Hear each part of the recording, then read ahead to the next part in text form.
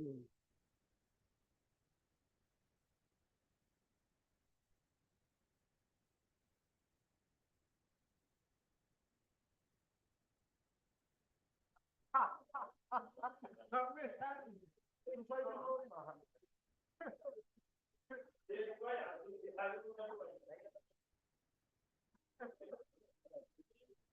This one.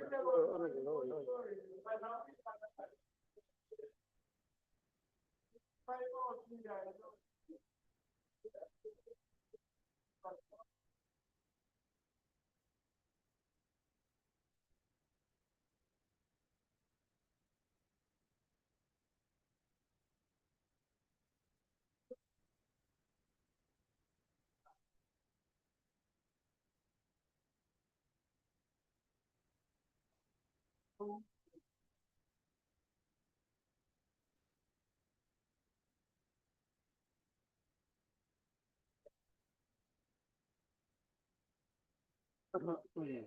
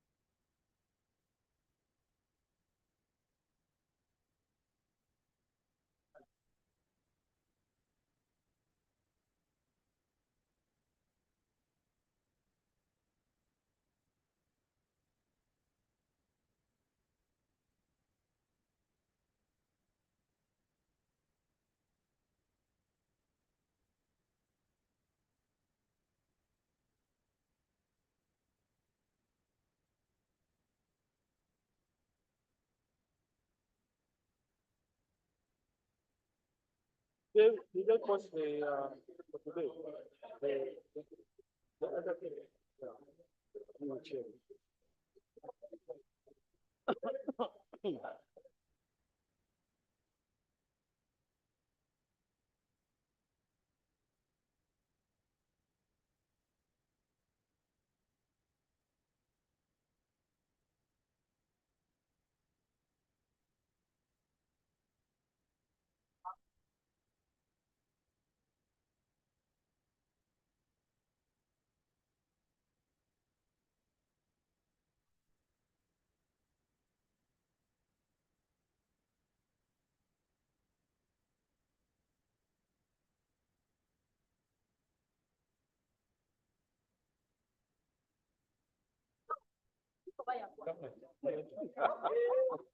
You have to take Right. honorable. How are you? Okay, how can you answer? Yes, miss. Eno government weri oba yagwa. Ikyali. Ate n'amaanyi. Ikyali. Mukwasa ennaku. Omanyi it's not easy to work for You're in the best position to for know. collapsing government. It looks like you have stayed at home. But we are gaining more momentum. Okay.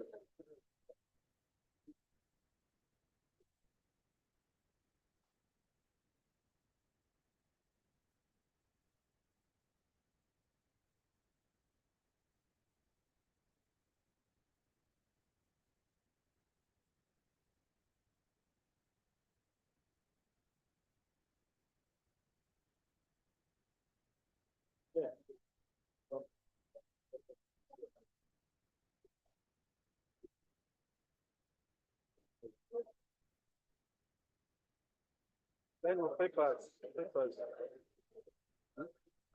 Line of papers.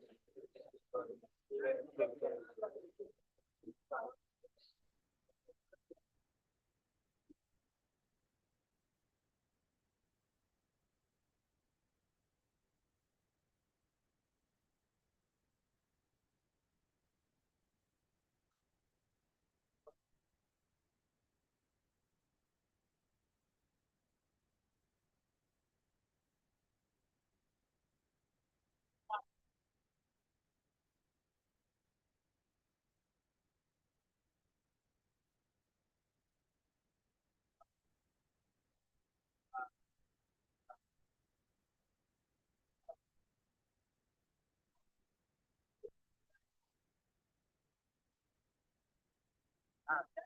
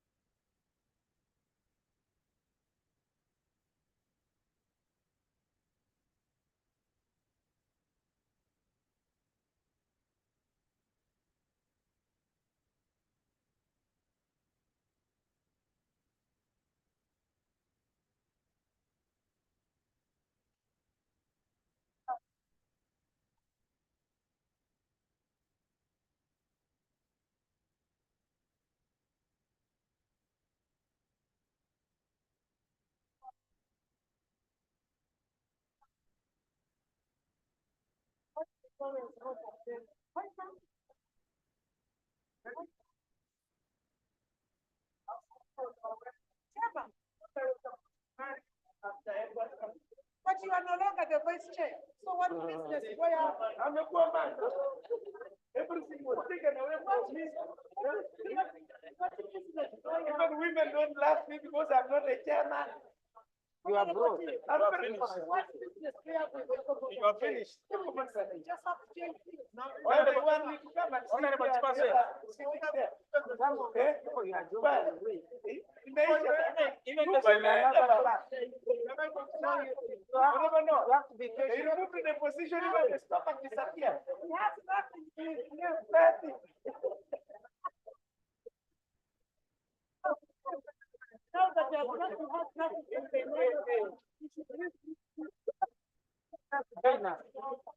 who are doing like that?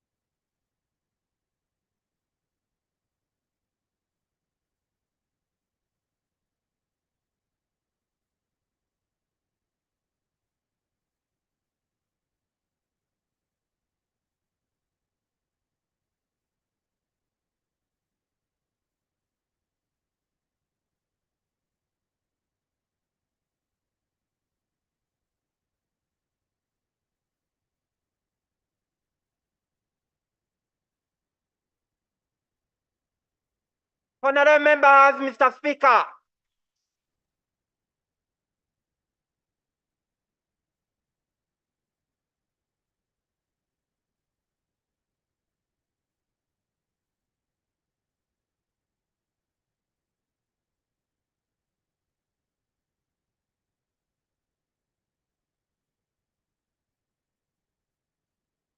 Prayers. Almighty God, who in your infinite wisdom and providential goodness have appointed the offices of leaders and parliaments for the welfare of society and the just government of humanity, we beseech you to look upon with your abundant favor these your servants, whom you have been pleased to call to the performance of such important trusts in this land. Let your blessing descend upon them here assembled, and grant that they may, as in your presence, treat and consider all matters that shall come under their deliberation in so just and faithful a manner as to promote your honor and glory, and to advance the good of those whose interests you've committed to their charge.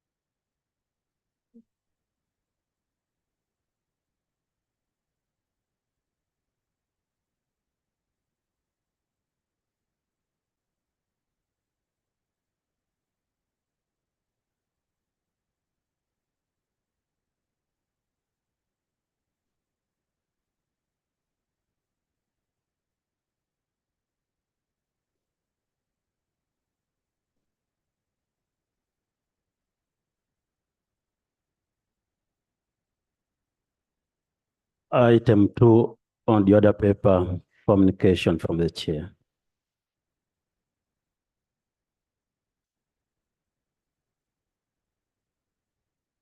Thank you, Clerk. Honorable colleagues, I want to welcome you to today's sitting. I want to thank wholeheartedly those of you who managed to make it to Mitoma.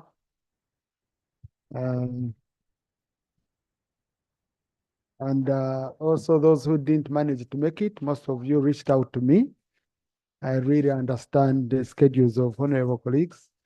It was on short notice, but the spirit of solidarity shown towards each other is highly appreciated, and me and my family are highly indebted to you, honorable colleagues.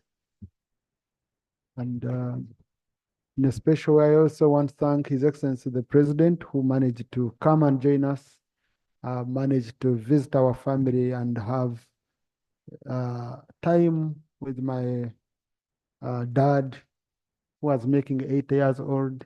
It's a blessing for an old man to be visited by people like you, by the President, and yeah, the old men shared. Both of them are still very energetic. They were talking about how they are energetic and giving us tips, because some of us young people look more tired than them. So I hope we can learn one or two tips from them, and in a special also the Right Honorable Speaker, Honorable Ministers, and all of you, and our special guests who managed to make it. I really thank you wholeheartedly, and I will revenge. I will revenge when you have also such functions. Honorable colleagues, on 24th of July, we had a business committee meeting where we approved the parliamentary calendar for this session. And the Prime Minister, leader of government business in the House, presented the legislative agenda of government, and we were able to adopt it. And therefore, we shall be following that legislative agenda to ensure that indeed we finish most of the business. And it's against that we are always assessed, because it's our work plan as a house. So when they are assessing our performance as a government, they look at how much we have been able to achieve in terms of the legislative agenda.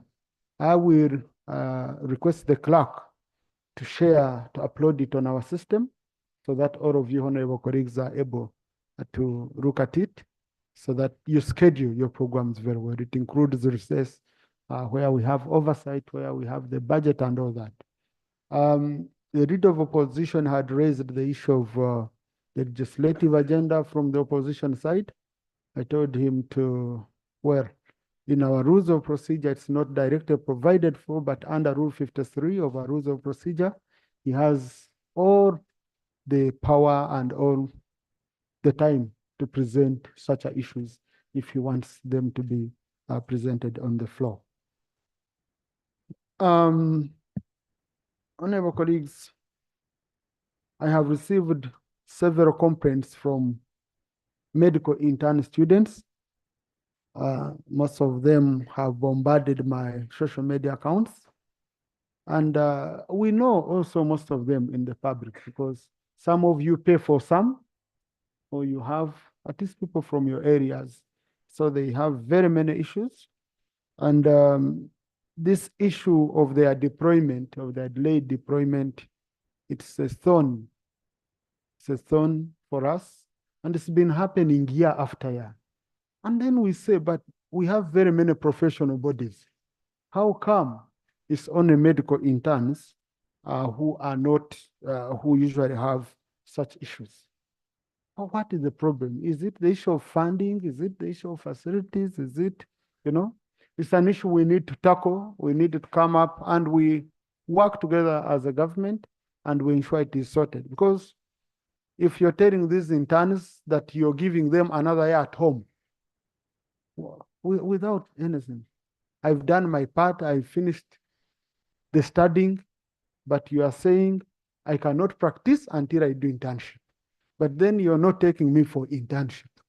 So what do I do? And most of them, you remember, they lost a lot of time during COVID.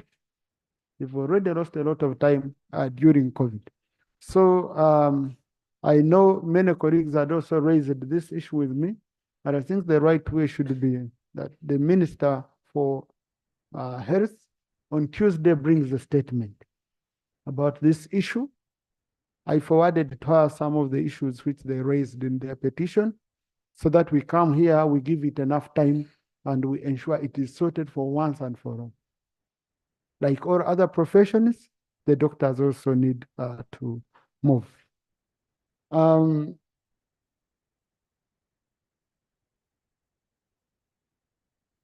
Honorable colleagues, in the VIP gallery this afternoon, we have His Excellency Dr. Jonas Tegnen Warda Mariam, WHO country representative to Uganda, the outgoing WHO country representative to Uganda.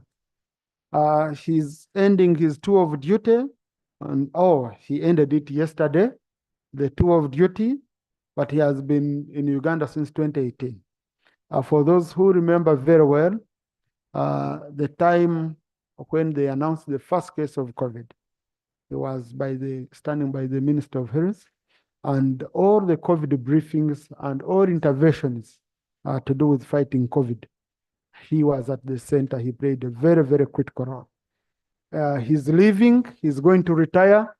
So Uganda is his last place of deployment by WHO as a country representative. He's retiring to his home in Ethiopia, but he told me that part of his heart is still in Uganda. He has played a very, very critical role in supporting our health infrastructure. I had a long talk with him. Some of the issues I will share with the Committee on Health on how best we can improve our health sector. And Your Excellency, we thank you so much for the good service you rendered to our people of Uganda and the continent at large. He fought COVID, he fought Ebola, he fought all these pandemics on top of malaria, HIV, and all other problems. Honorable colleagues, I know some few colleagues had requested that they would want to make a statement or two regarding Doctor's contribution as he leaves Uganda. So I will allow, starting with Dr. Pio, Vice Chairperson, Committee on Health. Thank you, Right Honourable Speaker. On behalf of the Committee of Health, I rise to pay tribute to Dr. Jonas Woldemariam, the outgoing country director for WHO, who has been with us for the last 6.5 years. And these were the most critical 6.5 years. We had the Ebola outbreak in 2019. He was at the center of partnering with Ministry of Health, and Uganda was declared Ebola free. Secondly, he was also at the center of the COVID-19 outbreak. You all know whenever Dr. Acheng was always making a press briefing, there was always a common face that was next to him. That was Dr. Jonas.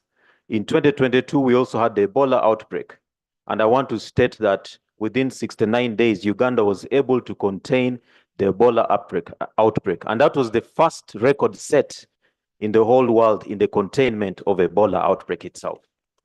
Even in COVID-19, the Lancet declared Uganda as having the best emergency and pandemic response in containing the COVID-19 pandemic virus.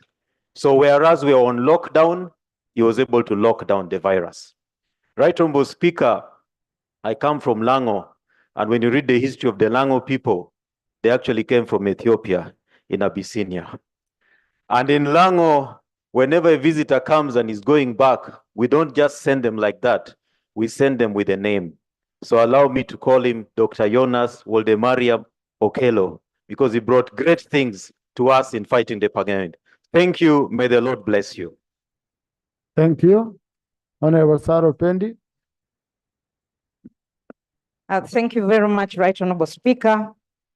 I too add my voice to yours to thank Dr. Eunice Woldemariam for the great work that he has done in this country.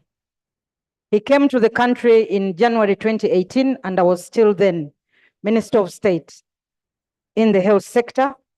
And we worked closely together to ensure that we have in place a strong health system, but also ensuring that in looking at the health system, particularly the outbreaks, we strongly take the advice of WHO to improve on the laboratories. Right Honourable Speaker, can sit. Woldemariam in Luo means, we can change it into Woldemariam. Woldemariam means the son of Mariam. So that is a Luo name. And I wanted to state that.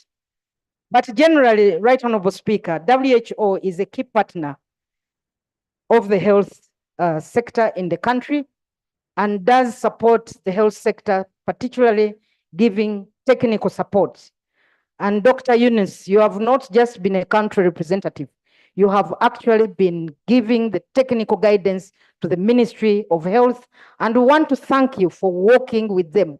Wherever we had issues in the health sector, he was always there by the side of the political leaders and also the technical leaders to give guidance, but also provide necessary support. I remember we were together in parts of Vondivujo, parts of Kasese, Fort Portal, at the time when we had the Ebola outbreak, together with this, with the Center for Disease Control executive director who had visited from the United States, and he was present. So I want to pray that the Lord keeps you safe and wish you the best wherever you'll be. But please, Uganda remains your second home, and this I told you. You cannot be in Uganda and remain the same. And it's just a 2 hours flight away. There are regular flights from Addis to this place. So, Right Honourable Speaker, I pray that the next country director also works with the Ministry of Health. Some people are in the country, but only giving technical advice at a distance. But Dr. Eunice traversed this country, and I don't know whether there is any part of Uganda that he doesn't know. We want to thank you for that support. And I must say that the health sector achievements that have been attained from the time you were here were partially because of the support that you actually provided. Thank you very much, and may God bless you. Thank you, Honorable Yona.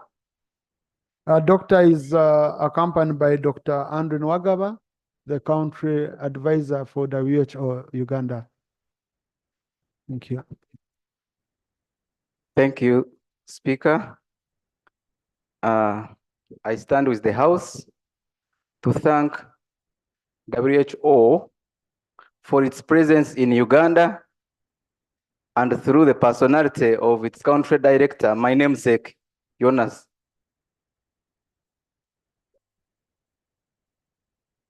And for that matter, since I'm privileged to have some connotation that side, I want to thank him in his own language, Amharic.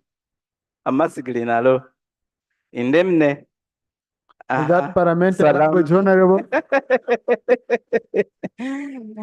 When Speaker, I want to thank the personality of the country director. Now, Honorable, it's very important for you to translate what you've said for purposes of the answer. Oh, thank you. Yeah.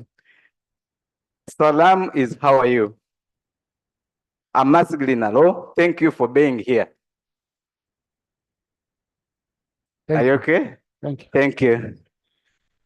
Mr. Speaker, allow me to thank the director for having stood with us at the time we wanted his presence during the pandemic of corona.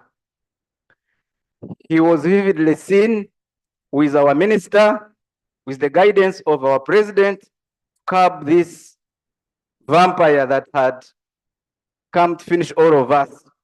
We can't thank you enough, and we shall always keep you in our prayers. When you go back home, we shall always be with you. Thank you. Thank you. Thank you, Doctor. We wish you all the best. Thank you.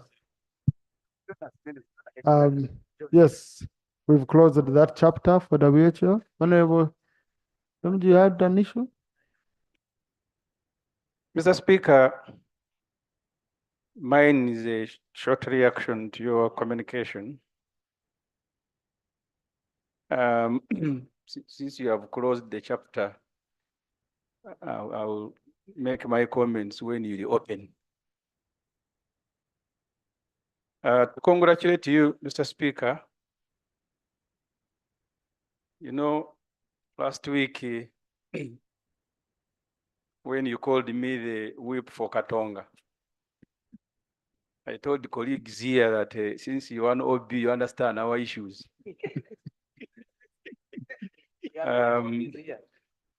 We are happy that you are a speaker, having gone through our training. We only pray that what is disturbing Uganda, you use that position to resolve, including of our grandparents retiring. The issue of retiring, then they can compare notes, as you said, when they are there in retirement. The issue I wanted to bring to your attention, using that window of an OB, Mr. Speaker, we have 36 FDC leaders who were kidnapped from Kenya by ESO and Ugandan military. I don't know whether Uganda simply walks into another country. We had had problems here with Rwanda because Rwanda was accused of coming into Uganda and kidnapping refugees. One of the 36 is actually a registered refugee in Kenya. There was no extradition order. They had gone to attend the leadership training. They were kidnapped and kicked. And their stories, government will need to listen to them. While they were jointly picked by the army here and Kenya, the Kenyans didn't beat them. They are only teasing them that for them, they are chasing you, you go back to your 7. But the point is, some of them were seriously beaten. We want government, Mr. Speaker, to tell us, under which arrangement did they go to Kenya kidnap FDC leaders who had gone for leadership training? Why did they beat them? And they should tell us why did they, among the 36, because one of the 36 is a refugee who left Uganda, registered with UNHCR as a refugee. So, Mr. Speaker, that is my prayer. I thought we should benefit from having an FDC in the chair to have this matter, raised. I thank you, Mr. Speaker. So, government side, why are you kidnapping my OBs? Attorney General, I think you can, from the words of Honorable Semuju. Thank you very much, Right Honorable Speaker. Honorable Member, I am not aware that any people were abducted. What I know is that 36 people whom you say are from FDC, I don't know, were charged in court for terrorism. Yes. Procedure, Honorable Segona. You see, Mr. Speaker, for the last 22 years, I've been a lawyer. And my land friend, the Honorable Chiriwa Chiwanuka, having been a lawyer even much longer, knows that a lawyer only acts on instruction. The instructions of the Attorney General are standing instructions under the Constitution, 119, and they only relate to matters of law. Now we are dealing with matters involving the deployment of forces out of the country that managed to go and one, Kisumu, managed to go and get back these Ugandans. I don't want to speculate on how they got them, whether they kidnapped them, whether they used the window of somebody's son who said he can march to Westlands in 2 weeks or not. And clearly that's not a matter for the Attorney General. The Attorney General can advise us on matters before court where they were placed under his hands. Issues to do with how they were arrested, abducted, and or kidnapped are issues to do with the minister responsible for security and therefore the docket of ESO. Or if it was police, the Minister of Internal Affairs and how he managed to cross the borders unnoticed to get these young Ugandans. I am constrained to seek your procedural guidance and direction. Because you asked government, and we have a prime minister here, the Attorney General volunteered, which is very uncommon professionally. Honorable colleagues, the Attorney General is a member of the front bench. This is the executive. Okay, this is the executive, and they work together. Okay, so if he finds that it's not okay with him, he can always say it, and we cannot force him on the matter. Yeah. Thank you very much, Right Honorable Speaker. And I thank my learned friend for recognizing that I've been at the bar much longer. I'm likely to have more knowledge about the law than he does. What I was saying, Right Honorable Speaker, is that these people were charged. They are before court. And if there's any issues of them being beaten, wrongly arrested, can be raised in court at the appropriate time. And we have laws that deal with that. If in fact a person was tortured at the time of his arrest, that case would be dismissed. So that is a good defense you can put before the court. Thank you. Thank you. Now, honorable colleagues, please, I think what is very important is that there is an acknowledgement from the government that these people are with them and they are already before court. Okay, I think since they are already before court, honorable colleagues. Yes, honorable Simon. Mr. Speaker, I have not complained that they were charged. I'm talking about bilateral matters that you can walk into Kenya and kidnap Ugandans, like it used to happen under Amin. They were kidnapping people from Kakamega, bringing them back for torture. Under what arrangement? That's not a matter of court. Under which arrangement did you go to a Catholic church in Kenya and kidnap people and bring them without necessary legal documents? Attorney General? Right, Honorable Speaker and honorable colleagues. Even the manner in which people are collected, if at all, from a neighboring country or another country is prescribed by law. And we are saying that these people were charged, they're in court, they are properly before court. And if you think the procedure was not done properly, then you can actually be a good witness to support their release. Thank you. But there's no one on the floor. I don't have anyone holding the floor. No.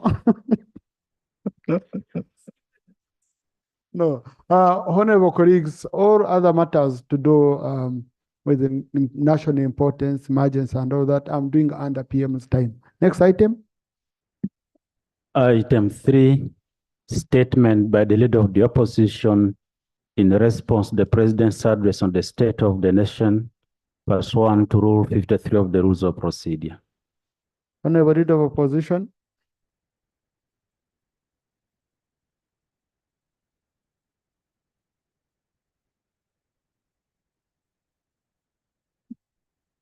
Thank you, Right Honorable Speaker.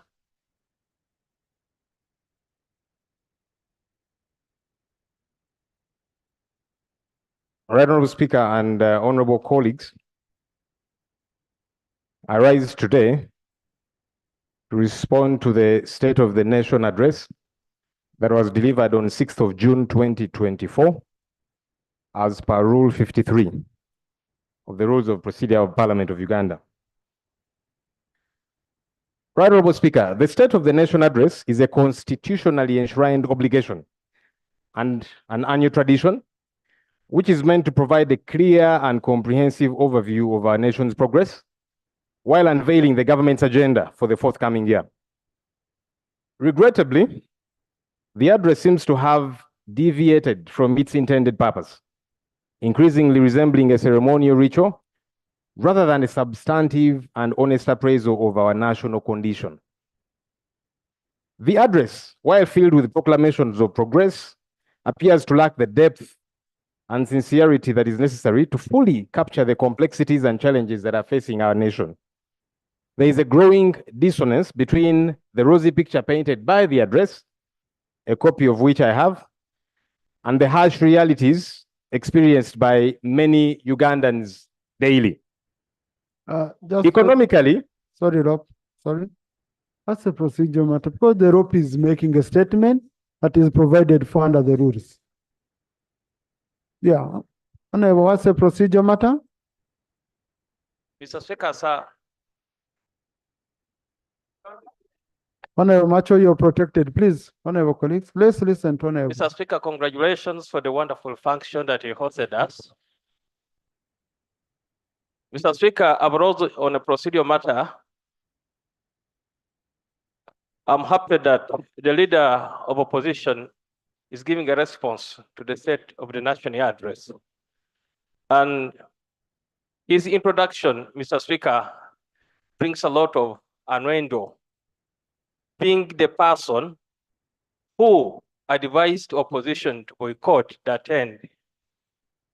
It really beats my understanding of whether he's going to give a response with a very positive attitude towards the presidential State of a National address. Thank you, Mr. Speaker. Thank you. Please. No, but there's no one on the floor. Honorable, there's no one on the floor. No, honorable colleagues, my guidance is, please, let's listen to the leader of opposition in silence. This statement is delivered under Rule 53 of our Rules of Procedure, and Rule 53(2) provides for debate.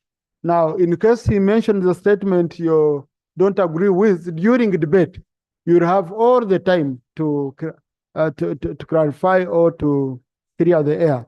Now, but in the public gallery this afternoon, we have students and teachers of Rubani Secondary School, Jinja District, represented by Honorable Wadiomu Moses Manika and Honorable Kataya Loy. They've come to observe proceedings of this house. Please join me in welcoming them, Honorable colleagues. Thank you. Honorable Leader of Opposition. Thank you, Mr. Speaker. The Honorable Macho wanted me to take note of his presence, and I have taken note. Right, Honorable Speaker, as I proceed, economically, the address fell short of acknowledging the persistent and pervasive economic struggles that many of our citizens endure. Unemployment remains a significant issue, particularly among our youth, who are the bedrock of our future. The rising cost of living continues to burden countless families, creating an environment of economic insecurity that was not adequately addressed. Our healthcare system, a cornerstone of national well-being, remains in a precarious state. Despite assertions of improvements, the reality is blatantly different for many Ugandans who face significant challenges in accessing basic healthcare services. Our hospitals are often underfunded, understaffed, and ill-equipped. A situation that the address did not confront with the urgency it deserves. The lack of a clear and actionable plan to rectify these deficiencies is deeply concerning, Right Honorable Speaker and colleagues. Similarly, the education sector, which shapes the future of our nation, faces numerous challenges that were glossed over in the address. The ongoing issues of inadequate funding, poor infrastructure, and substandard quality of education in many of our public schools were not sufficiently acknowledged. Inadequate remedies against corruption, an enduring obstacle to our national progress, reflects a missed opportunity in the State of the Nation address. While anti-corruption efforts were referenced, mere rhetoric is insufficient. Concrete actions and innovative strategies are imperative to combat this entrenched issue. Without genuine dedication and transparent execution, phrases such as crushing the corrupt remain mere slogans, Right Honorable Speaker. Furthermore, the address failed to acknowledge the ongoing repression, censorship, and harassment faced by opposition members and civil society organizations. These infringements strike at the core of our democracy and demand immediate attention. Ignoring or downplaying these issues undermines the very foundation of our nation. To truly move forward, we must confront these issues head-on with a sense of urgency and steady commitment. Our discourse must transcend rhetoric and translate into actionable plans, transparent execution, and accountable governance. It is our collective responsibility, Right Honorable Speaker, to ensure that the promises made during the State of the Nation address are not mere words, but catalysts for real and meaningful change.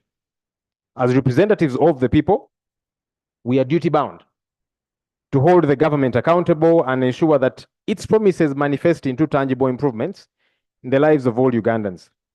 Owing to the foregoing, Right Honorable Speaker, this year's opposition response to the State of the Nation address has been anchored on 3 pillars, named service delivery, corruption, and human rights. And I'll quickly adumbrate these issues. 1, urgent economic concerns, a call for reform and accountability. Right Honorable Speaker, our nation stands at a critical juncture, facing profound economic crises that threaten the very fabric of our society and the future of our beloved Uganda. The economic status of Uganda is in a dire state, starkly contradicting the government's hollow claims of progress and stability.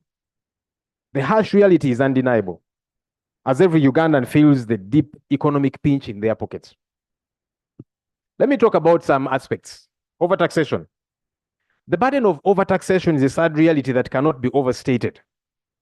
Our tax system, designed to fund public services, has unfortunately become a tool that erodes the economic rights of our people.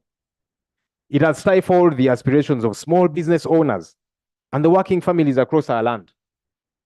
Businesses close not just in numbers, but in droves.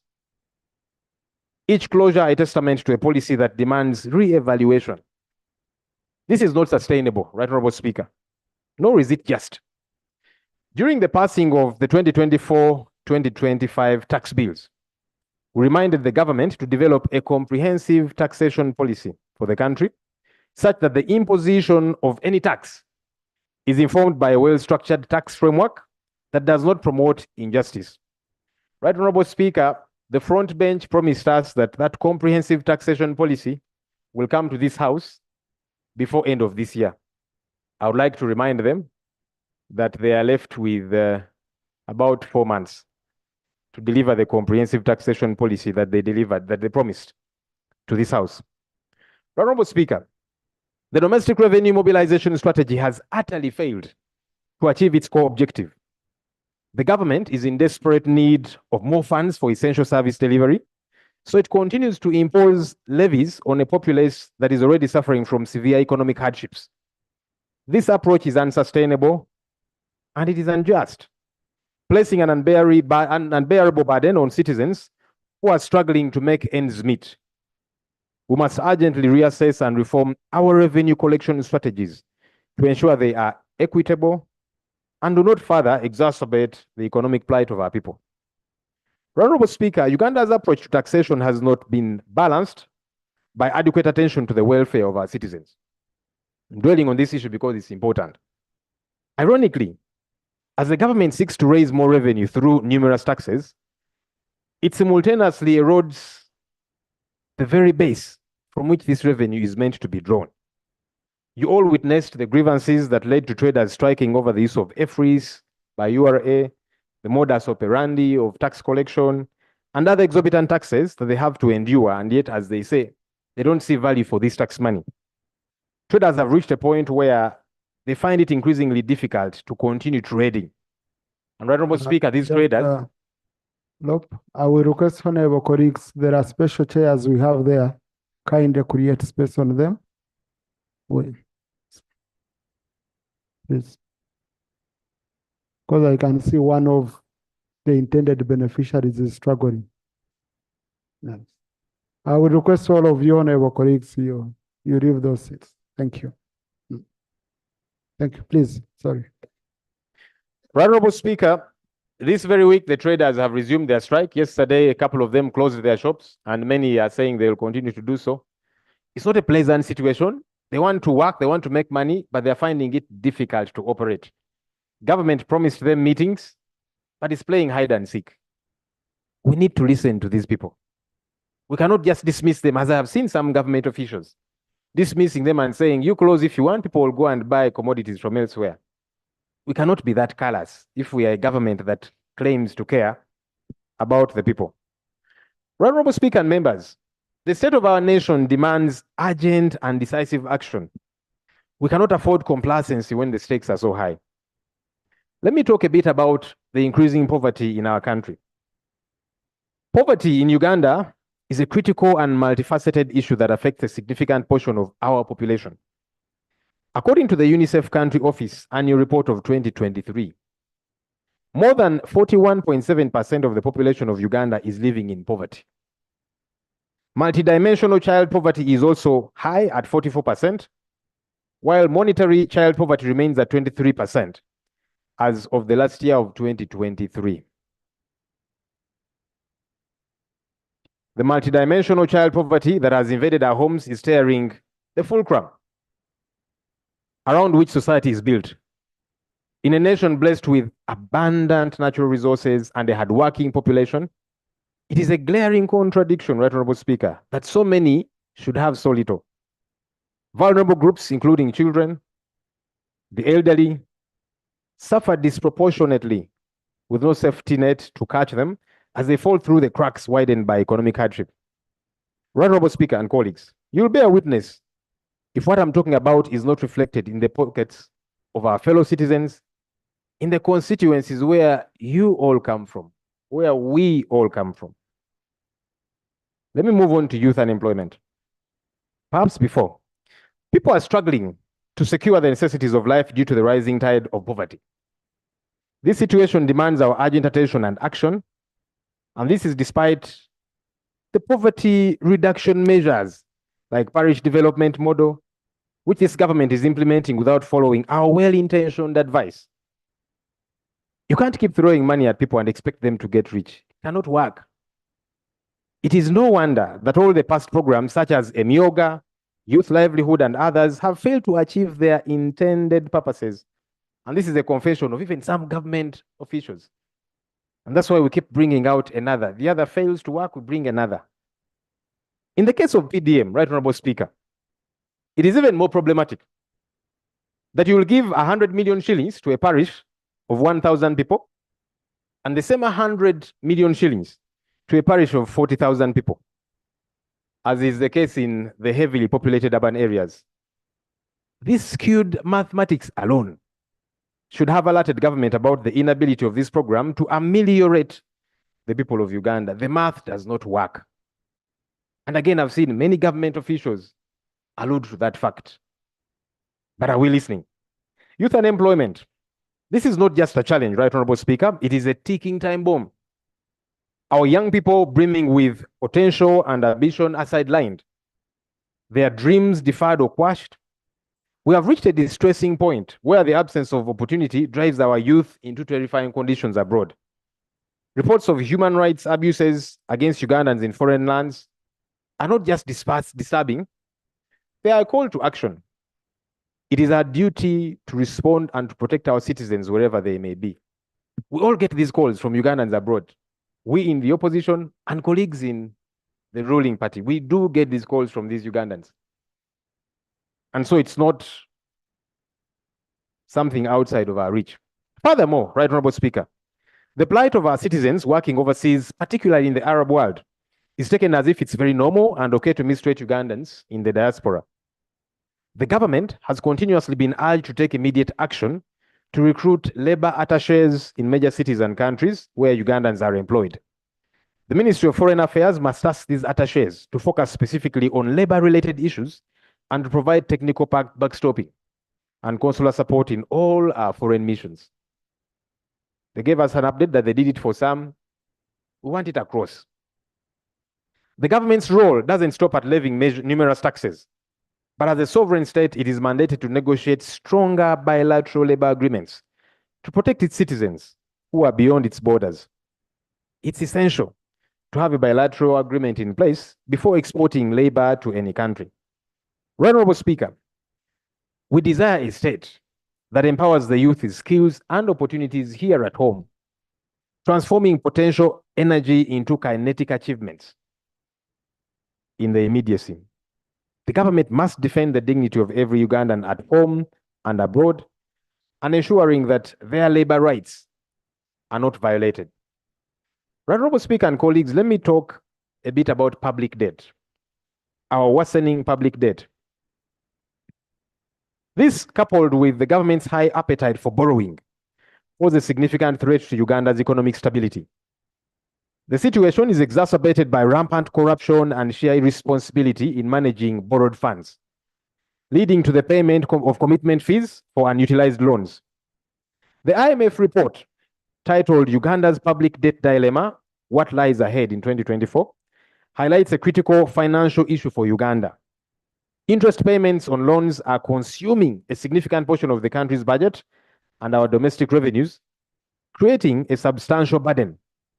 Additionally, a large number of amounts of borrowed funds is either underutilized or misused. For instance, loans intended for sectors such as health, education, innovation, technology development and transfer, manufacturing, private sector development, public sector development, regional development, etc., remain unutilized or poorly managed. This exacerbates the financial challenges faced by our country. For record purposes, Honorable Speaker, we have provided comprehensive lists of borrowed funds that remain unutilized, and this is attached as an appendix so that colleagues can look at it. It is worrying. We borrow this money, it remains idle, and yet we are paying interest on it. Honorable Speaker, it feeds into the narrative that we hear that some public officials do this deliberately, make sure this money comes, and then they put it on fixed deposit accounts for their own benefit. Meanwhile, it's not being utilized for the purpose for which it was borrowed. the taxpayer is paying interest. That's a narrative out there. And this here goes to feed that narrative. I provided that list, and I'd like to request colleagues to take time and read. These are actually government documents, so that you don't assume I'm saying this just because I am leader of the opposition. It is a reality that we need to deal with. Let's not borrow money that we're not ready to utilize. Right Honorable Speaker, by June 2024, Uganda's public debt had skyrocketed to 97.499 trillion, and the government has continued to borrow even more. This wanton borrowing spree without corresponding value for money undermines the country's fiscal health and burdens future generations with debt repayment obligations.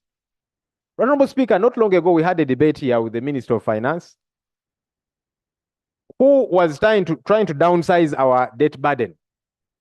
And according to them, they were saying the obligations we have to Ugandans who have either supplied to government or done work for government and have not been paid, all those obligations. Minister of Finance said for them, they don't want to consider that as debt. And we are saying, but no, when a Ugandan or whoever supplies a service to you or a commodity to you, and you take 1 year, 2 years, 3 years without paying them, one, it is a debt. But number two, businesses are going to crumble. How do we expect to get taxes from these businesses? Somebody borrows a loan, gets a loan from the bank to supply, because they've got a tender, a contract with government. They acquire a loan from the bank, they supply to government. And then government takes 3, 4, 5 years without paying them. Surely, how do we expect these businesses to survive? How? It doesn't make sense at all. We need to prioritize them. Right Honorable Speaker, in just 5 years, Uganda's public debt has more than doubled. In just 5 years. And that's highlighted in the Auditor General's report of 2024. The report indicates that the public debt surged from 46 trillion to 97 trillion in just 5 years. Disturbingly, Right Honorable Speaker, there is a lack of a direct correlation between the accumulated loans and tangible development. And this signals a severe lack of accountability for taxpayers' money. This particularly is unacceptable in the current context, where poverty levels are rising and economic hardships are intensifying. The failure to translate borrowed funds into meaningful development projects is a betrayal of public trust, which we have, and a misuse of national resources. This government promised to build a specialized hospital at Lubowa. And so far, over 600 billion shillings has been sunk into this project. And Ministry of Finance confirmed that figure here in the House, over 600 billion shillings that we have sunk into Lubowa specialized hospital. But there's nothing to show for all of that money. No wonder they cannot give access to us as legislators to see what's happening there at the site, yet the money is appropriated here. I find that very quixotic, Right Honorable Speaker. Government comes to us to appropriate money. We do. And then when we want to play our oversight role, we cannot. The health committee tried to access that site. They were denied access. I went because my responsibility is to keep the government in check. Together with my colleagues, we went. We were denied access. The speaker told us that a delegation led by yourself, Right Honorable Speaker, as Deputy Speaker, will go, check out the site and give us feedback. I'm hoping, Right Honorable Speaker, you were also not denied access. Because you preside over the house that appropriated this money, why doesn't government want to account to us? Why? I made a suggestion here and I said, all of us in our constituencies where we come from, there's a health center, a government health center that doesn't have medicine, that doesn't have medical workers. Let's appropriate that money to those health centers because they are operational, as opposed to sinking it into something we don't quite understand. Right Honorable Speaker, this government has sunk lots of money into a Tiak sugar factory without much to show for it. The Parliamentary Budget Committee records reveal that so far, 553.71 billion has been injected in the Tiak sugar factory project, but not a single grain of sugar has been produced. Procedure, Speaker. Procedure, Speaker. Right Honorable Speaker. Procedure, Speaker. Procedure? Yes. But Mr. Speaker, Honorable, It's Yes. wrong to access a microphone before, you know. I apologize, Mr. Speaker. The Right Honorable Leader of the Opposition mentioned that you probably could have access to Lubowa, where the rest of us have not been able to access. And we have always been anxious to know. I had thought probably you would confirm or deny, and wanted to be guided procedurally whether you would not advise us whether you went and probably which report you have for us, which I'm sure would enrich the LOPS. I'm going on Wednesday. Yeah. Yeah. Because the speaker told you I would go on Wednesday. And yeah, and I'll go on Wednesday. Yeah, I'm waiting. Okay. Yeah. But Lop, I would guide our rules when you're reading a statement, and in the interest of time, because we have 30 minutes. I can see you've used 17. I would request you read a statement. Since you submitted a statement that is on our system and we are trying to follow. Thank you, Honorable Speaker. Actually, what I'm reading is in that statement which was uploaded. If you had done that, then my name wouldn't have even come here. That's on a light note. Right, Honorable Speaker, I just wanted to buttress the point that is uploaded thereon. But let me proceed.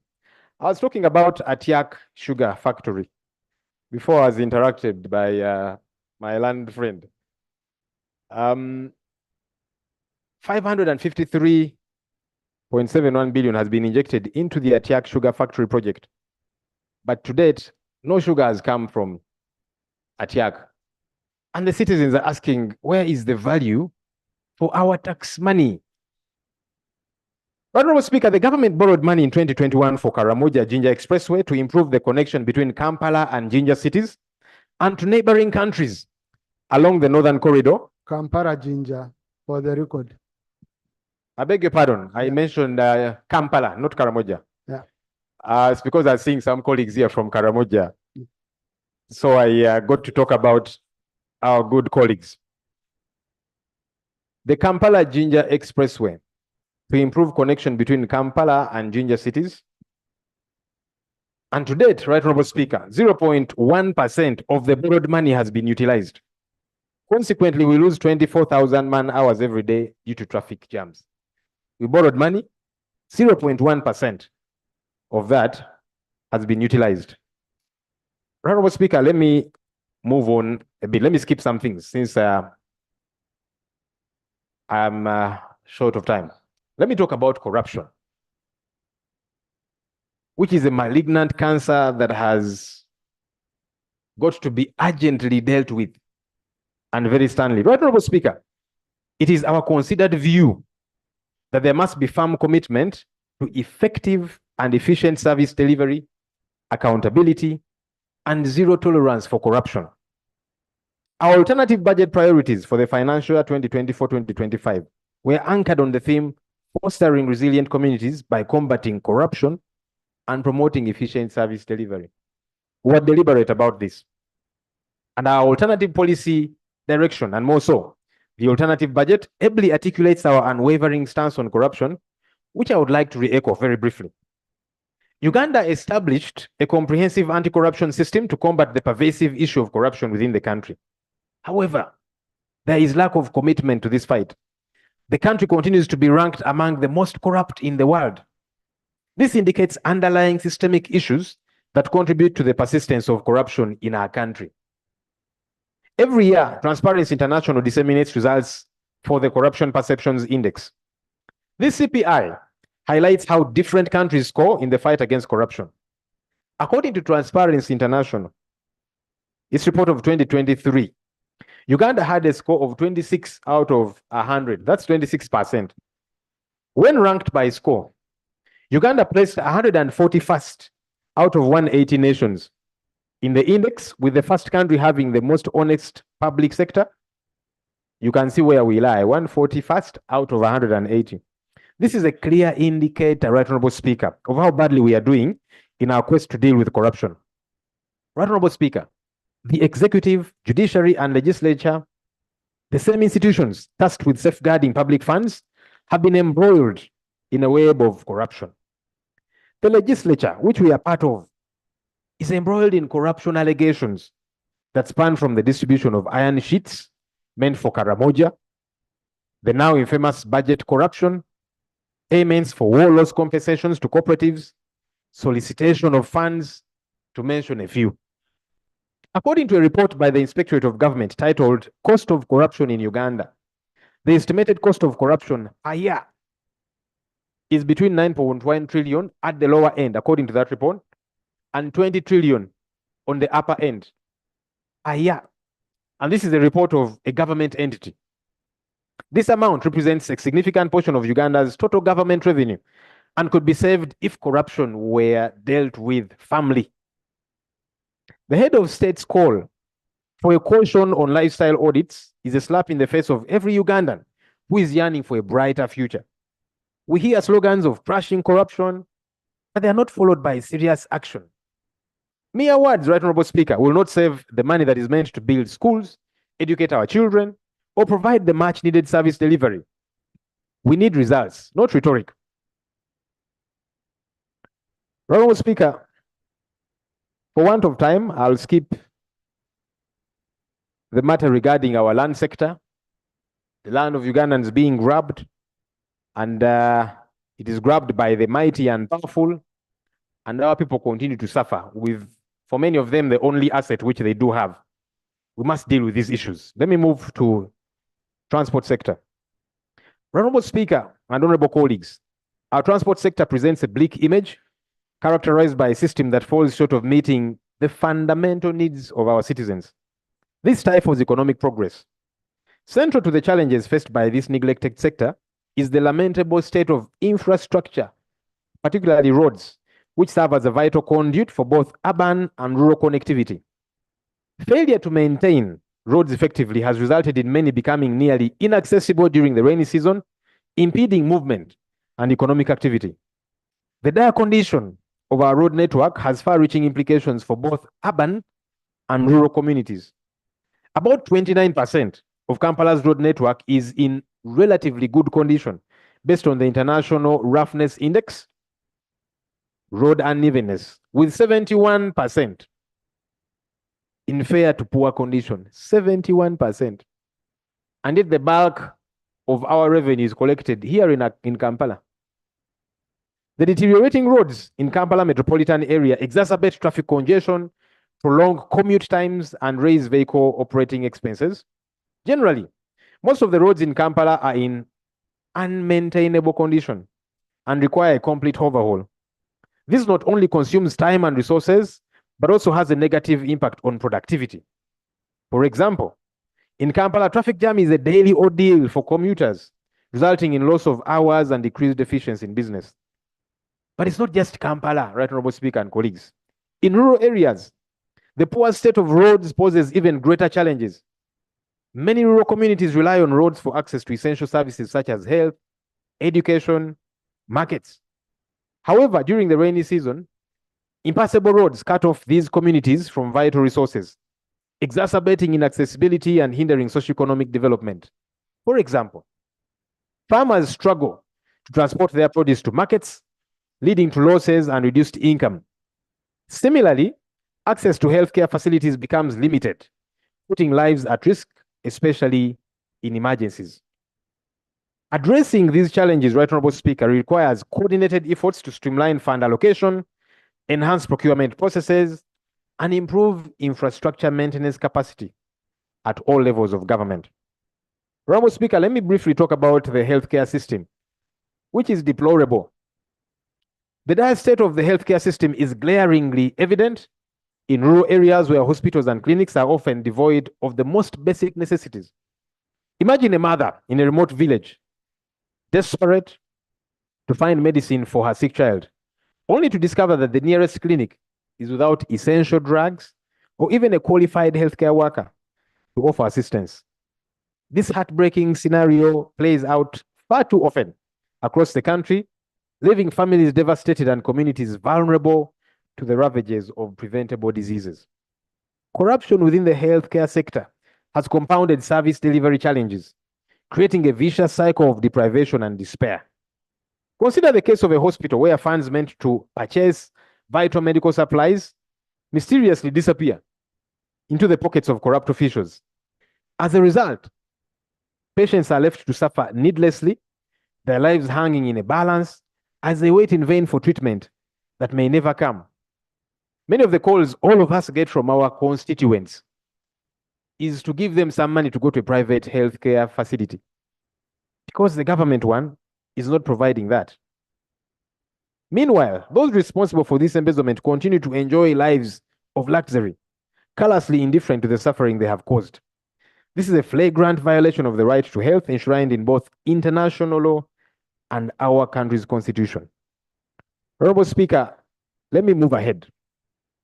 Again, for want of time. Addressing the shortage of qualified healthcare workers, which is another of the challenges that we have, is imperative. Policies should focus on training, recruiting, and retaining healthcare professionals. Accordingly, the government should increase funding for medical education, offering scholarships and incentives for students to study medicine and nursing, and providing competitive salaries and benefits to attract and retain skilled healthcare workers in rural areas and in our country, because many of them run away to other countries where they are paid better. Government should also prioritize deployment of medical interns, right, Honorable Speaker? You did speak about that.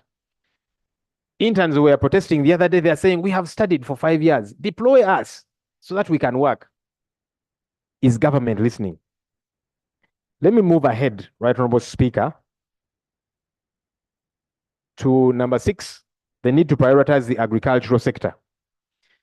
Honorable Speaker and colleagues, agriculture is Uganda's main economic driver, whether we want it or not, and it provides 70% of employment and contributes half of all exports and 1/4 of GDP. The agro-industrialization program received an allocation of 1.6 trillion shillings, representing 4.4% of the total national budget. This funding is insufficient, with over 54% of the sector's budget coming from external financing.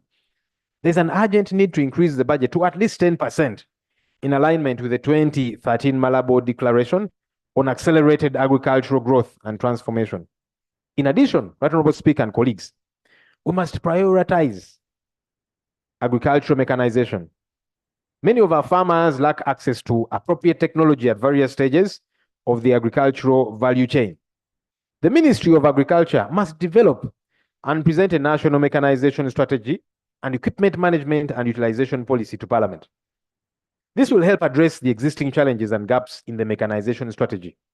Furthermore, there is need to allocate a budget for strengthening the public extension system and recruiting more extension workers in areas of high need, and we have many. By doing so, the government is tasked to facilitate a phased recruitment and deployment of additional extension workers. Fisheries subsector. Honorable Speaker and colleagues, this Parliament has received petitions numerously about the government's mismanagement of the fisheries subsector. The Fish Moors and Traders Association of Uganda Limited is concerned about the excessive taxes, missing trade agreements, increasing brutality by security personnel, and human rights violations in the disguise of fighting illegal fishing. Even after this honorable house, this one, passed the Fisheries and Aquaculture Act of 2022 to manage the fisheries subsector in our country, human rights violations and torture are not accounted for in many of these operations on the lake by security agencies. Parliament has urged the Minister of Fisheries to introduce regulations for the Fisheries and Aquaculture Act of 2022 with no success. We also call for an investigation into atrocities committed by security personnel and for the perpetrators to be brought to justice and for the victims to be compensated. These are Ugandans trying to eke out a living. Honorable Speaker, we have challenges in our judicial system, in our justice system. It is plagued by chronic under-resourcing and inefficiency, leading to substantial delays in adjudicating cases. These delays have severely hindered the ability of the judiciary to provide timely and effective justice. For many Ugandans, the lack of affordable legal representation exacerbates the problem, resulting in stark disparities in access to justice. Those unable to afford lawyers often navigate the complex legal system without adequate support, which compromises their right to a fair trial. Judicial corruption is another significant issue undermining the justice system in Uganda, Right Honorable Speaker. Reports of judicial officers and court officials taking bribes to influence case outcomes are alarmingly uncommon. This corruption not only skews the administration of justice, but also erodes public confidence in the judiciary. For instance, individuals with financial means can often secure favorable verdicts through bribery. Even government officials have talked about this matter that I'm addressing, while those without such resources are left at a disadvantage.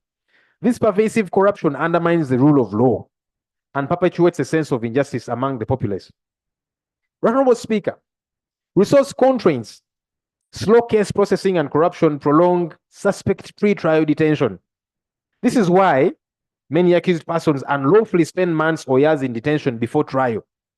This violates due process and fair trial, since it impacts people, families, and communities.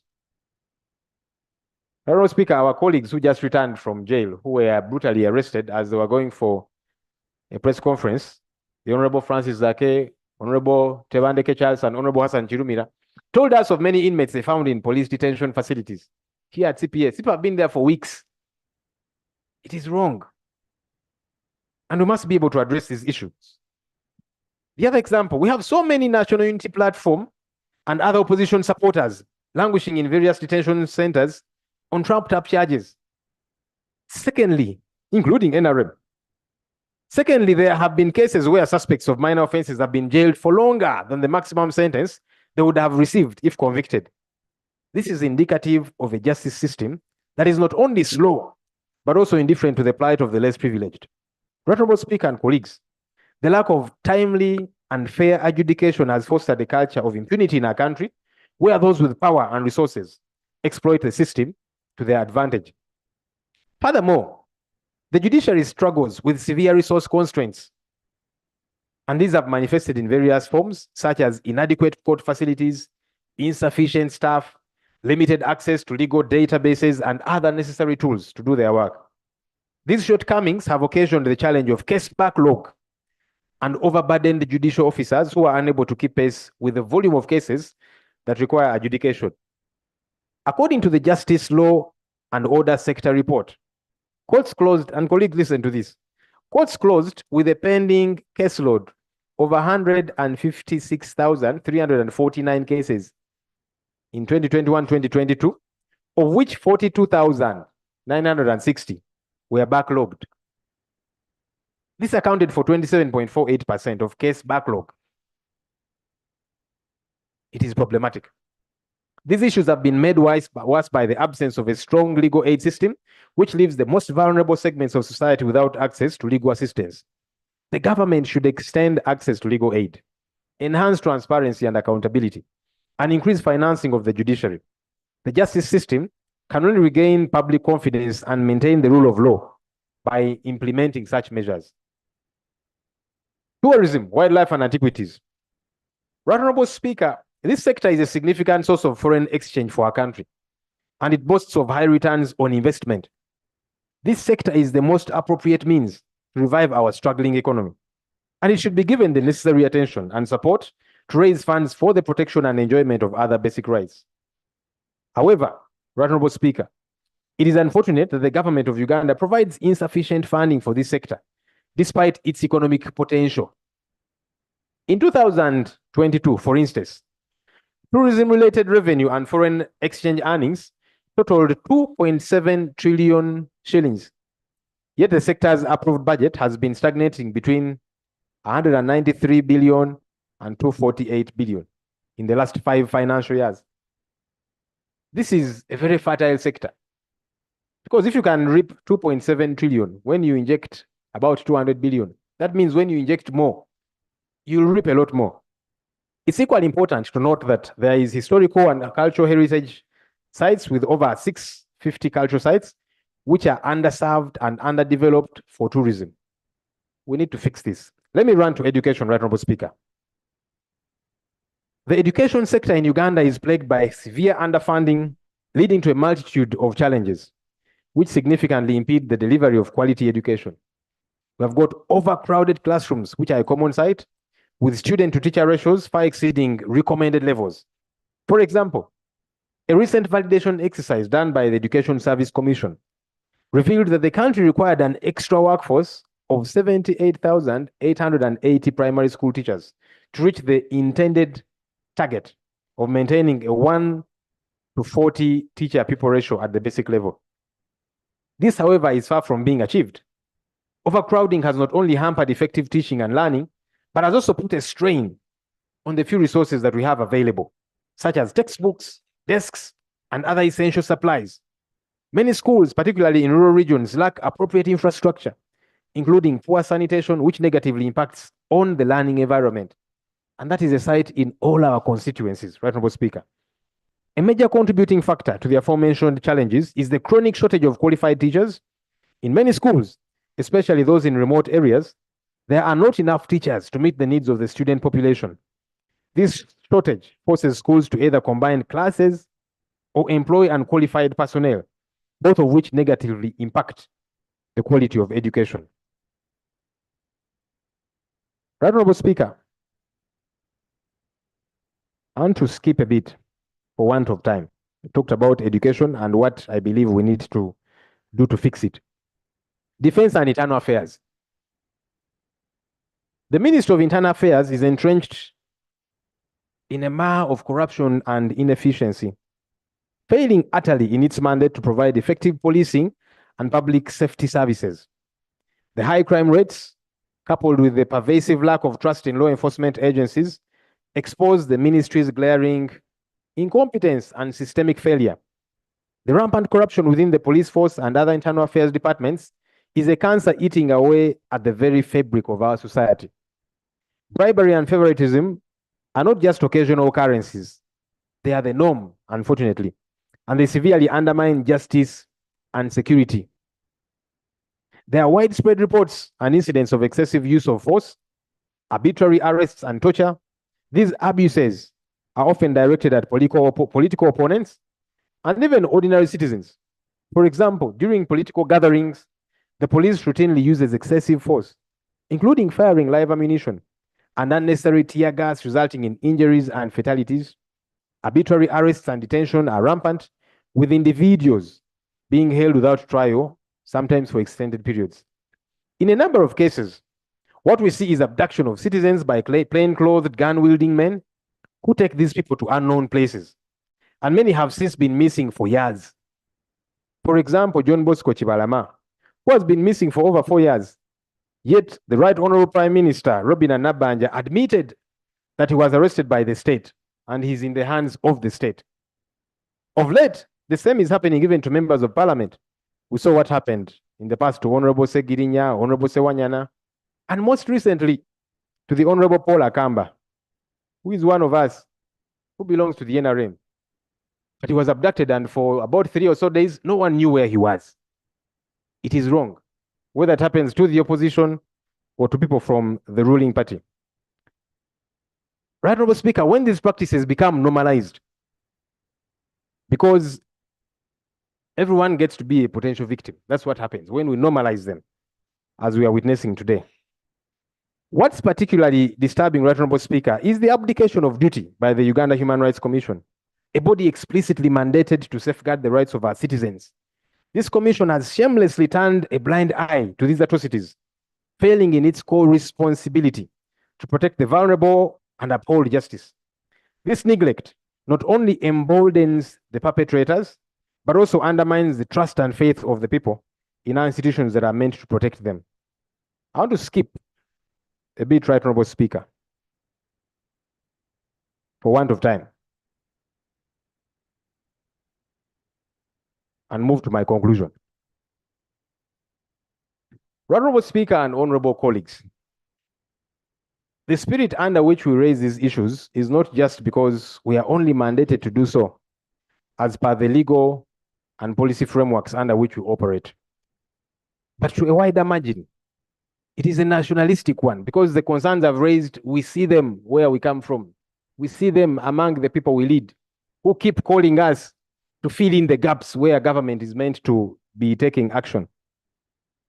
When the country is sinking, Right Honourable Speaker, we cannot all just become spectators to cheerlead those who are steering our country. Complete destruction as per the examples that I have given. I see Honorable Magezi is mad. I have listed the examples, many of which are happening in the constituencies where we come from, including the one which you used to represent, because you don't represent it anymore, sir. Right, Honorable Speaker, we must take a step forward, put up a spirited fight to redeem our country from those who hold power and they are irresponsibly using it contrary to the citizenry wishes and aspirations. As a government in waiting, because we shall continue to do whatever is possible within our reach to bring about a positive change aimed at restoring the original glory of our country. I therefore implore each one of us, Right Honorable Speaker, to reflect on these issues and act swiftly on them for the good of all of us and those who shall come after us. I beg to submit. Thank you. Thank you, Rob. Thank you. Our colleagues, under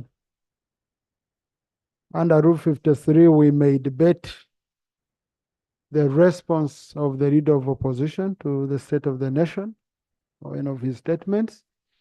But I think for us to have a structured debate, I would want to suggest that we also receive the motion that we do have for the state of the nation, and we debate all of them together so that we have much more time. Next item. Item 6, motion that thanks of Parliament be recorded for the clear and precise exposition of government policy contained in the address on the state of the nation by HE, the President to Parliament on 6 June 2024. Honorable Emre Kugonza, I want the order paper to capture the record very well. The mover is Honorable Emre Kugonza, not the Right Honorable Prime Minister. And the seconders is Honorable Catherine Lamwaka and Honorable Kunhira Agnes. Thank you very much, Mr. Speaker. Motion that thanks of Parliament be recorded for the clear and precise exposition of government policy contained in the address on the state of the nation by His Excellency the President to Parliament on Saturday, 6 June 2024.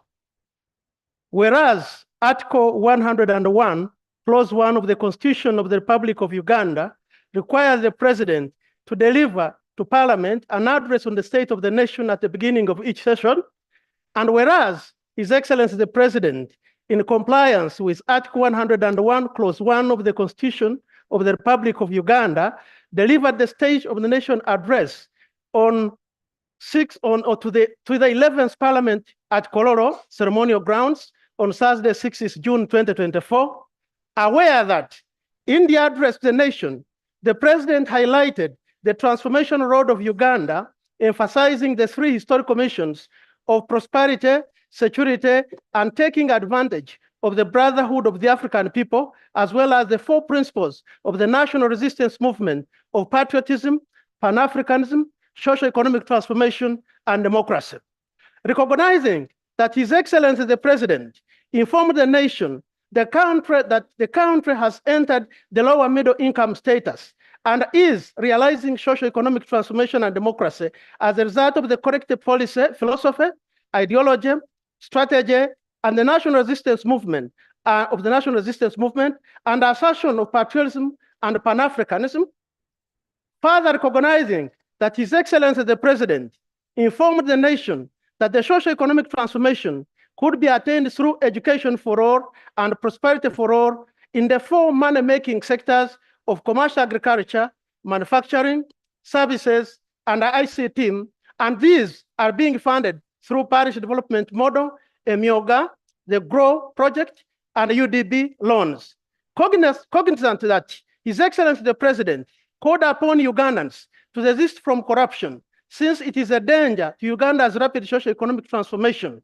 Now, therefore, be it resolved that Parliament expresses gratitude to His Excellency the President of the Republic of Uganda for his clear and concise exposition of the state of the nation in the State of the Nation address. I beg to move. Is the motion seconded? Right Honorable Nakadama, Honorable Magezi, Honorable Florence Akiki, Honorable Jenna Cheng, Attorney General, Honorable Huda Ruru, Honorable Mateke, Honorable Minister for Water, Honorable Minister for Ethics, Honorable Ramaka, Honorable Nandutu, Honorable Manjeri, Honorable Didi, Honorable most members here. Thank you. Honorable Kefa. Yes. Honorable, would you love to speak? Oh, Honorable Kunihira, because it's an official seconder. Honorable, would you love to speak to your motion? Thank you very much, Mr. Speaker.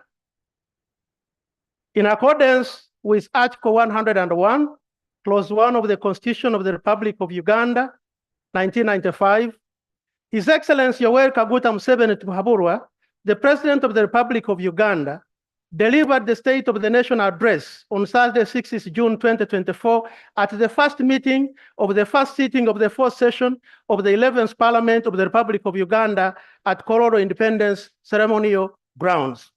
His Excellency the President highlighted the three historical missions for Africa to survive and thrive, and these were prosperity for the African people, including the people of Uganda, strategic security for the African people, and taking advantage of the brotherhood of the African people. These historical missions are anchored in the four principles of the national resistance movement, and these are patriotism, Pan-Africanism, socio-economic transformation, and democracy.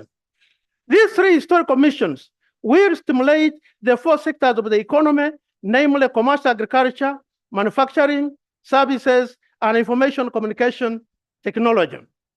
His Excellency the President informed the country that since 1996, the Ugandan economy has recovered as portrayed in the high production of homegrown and processed agro products, industrial products, whose total output has surpassed the internal demand, as I can explain.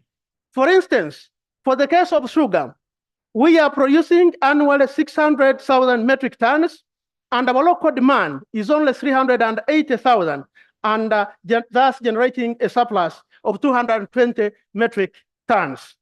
For milk, we are producing 5.3 billion liters, consuming only 800 million liters, thus a surplus of 4.5 billion liters. For cement, we are producing 6.4 million metric tons, only consuming 2.4 million metric tons, and thus generating a surplus of 4 million metric tons. The total annual surplus is being traded with the African market, within the African market and beyond. The President further informed the nation that through patriotism and Pan-Africanism, the East African community was revived and the common market for Eastern and Southern Africa, COMESA, consolidated. This has expanded the narrow market for Uganda's products. East, Central Africa and the COMESA are buying the surplus goods and services to a tune, for example, from COMESA of 2.157 billion United States dollars. And the East African countries are importing from Uganda goods valued at 2.140 United States billions from Uganda. With a more united African market, through the implementation of the existing common market protocols and the customs union protocol, Africa can then be able to negotiate with other countries for market access, and these potential markets are the European Union, the United States of America, China, Russia, the Gulf, and India. The President reminded Ugandans about the socio-economic transformation as a key ideology of the national resistance movement.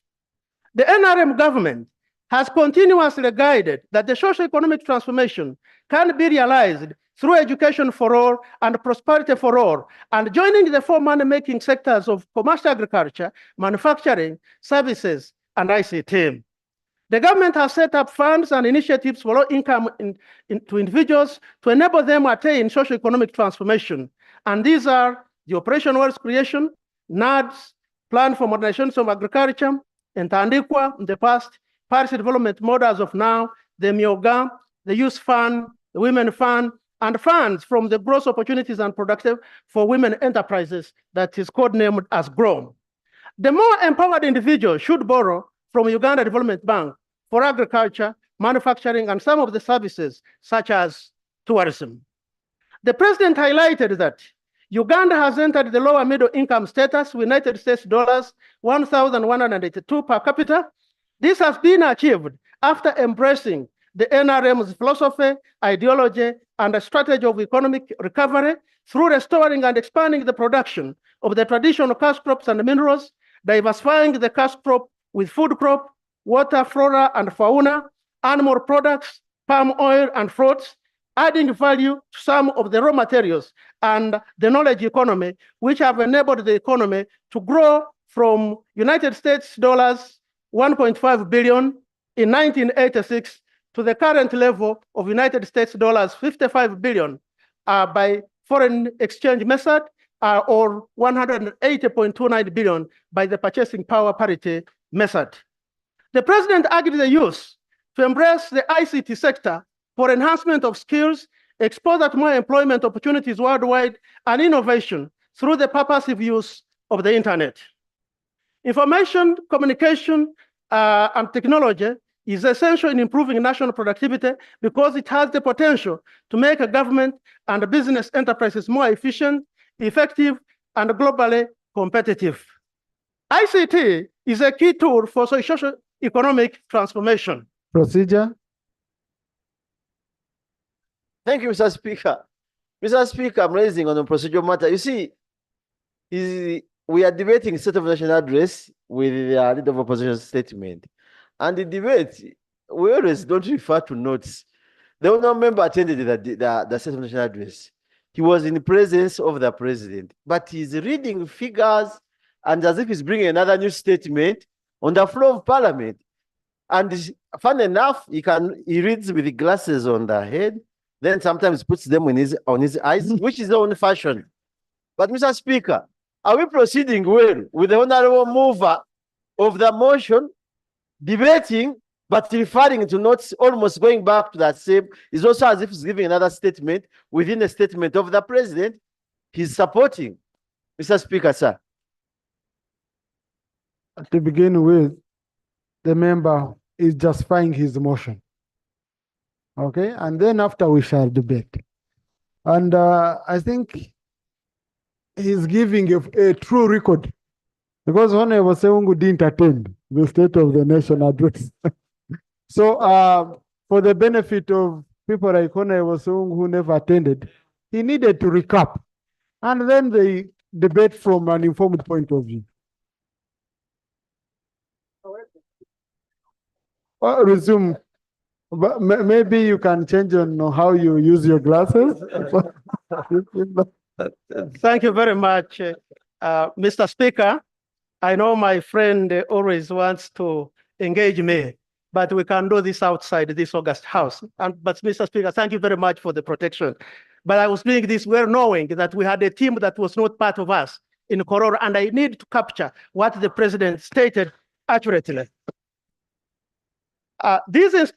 The president reminded Ugandans that the NRM government has put in place the legal and institutional framework to fight corruption, like the Inspectorate of Government, the Anti-Corruption Court, the Anti-Corruption Unit in State House, Criminal Investigation Department of Uganda Police, whistleblower policy, among others.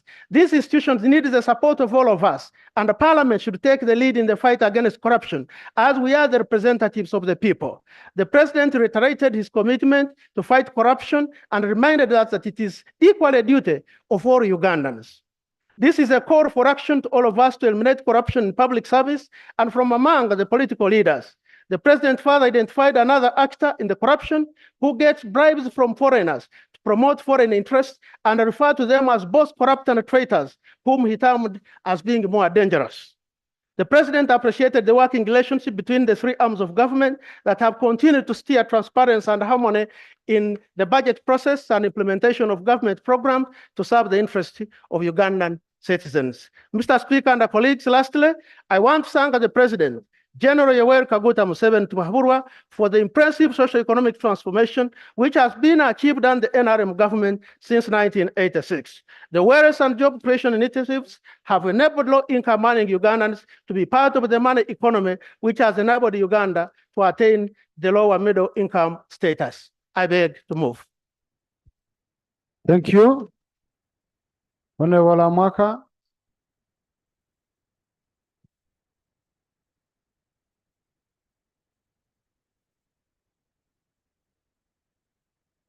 Honorable colleagues, read Rule 76 of our rules of procedure with regard to reading statements. I allowed Honorable Kugonza because he was referring to someone's speech. But under our rules of debate and presentation, you shouldn't be reading. You can refer to the notes, but you shouldn't be reading. Refer to Rule 76. Thank you, Right Honorable Speaker. I rise to second a motion for a resolution of Parliament to appreciate the President of the Republic of Uganda, His Excellency Yoweri Kaguta Museveni, for the clear and precise exposition of government policy contained in the State of the Nation address to Parliament on Thursday, 6 June 2024. Right Honorable Speaker and colleagues, the President delivered the State of the Nation address accordance with Article 101, Clause 1 of the Constitution of the Republic of Uganda, which the mover of the motion clearly explained that. The President's speech, Mr. Speaker, sir, was very captivating, thorough, and spot on in respect to government policy, plans, and programs, Mr. Speaker and honorable colleagues. The President's address was not only articulate and firm about the development trajectory of our country, but was also elaborate on the accomplishments so far recorded in the historic mission of transforming Uganda, Mr. Speaker, sir. Mr. Speaker, the President is in his address to Parliament and to the nation started by highlighting 3 Africa's historic missions. And these missions were, if I could recall, 1 was on prosperity for the people of Africa, including Uganda. The second one was on strategic security for the African people. And the third one, Mr. Speaker, sir, and the August House, was about taking advantage of the brotherhood of African people. Right Honorable Speaker and colleagues, as I'm here to second the motion that was moved in appreciation of the President's address, the President gave a detailed account on how the 3 critical missions are being tackled and the roles of citizens. Mr. Speaker, sir, the President emphasized the need for each other person to engage in the production of a good or service sustainably and selling it guided by the principle of profit maximization. And I think this is very critical for us as legislators and the people of Uganda, Mr. Speaker, sir. If further guided that the goods must be produced in sufficient quantities, aware of the fact that we have adequate market, the EAC market and COMESA. Mr. Speaker, sir, the sufficient quantities that the President emphasized us to produce the goods is to guarantee prosperity of Uganda. And this is inevitably, Mr. Speaker, because it brings in the question of addressing the demand in the market within the country, in the region, Mr. Speaker, sir. In light of this, the President delved into explaining about the second NRM ideological principle of Pan-Africanism, Mr. Speaker, regional and continental markets such as the EAC and COMESA, offering greater opportunities for prosperity for the country, for countries like Uganda who are member states, Mr. Speaker, sir. Honorable colleagues, the President gave statistics to bring this point home. And you all agree with me that according to the statistics of the President, currently COMESA is buying goods and services worth 2.157 billion US dollars, which is something that we need to really appreciate annually for Uganda. And Mr. Speaker, sir, EAC countries are importing from Uganda goods worth 2.140 US dollars, Mr. Speaker, sir. And according to the president, these are statistics that we really have to take in note of, Mr. Speaker, and the August House. Today, Uganda has annual surplus production in sugar of 220,000 metric tons, Mr. Speaker, and the August House. Milk, 4.5 billion liters. In the absence of the regional and other markets, this would either be wasted or would distort local prices, thus undermining the prosperity of Ugandans, Mr. Speaker, sir. Right Honourable Speaker and colleagues, in his address, the President covered all the 4 ideological principles of NRM, namely patriotism, Pan-Africanism, socio-economic transformation, and democracy. And the President informed the nation that the correct philosophy, ideology, and strategy of the NRM party and government have enabled the economy grow at a good rate, honorable colleagues. The measure adopted in 1986 have enabled the size of the economy grow from US dollars 1.5 billion to US dollars 55 billion by the foreign exchange method, as the move of the motion highlighted in his motion, and the same US dollars 1080.29 billion by the purchasing power parity, as the move of the motion highlighted, Mr. Speaker, sir. Right Honourable Speaker, this is impressive and commendable growth that we must appreciate as the August House, and something good for Uganda as a country.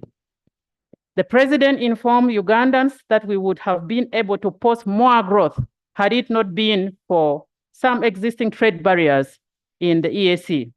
And on that note, I remember, Mr. Speaker, sir, the President imploring us that all East African countries must work hard towards removing all kinds of trade barriers, Mr. Speaker, sir, for us to benefit as member states, and remove all bottlenecks so that we exploit the full potentials of the markets that we have. Right Honourable Speaker and colleagues, the President emphasized the subject of wealth creation, which the motion mover elaborated on this very, very clearly. And I want to believe that colleagues were able to appreciate that fact. And the President said, remember, we should all participate in the 4 sectors of commercial agriculture, manufacturing, and artisan services and ICT, using the many funding opportunities which the mover of the motion highlighted them. However, I want to emphasize that it is very crucial, Mr. Speaker, sir, as the President highlighted, that as legislators, we embrace this move being advocated for the President for socio-economic transformation in our community and for the country as a whole, Mr. Speaker, sir. Right Honourable Speaker and colleagues, the President highlighted a number of tasks ahead for his government that he will undertake. The President assured Ugandans that after full recovery from the adverse effects of Corona, the government will ensure that it provides completely free education for the Ugandan children in government primary and secondary education, Mr. Speaker, sir. And this is something that we must appreciate. I heard the leader of opposition mentioning something to do with education.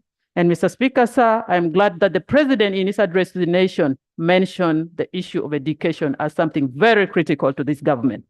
Right Honourable Speaker, the President also highlighted the elimination of corruption as one of the key tasks to undertake. He pledged to crush the traitors that engage in the vice, Mr. Speaker, sir. And Right Honourable Speaker and honourable colleagues, I believe strongly in the commitment of the President and the Executive as highlighted in his address of the nation. And Mr. Speaker, sir, I want to really call upon the House to embrace and accept and receive the address of the President in good faith for the good of all Ugandans and to make us move forward. Right Honourable Speaker and colleagues, allow me to once again thank His Excellency President Yoweri Museveni Kaguta, the President of the Republic of Uganda, for fulfilling his constitutional mandate of delivering the State of the Nation Address of 2024. There is no doubt that the President's address and his commitment in his address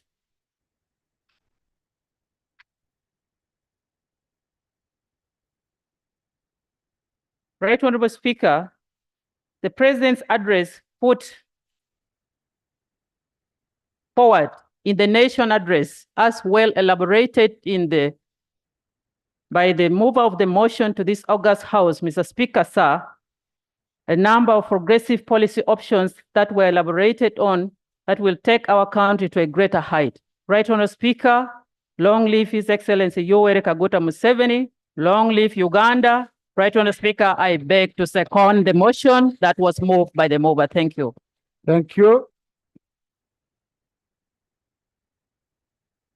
Thank you. Honorable Agnes Kunihira. Wrong river of you, Honorable colleagues. Yeah?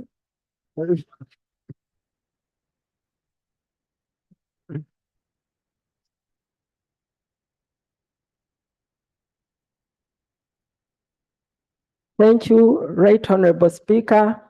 I stand to support the motion appreciating His Excellency the President Yoweri Kaguta Museveni for a clear and concise state of nation address.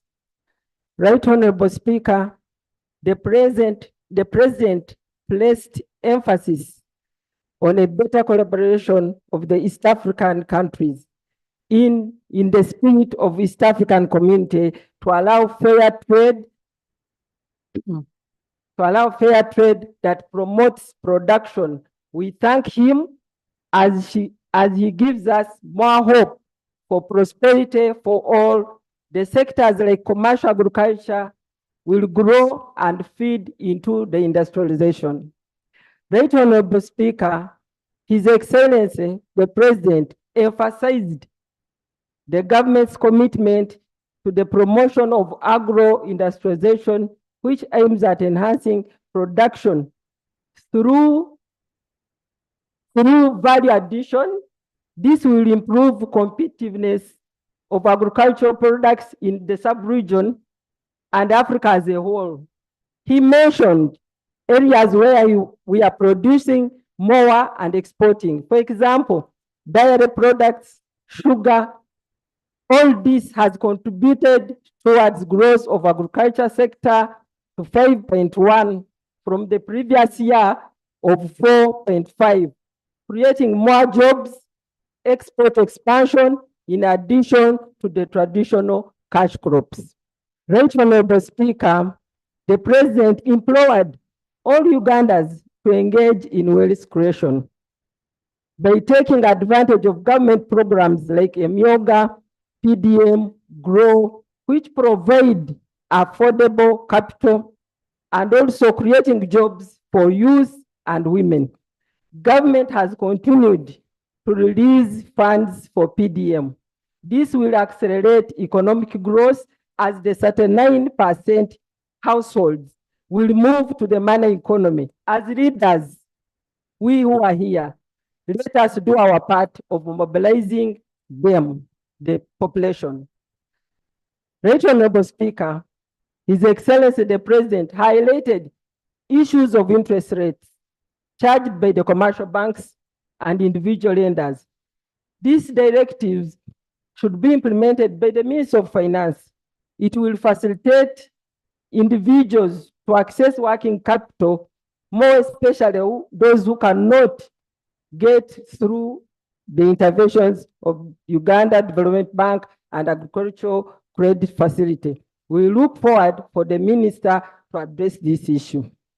Right Honorable Speaker, the President indicated that this time around, he will not tolerate corruption with the public sector and also we politicians, political leaders.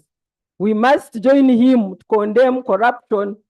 We all know a lot of money is lost through corruption, denying NRM government fulfill its mandate of providing better services in terms of good roads, health facilities, and education.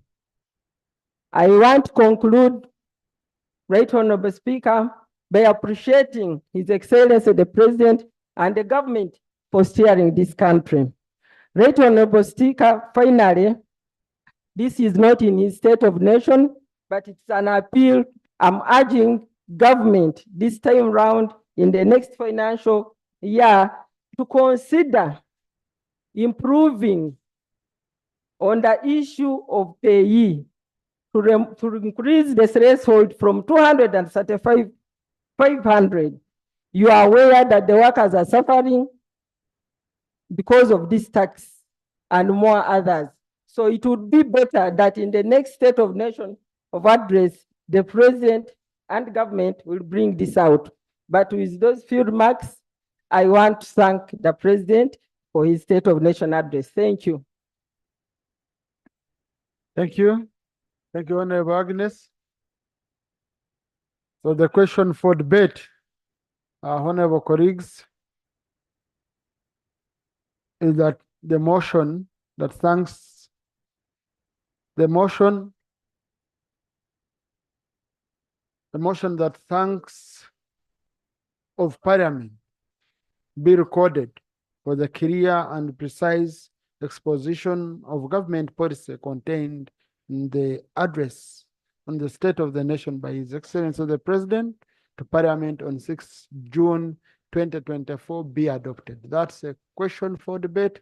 And honorable colleagues, we are coming to Prime Minister's time. So let's first sort out that and then we shall resume with the debate later.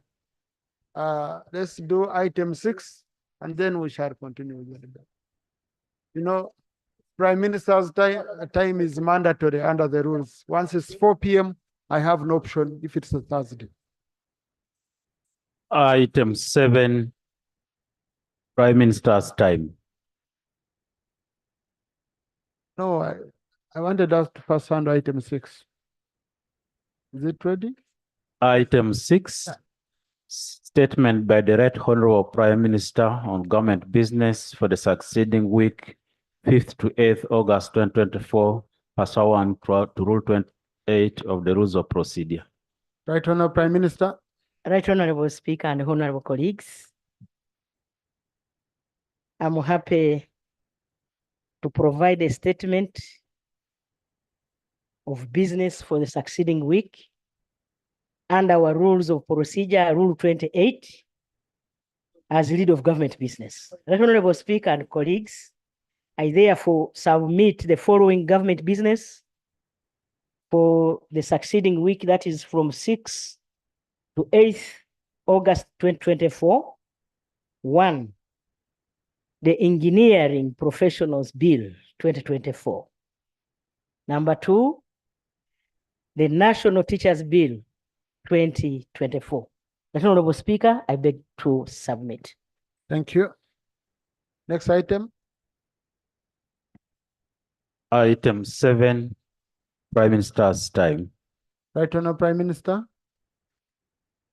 Right Honorable Speaker and honorable colleagues, we got questions, written questions from a number of members. And I want to start with Honorable Museveni William Ndoli, Member of Parliament, Buwekula South, Mubende District. That Mitiana Mubende Highway construction by Enago Company was supposed to be completed this year, that's 2024, but they have not reached even halfway. Why is it that the work is too slow? And since the contractual time has elapsed, what is the way forward for this road? Honorable Speaker and honorable colleagues, his prayer is that Right Honorable Prime Minister, can you please update the House on the status of this road? Here is my response.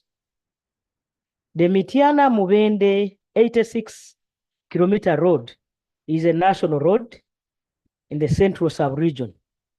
The road connects the capital city of Kampala to the western region towns of Fort Portal, Kasese, Kagadi, among others. The road is an important international route used to access Uganda's borders with Eastern Democratic Republic of Congo and crucial for agriculture, trade, and security. Honorable Speaker and honorable colleagues, the government of Uganda, through National Roads Authority signed a contract on 4th January 2021 for the reconstruction of the Mitiana Mubende road, that is 86 kilometers, I've already told you, including upgrading the 14 kilometers of towns in Mitiana town or municipality. The construction works will improve rebuilding the road, which had deteriorated and was affecting the traffic flow along the major route, including repairing the drainage facilities, installing new road signs and road marking. The project is fully funded by government of Uganda. That Honorable Speaker and honorable colleagues, the project was originally intended to be completed by 15th April this year. However, the progress of works has been affected by limited resources in the last financial years. This lack of resources forced the contractor to slow down the implementation of the project. The contractor had implemented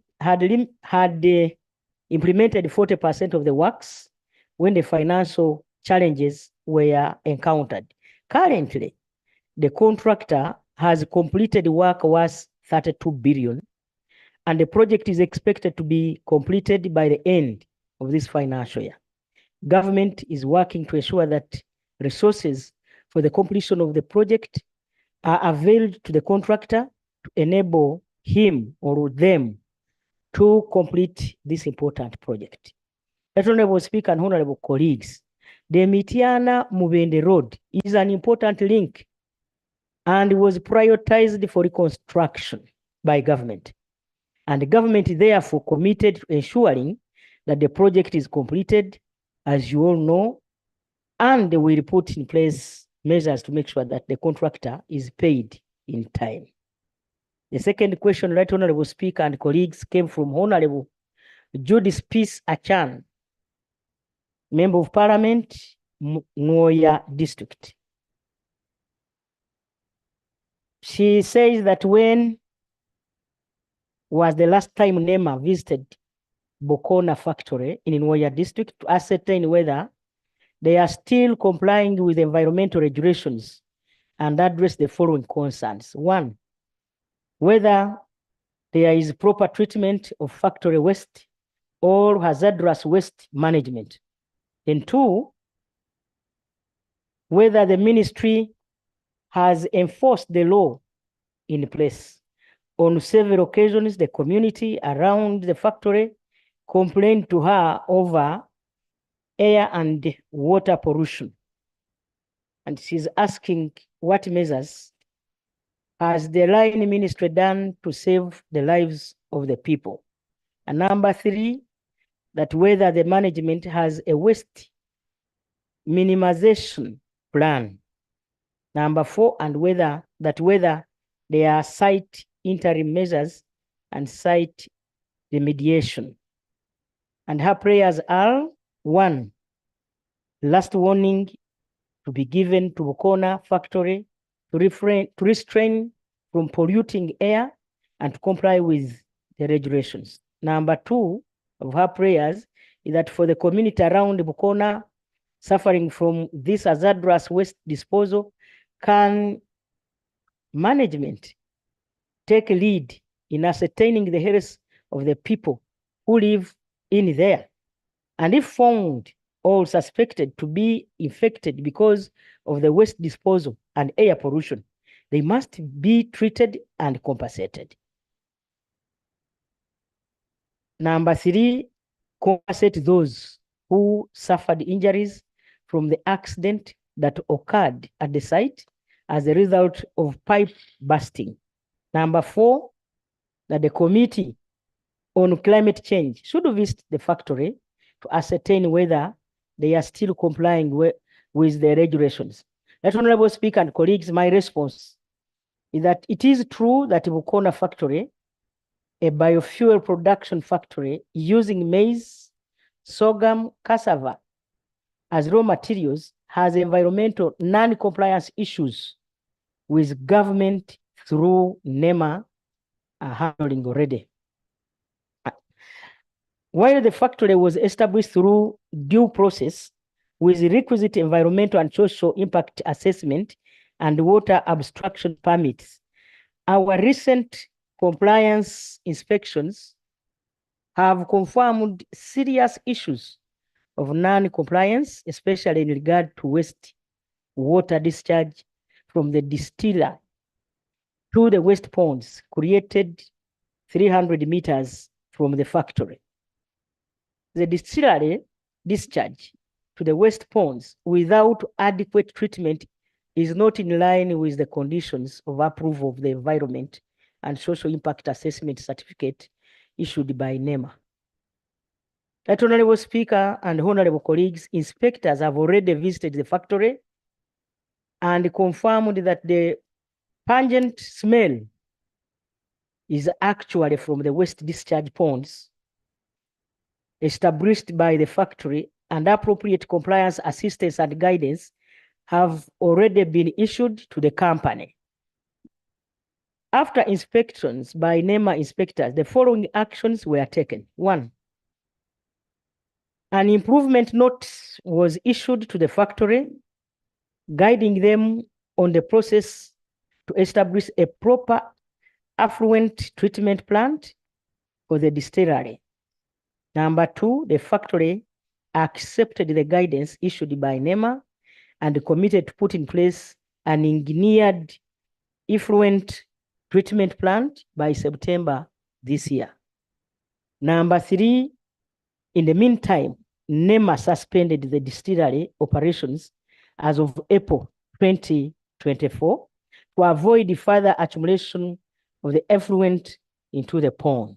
But Honorable Speaker and honorable colleagues, although the effluent in the ponds still emits a strong smell, this will be addressed through effluent treatment plant. Our inspectors will continue to monitor the progress made by the factory in rectifying the problem, and failure to adhere to the compliance guidance issued to the factory will result into appropriate actions in line with the provisions of the National Environmental Act 2019.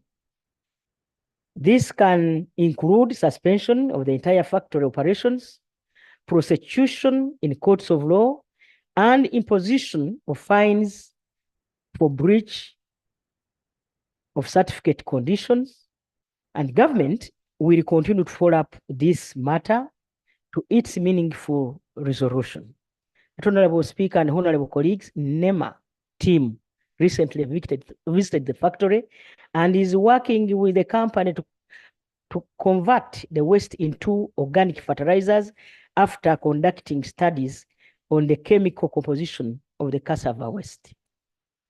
The third question came from Isaac, Member of Parliament, Padiere County, Nebi District, that the number of high-risk depleted bridges in Nebi District continues to cause increased loss of life through accidents.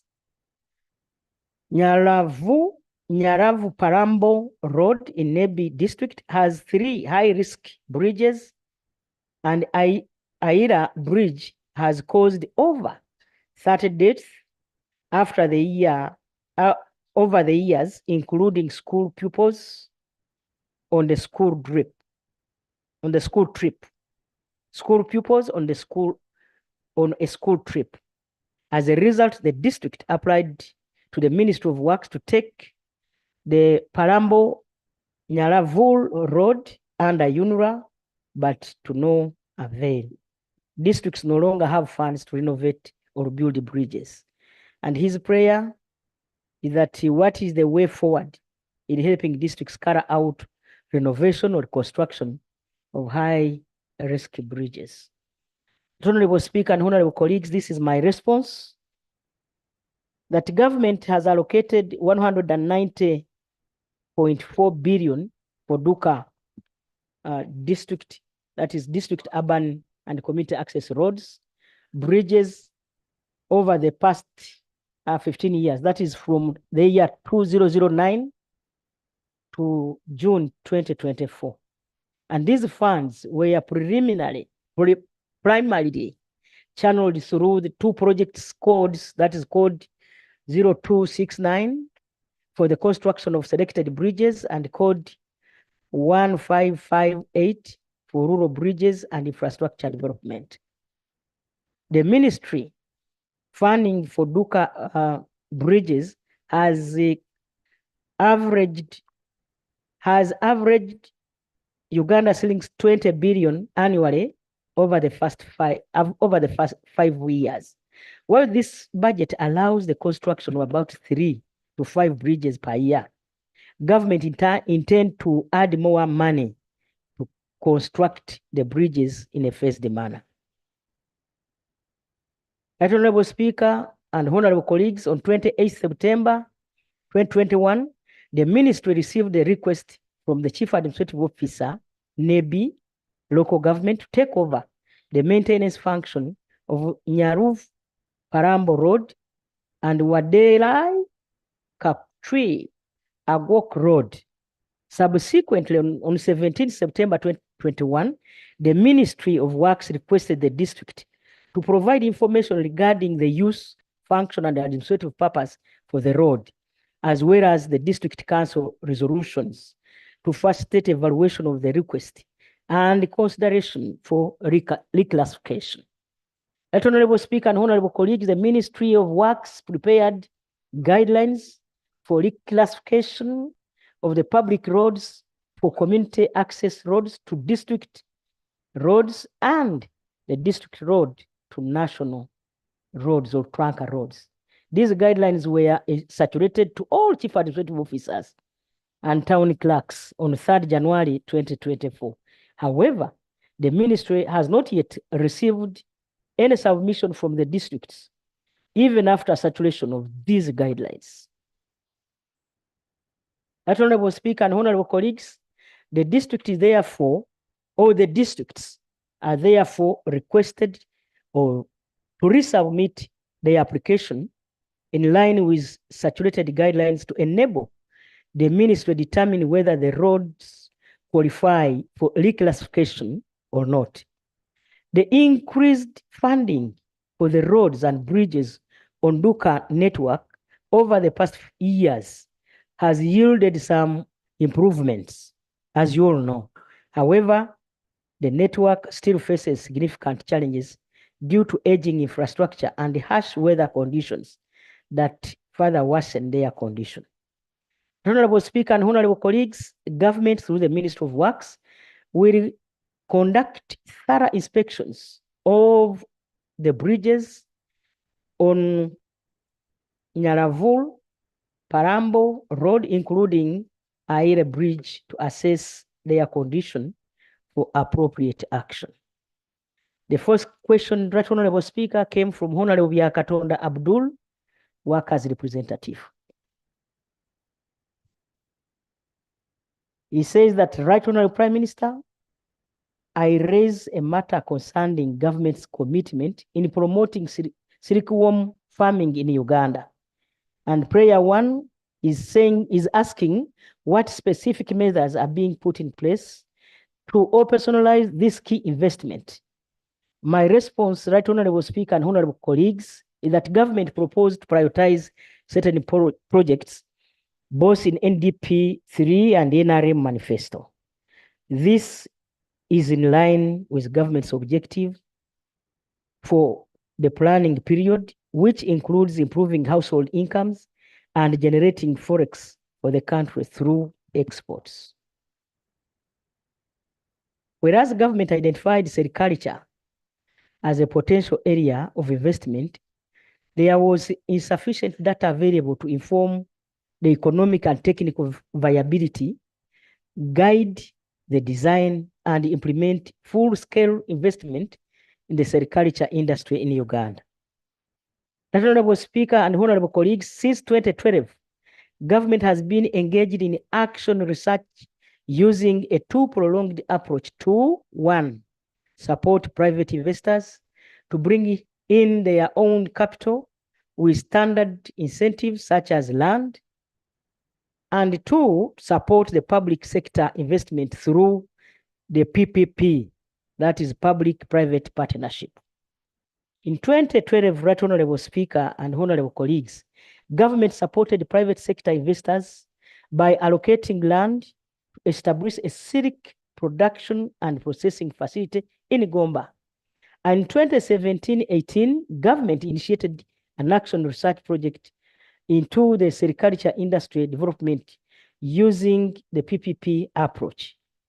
This was meant to generate information to guide the strategic investment into and adoption of sericulture as a key economic driver in the country should it prove viable.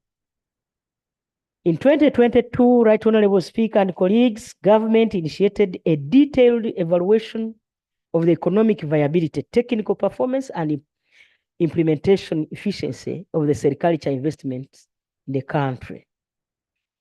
Several MDAs have participated in these efforts, including my office, the Ministry of Agriculture, Animal Industry and Fisheries, the Ministry of Science, Technology and Innovation, Ministry of Finance, National Planning Authority, Economic Monitoring Unit, Office of the President, and in addition to the multiple committees of Parliament have been involved in monitoring, including committees on presidential affairs, science, technology and innovation, whose reports and recommendations have been considered. The reports and recommendations are going through the process of government to guide the next steps in sericulture investments in this country. Prayer number 2 from Honorable Yakatonda is that how does the government plan to ensure successful establishment of mulberry plantations and silk processing facilities and exports? My response, Right Honorable Speaker and colleagues, is that information derived from the action research should inform meaningful investments into the entire sericulture industry, including mulberry plantations, processing facilities, and export activities.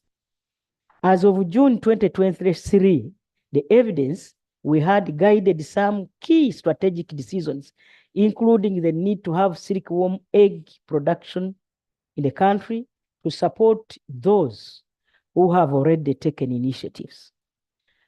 The prayer number 3 from the honorable member is that what strategies are in place to ensure that expansion of silkworm farming and production in Uganda is sustainable and environmentally friendly.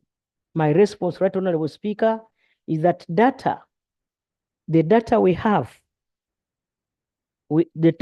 so far collected includes indicators that will provide answers to key questions, including 1,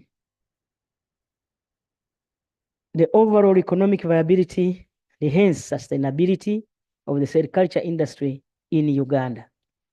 B, research and technology infrastructure that the country must put up. C, the target market and hence the standards. Then D, the human capital to sustain the industry. And E, processing infrastructure. F, strategies for expansion. And G, environmental protection plan. Given that both the mulberry and silkworm used in the commercial sericulture are foreign varieties and variants respectively, and H, the regulatory framework that must be put in place. Honorable Speaker and honorable colleagues, it is also at this point that government will determine the targeted investment as well as investment strategy for the industry. The prayer number 4 from the honorable member is that can the government provide more details on the financial appropriation to operationalize this project fully? Honorable Speaker, my response is that this will be determined following the completion of the strategy, which we are currently working on, as mentioned above.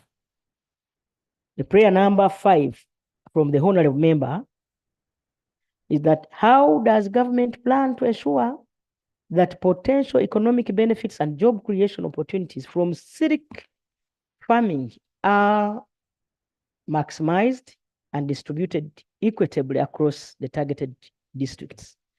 Honorable Speaker, my response is that it is a government policy to ensure equitable distribution of economic and job benefits from any industry. However, we are aware that there are multiple factors that impact on the implementation of particular industries in given districts, including climate, land tenure, etc. Currently, there is no information to affirm the number of people and regional distribution of economic and job benefits from sericulture industry, since government has not yet finalized key strategies. His prayer number 6 is that what specific trade, yes, what do I do? I'm about to conclude.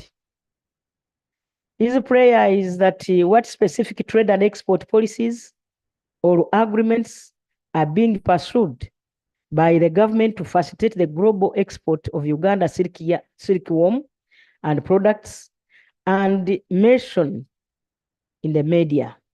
My response is that the government is undertaking this exhaustive analysis. And that's why this question has not been answered for like 2-3 months because of so many. Now that we are starting our session, that's why I thought we should answer this question, colleagues. I want you to be patient. Government is undertaking this exhaustive analysis of action research findings and laying down strategies. This process is also expected to inform the specific trade and export policies or agreements to be pursued by government to facilitate the global export of Uganda silk yarn and products. Here's prayer number 7. That is Abdul. How can government synergize this industry with current interventions like the partial development model and other to promote financial inclusion? This is the last response. That Honorable Speaker and honorable colleagues, PDM has principles which guide the adoption of enterprise on priority list. It is focused on high productivity and intensive setup to enable households still in subsistence economy to join the money economy. Whether silviculture enterprise can be adopted or not will depend on whether the findings from the action research align with the principles of PDM priority list. Question number 5. The Honorable Michael Kakembo, Member of Parliament in Entebbe Municipality.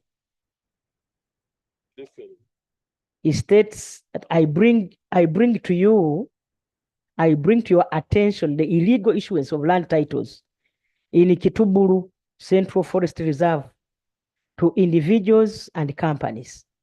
That the forest reserve, which is about 200 acres, is in one of the 4 important remnants of lowland forest near Lake Victoria that help filter water pollutants, windbreaker for the forest adjacent settlements. Previously, the communities lived in harmony with the forest and accessed medicine and firewood. At the moment, they are being restricted from accessing the forest. It is absurd that the encroachment and degradation of Chituburu Central Forest Reserve is taking place under the watchful eye of government. In 2013, the National Forest Authority sanctioned the private investor to cut down some trees, claiming they had become old and were a danger to the adjacent communities. While trees were harvested, there was no reforestation. In 2018, part of the forest was fenced off by a private developer who later constructed cottages and lodges. In 2022, NFA cleared the Fisheries Protection Unit of Uganda People's Defense Forces to occupy part of the Kituburu Central Reserve. To date, the following entities, individuals have attained titles in Kituburu Central Forest Reserve. Mega Industries Uganda, David Hood Mpiji, Deborah Mbabazi, Mega Industries, Mulkin Enterprise, Mega Industries, New Nordic Uganda, Triple Sound. Upon receiving the disturbing information pertaining to the grand fraudulent titling of 46.227 hectares, that is freehold land titles, of Kituburu Central Forest Reserve to a private company called Triple Sound Investment Limited, we held a meeting over this fraud. The meeting was attended by officials from NFA and the local leadership. The NFA officials confirmed that while the title was genuine, it had been obtained through fraudulent means, and that this is potentially the final nail in the coffin, that we are aware that degazettement of forest land requires the minister seeking approval of parliament as per section 812A, 3 and 5 of the National Forest and Tree Planting Act. His prayer is that, can you outline any immediate plans or strategies? Or the other one was a question that government has to protect and restore Kituburu Central Forest Reserve, including the cancellation of fraudulent titles. This is my response, Right Honorable Speaker, that there have been attempts to encroach on Kituburu Central Forest Reserve, including forest product or forest produce harvesting, illegal construction of settlement, and illegal titling of the forest reserve land, which has sometimes culminated in two court action against government. The illegal titling of the forest reserve land is done by some wrong elements in the government or in Uganda Land Commission and the Wakiso District Land Board, in cohorts with area land committees, and finally, titles issued by the Ministry of Lands, Housing and Urban Development. Honorable Speaker and honorable colleagues, government has encountered 7 titles created in Kituburu Central Reserve, and the titles have been submitted to the Ministry of Lands, Housing and Urban Development for cancellation. This will also continue. We shall also continue sensitizing the neighboring community in the municipality and fishing villages to coexist with the forest reserve. The government, through the National Forest Authority, has actively involved the local community leaders and the district security committee to restore the integrity of the forest reserve.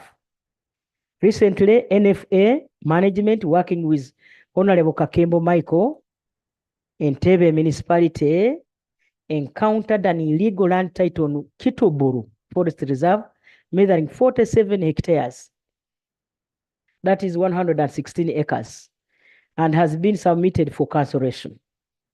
The prayer number 2 from the honorable member is, would you clarify government's involvement or oversight regarding the activities conducted in the Kituburu Central Forest Reserve, such that the harvesting of trees without the reforestation efforts and the construction of cottages and lodges by private developers? My response, Right Honorable Speaker and honorable colleagues, is that the forest reserves are managed in accordance with the National Forest and Tree Planting Act of 2003, and that Uganda Forest Policy 201 and Uganda Forest Policy 201.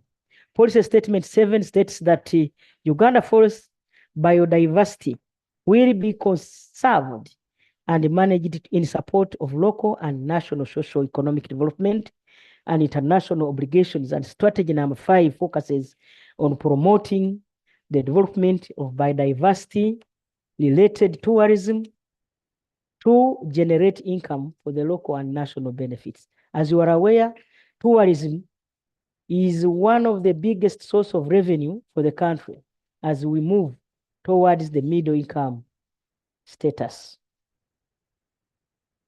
Honorable Speaker and honorable colleagues, government has therefore, in accordance with the laws, licensed tourism activities within Kituburu Central Forest Reserve as a low impact activity. This is a good practice, not only in the forest reserves, but also in national parks and internationally. The construction of cottages in the forest reserve is therefore done lawfully and informed by environment and social impact assessment. Prayer number 3. Are there any investment? So my response is some of the cases mentioned in Kituburu Forest Reserve have already been escalated to courts of law, including Entebbe College School versus NFA, Namaise Alice and the others versus Entebbe College School and NFA, Hudson Mukasa versus NFA and Commissioner Land Registration. These cases against NFA by Hudson Mukasa has since been judged in favor of government.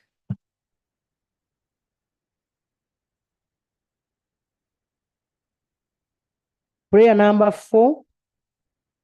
In accordance with the National Forestry and Tree Planting Act, my response, since I already talked about this, is that the National Forest and Tree Planting Act 203, Section 7 and 8, prescribes the procedure for declaring a central forest reserve, as well as the amendment of order declaring the central forest reserves. Section 8 and 5, subsection 5, states that amendment of an order declaring a central forest reserve shall be approved by Parliament, signified by its resolution. The mandate to de-gazette or gazette lies with Parliament and not any other arm of government. This measure was put in place to ensure that double protection of the forest reserves as national assets. Number 6, from Honorable Charles Ayume, Koboko Municipality. As a country, he said that as a country prepares for Pamoja Africa Cup of Nations, bid AFCON, some stadiums have already been selected and budgeted for. However, there is a private investor in West Nile, Arua City, who is developing a stadium. He took out a lease from the city authorities, and it is a 20,000 seater capacity stadium, probably at 40%. His prayer is that can government, and this is the last question, honorable members, can government reach out to this private developer, as is the norm when we are hosting international events, to see if they can infuse him with some support and see if this stadium can be completed through maybe buying shares or equity. This is because Arua is only 400 kilometers from where the action will take place. My response, Right Honorable Speaker and the honorable colleagues, is that the Ministry of Education and Sports, through the National Council of Sports, has planned incentives to private investors in the development of sports facilities. This is among the unfunded priorities as submitted in the budget of framework paper of 2024-2025. When this funding becomes available, we shall be happy to engage investors like the owner of the stadium in Arua to see how best we can work together. That Honorable Speaker and honorable colleagues, I beg to submit. Thank you. Thank you, Right Honorable Prime Minister. Honorable colleagues, I postponed matters of national importance so that they can be considered as questions during PM's time. And I hope the ministers will be here to support her, especially for those which are very specific to the sectors. So let's shoot. It's not a matter of national importance, it's now a question. Frame it as a question. And we should so that we can have as many as possible. And I start with Honorable Barimwezo. I add on Honorable Muada, followed by Honorable Chemutai Ivri.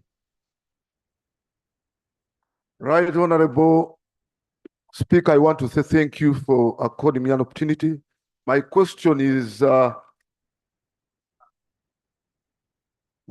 concerns the eviction and demolition of people's homes and businesses in Greater Kampala by NEMA.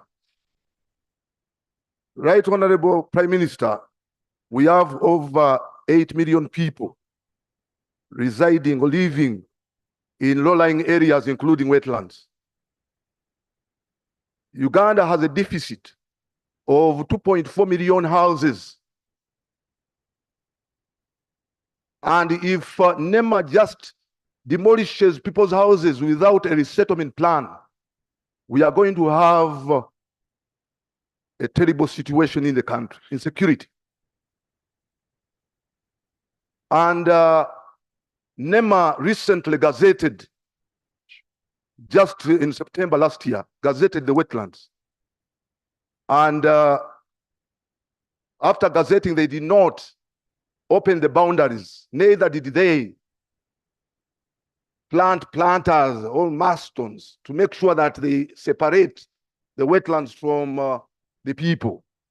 And considering that recently we had Lake Victoria sagging, there was an increase of about 1.3 meters, which water spilled over and encroached on the people's land. The question is, are you making any plan to resettle the people? Considering that the president, when he was launching the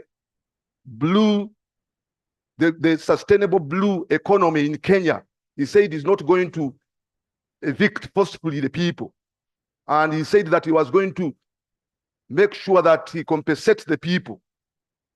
Do you have any plan to resettle our people? Right, Honorable Prime Considering Minister. that these are Ugandans that... Right, Honorable Prime Minister. Right, Honorable Speaker and honorable colleagues, the fact is we all have a responsibility to protect our environment. Secondly, the fact is the boundaries of our wetlands, the lakes are clear. Recently, the lakes reclaimed their boundaries. It did. So where it ended, that is the boundary.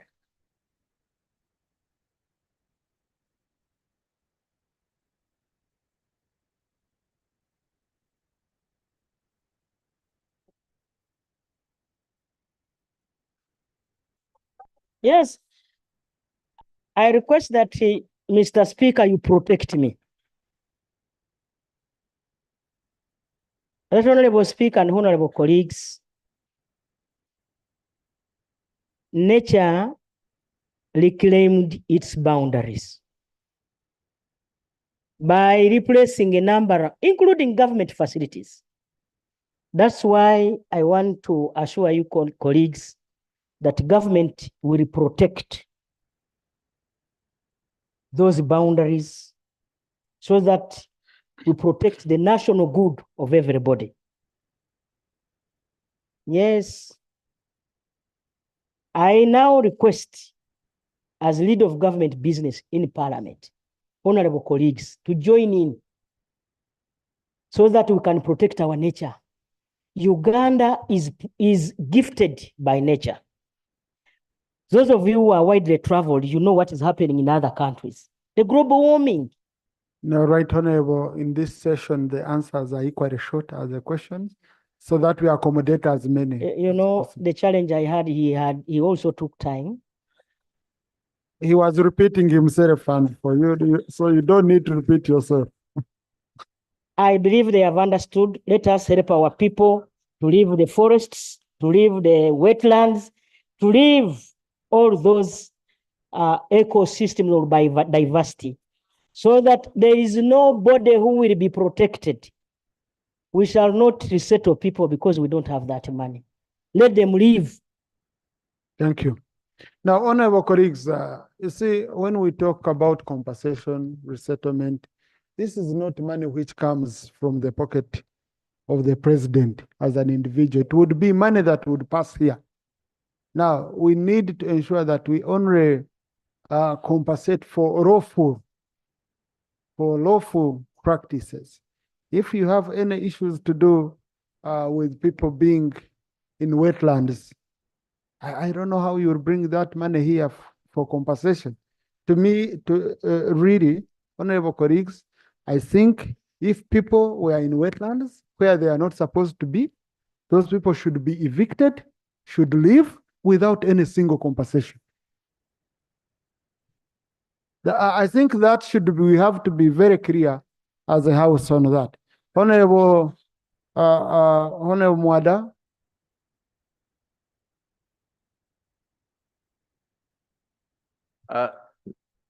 Thank you, Right Honorable Speaker.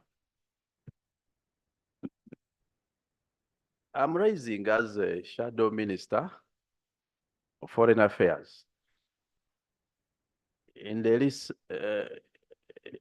the past few weeks, reports have emerged that Uganda consulate in Dubai,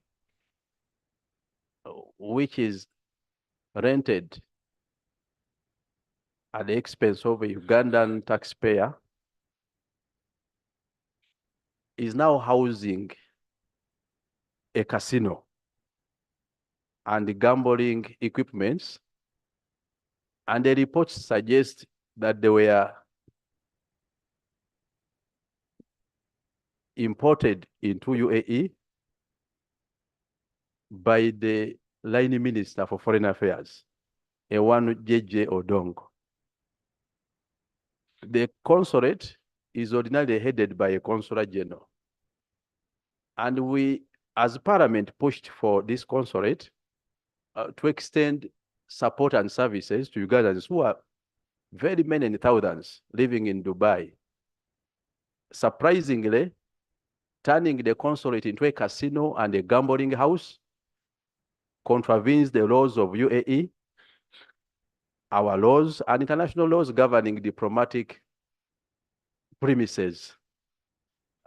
Right Honorable Speaker and colleagues, I now rise as a shadow minister of foreign affairs to seek answers from government and pray that the Minister for Foreign Affairs is summoned to appear and make a statement before this House. As well, we want to learn what administrative, disciplinary, and diplomatic measures have been undertaken. I'm still speaking. This is a different government. What disciplinary and administrative steps have been undertaken to address this development? Lastly, Right Honorable Speaker, I'm praying that Parliament institutes an investigation in this matter, because the consulate was established in accordance with the law and is expected to be managed in accordance with the law.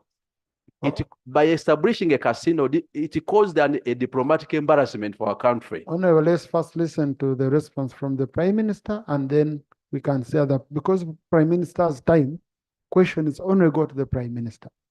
No prayer beyond the Prime Minister. I take your guidance, Honorable Speaker. Thank you, Honorable colleague. Right, Honorable Prime Minister.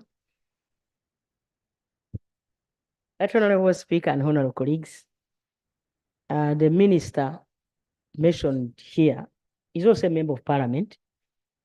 Now that you have requested for a statement, I will make sure that he comes here to give a statement over the matter.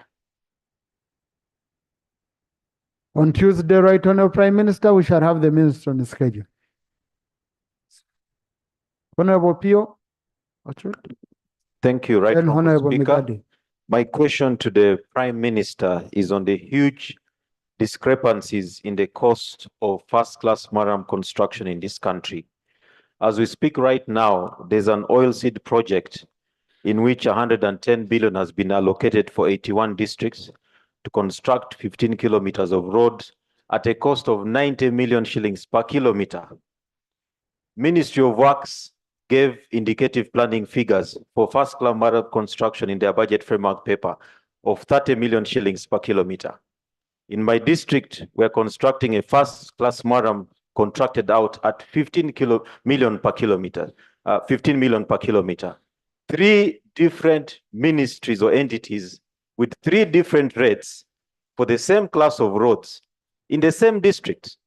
When we go into the Ministry of Lands and Housing, they're also undertaking another road project at 200 million shillings per kilometer.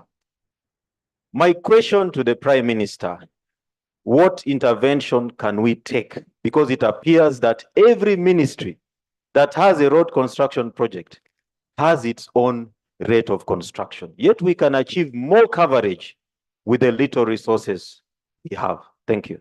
Right Honorable Prime Minister.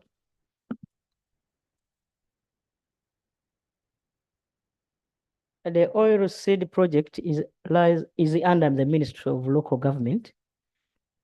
We had already got wind of this, and we are doing investigations, and we shall come up with an answer. However, even districts have variations. For us in Kakumiro, we are doing a first-class maram at 9.8 million. Your district is doing it at 15. The Ministry of Works is doing it at 30. I think we need to harmonize.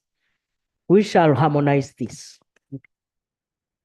Right Honorable, this will be helpful because issues of the terrain and all that. But Honorable colleagues, I thought this was the aim of program-based budgeting, so that we have one ministry in charge of roads. And that was the argument which was traded, but now you can hear local government is in roads, you hear lands is in roads, KCC in roads. So I think, Right Honorable Prime Minister, we shall be grateful if you harmonize. I don't know when you think you can come back to us on this matter, because the Honorable colleague is saying in their area, when he came and told me, said they are about conclude procurement, and they are going to procure at such a huge sums.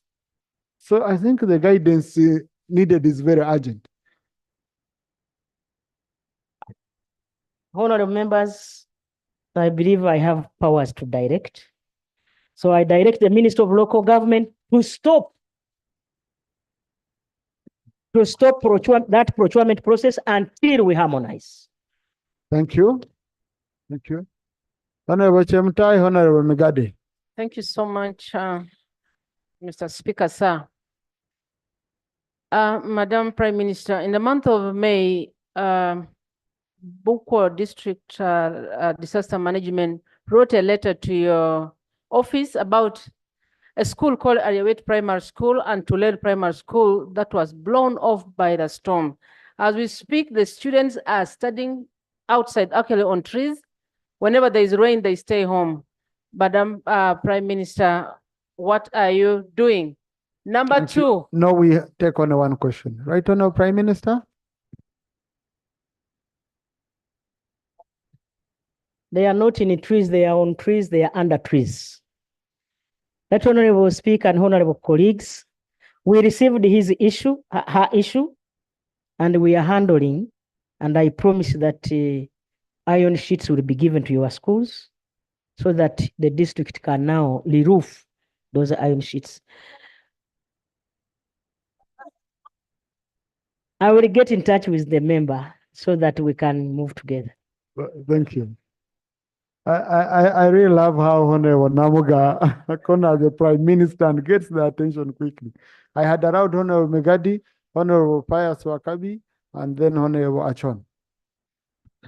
Then I said, Right Honorable Speaker and Right Honorable Prime Minister, last year, senior 6 students sat the exams, and Makerere University published the number of courses available. A number of students applied for those courses, including on government scholarship. 19 students were admitted on the course, which is Bachelor of Information Systems and Technology. In January this year, academic registrar also called for applications, and a number of students applied for the same course. As we speak now, the university has scrapped this course with the students already admitted both on government and private, and scrapping starting with these same students, and they have been turned away. What is the government doing to ensure that these students attain their education? Right Honorable Prime Minister.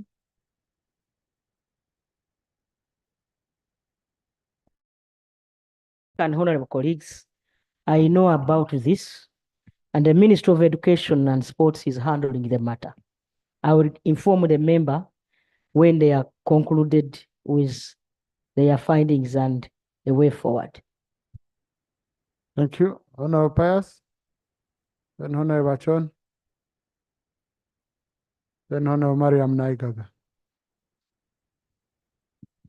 Thank you, Right Honorable Speaker. Right Honorable Speaker, in the State of Nation Address by the President of 2022, the President promised to create centers of excellence by supporting traditional schools. And in Bunyoro, Kabarega SS was chosen among the schools to be rehabilitated and supported. But up to now, the school is in a sorry state. It needs urgent attention. What plans do you have, Right Honorable Prime Minister? Right Honorable Prime Minister.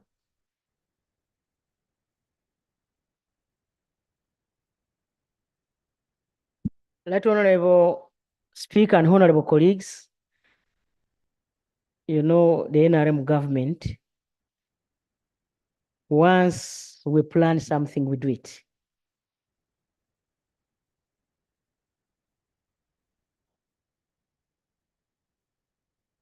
You know, that's why I'm proud of our government. My brother, work is in progress. Thank you, Honorable Achon, then Honorable Naigaga. Thank you very much, Honorable Speaker. Right Honorable Prime Minister, the question I'm raising, in 2016, I know this country had the opportunity to receive the electricity deep to the rural, which has been going on. And, Toke, we appreciated what the government is doing.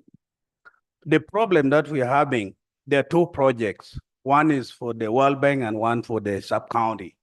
So the concern, there are some people who are being compensated in order to allow electricity or electric pole to pass into their land or the compound. So it's kind of delaying all these projects. Honorable Prime Minister, would you really make a clarification to this country, not all the Tuke, so that let whatever the electric pole or the electricity pole be passing into everyone's land should be really very clear if they should be paid or not, because some are blocking this development. Thank you.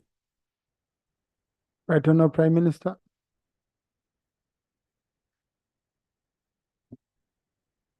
Right Honorable colleagues, Right Honorable Speaker and colleagues, this issue of compensation has truly delayed some of our projects. In other countries, say like the neighboring East African countries, land belongs to government. And here, land belongs to people. I believe people want electricity. And I believe our people also need roads for easy communication and for development. So we have delayed projects, Right Honorable Speaker and colleagues, because of compensation. And so I request us to copy the example of Tanzania. If we are to have these projects run for the benefit of our people. But as it is now, when land belongs to people, government has to compensate people. That's the law as we stand. So I request that for us, what we did in some of our areas, we want electricity. And sometimes when the pole passes, somebody can use his land. And so, Mr. Speaker, I request some of us, the members of parliament, to prevail over so that government programs do not stall. We have different projects. Some projects have compensation. Other projects do not have compensation. But people want these services. So I truly request that we need to copy some of our neighbors, the way they are doing their things. Thank you. Thank you so much. Yeah. Right, Honorable. I think, Honorable colleagues, this is a common issue in all your areas. But to me, I would look at it from a different perspective, right, Honorable, from how we negotiate projects. And it's going to cause us bigger problems. All the projects for electricity that I've done in my constituency, there was no compensation. People gave us land, people gave us without any problem. But now when it came to World Bank, the condition is you must first compensate. Now, the people who were not compensated on the last one are saying, no, you must also come back and compensate us, because how come you're giving these ones money? So it's causing confusion everywhere. And I think this is a matter of us engaging the World Bank, that people want electricity, they want to volunteer to give us land. We are just passing a distribution pole. Okay, we do it cautiously without destroying people's property. Please, let's implement the project. This money, which would be for compensation, would even help us to extend electricity the more. So to me, Right Honorable, this is a matter of our people who engage with our development partners. Like how it was done for other projects, we request engage the World Bank so that we can overcome this issue. Okay. Honorable Naigaga, followed by Honorable Nakazwe, Honorable Court Peter, Honorable Sarah Najuma. Honorable colleagues, don't mind. I don't know why you're panicking. We are still here. Yeah. I'm receiving cheats. I want to speak. I want to speak. You speak, you go, you leave me here. Yeah, we have to be together here. Especially those sending me cheats and those whom I see are having a sign of running away, you will speak last. So please, let's. Thank you, Right Honorable Speaker. Right Honorable Prime Minister, last month we had a baraza by the State House Anti-Corruption Unit in Namutumba district. Unfortunately, from the time they left the district, there has been continuous arrests. We have over 30 people now in Uganda prison. When I contacted the CID department of Namutumba district, they don't have capacity. There is no any report. Now I'm asking, under which arrangement are these people being arrested? Because there is no any report incriminating them. These were just mere allegations during the baraza.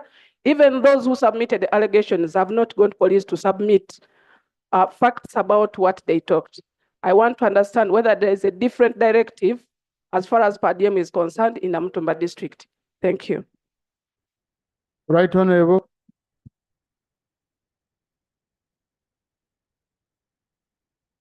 Right Honorable Speaker and honorable colleagues, the fight against corruption has now gone to Namutumba. Right Honorable Speaker and colleagues, I will only direct that the Ministry of Internal Affairs and the police expedite the process of investigation, take these people to court, and the court process will release them free if they are innocent. Thank you. Honorable Nakazwe Hope, Rania. Thank you very much, Right Honorable Speaker.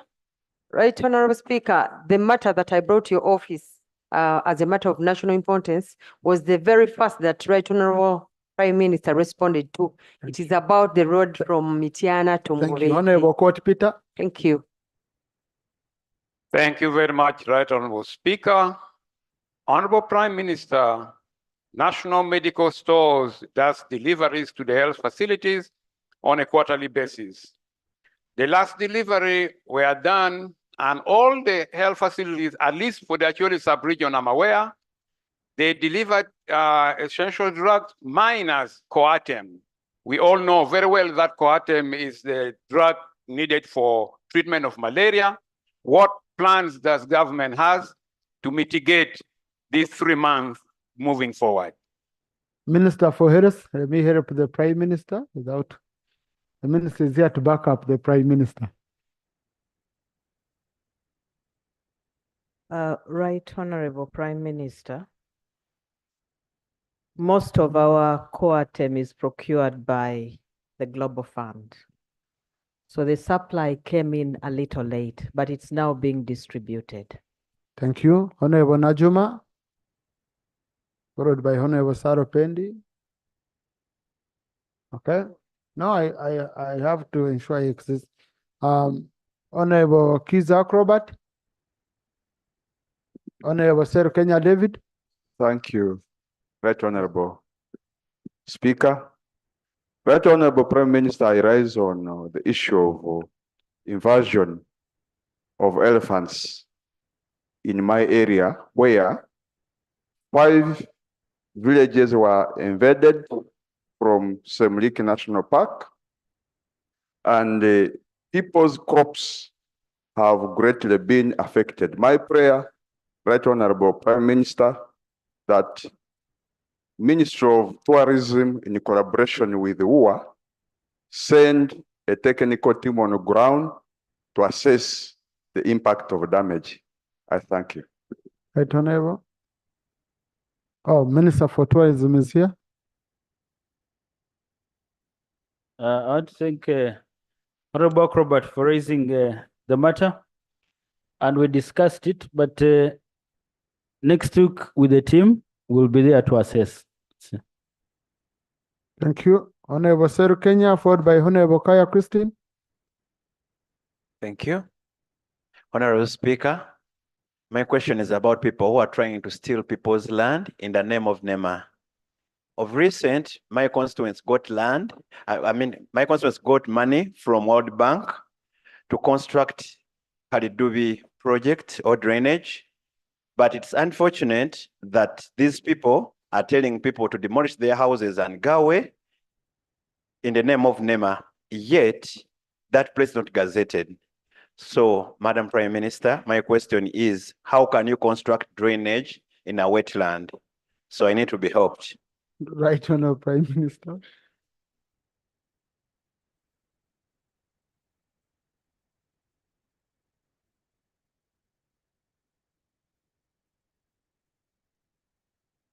Right Honorable Speaker and honorable colleagues, the question, the answer, they are the same. You cannot construct a drainage when there is no wetland, because it is in wetlands where we get clogged water. And so we shall investigate that matter, I promise, and come up with a solution.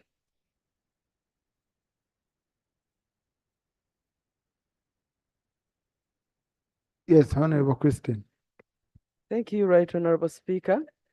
Honorable Speaker, my issue goes to the district land boards and issues concerning with the leasehold land tenure system. Right Honorable Speaker, many of the leases are getting expired, but our people had settled on these leases not knowing that they have a span of years. But Right Honorable Speaker, we are getting many homeless and landless people. When the leases expire, the renewal in most cases goes to new faces who do not accommodate the natives at all. And some of those who have gotten leases immediately transform them into freehold land, especially here in Uganda. Right Honorable Speaker, I'm here to ask on if the Prime Minister can really direct to, first of all, halt the transfer of leases into freehold, and also the renewal of leasehold land titles here, especially in Uganda. Thank you, Right Honorable Speaker. Right Honorable.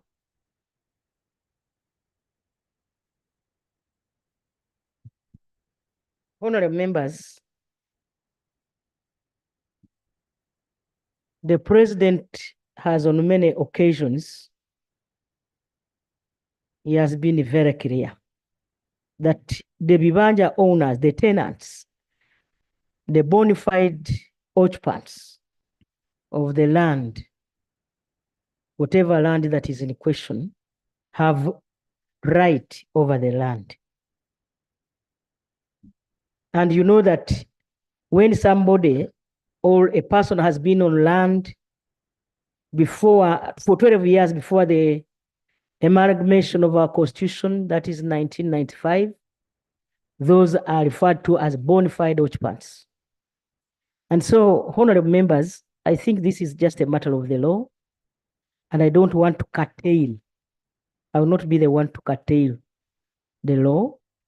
Let people seek guidance from the land officers who are in their districts.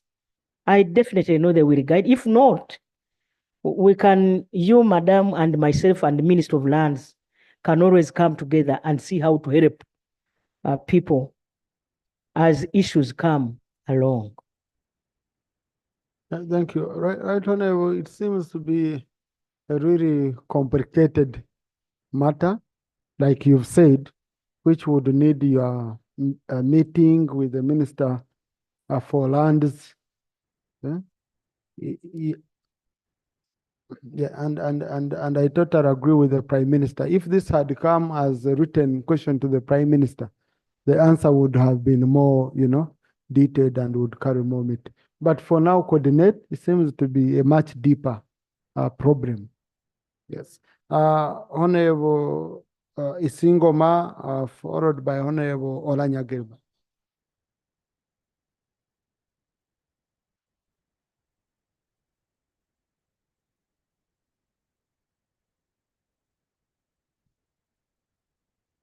Thank you very much, Right Honorable Speaker. Right Honorable Prime Minister, about 2 weeks ago, Right Honorable Prime Minister. Right Honorable Prime Minister. Right Honorable Prime Minister, this is for you. Two weeks ago, I received a delegation of staff from Hoima Referral Hospital.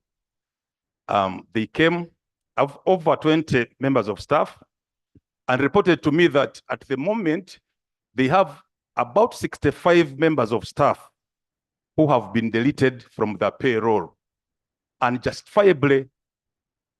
And this happened in March of this year. Since that time, these people have not been earning. Right Honorable Prime Minister, you know very well the central role played by this hospital in our region.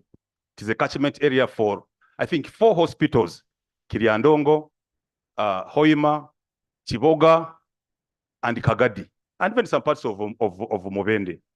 So I think this kind of dispensation is very unfortunate, and we need to move quickly to address it before it escalates. Thank you. Right Honorable Prime Minister. Minister for Public Services here should support the Prime Minister.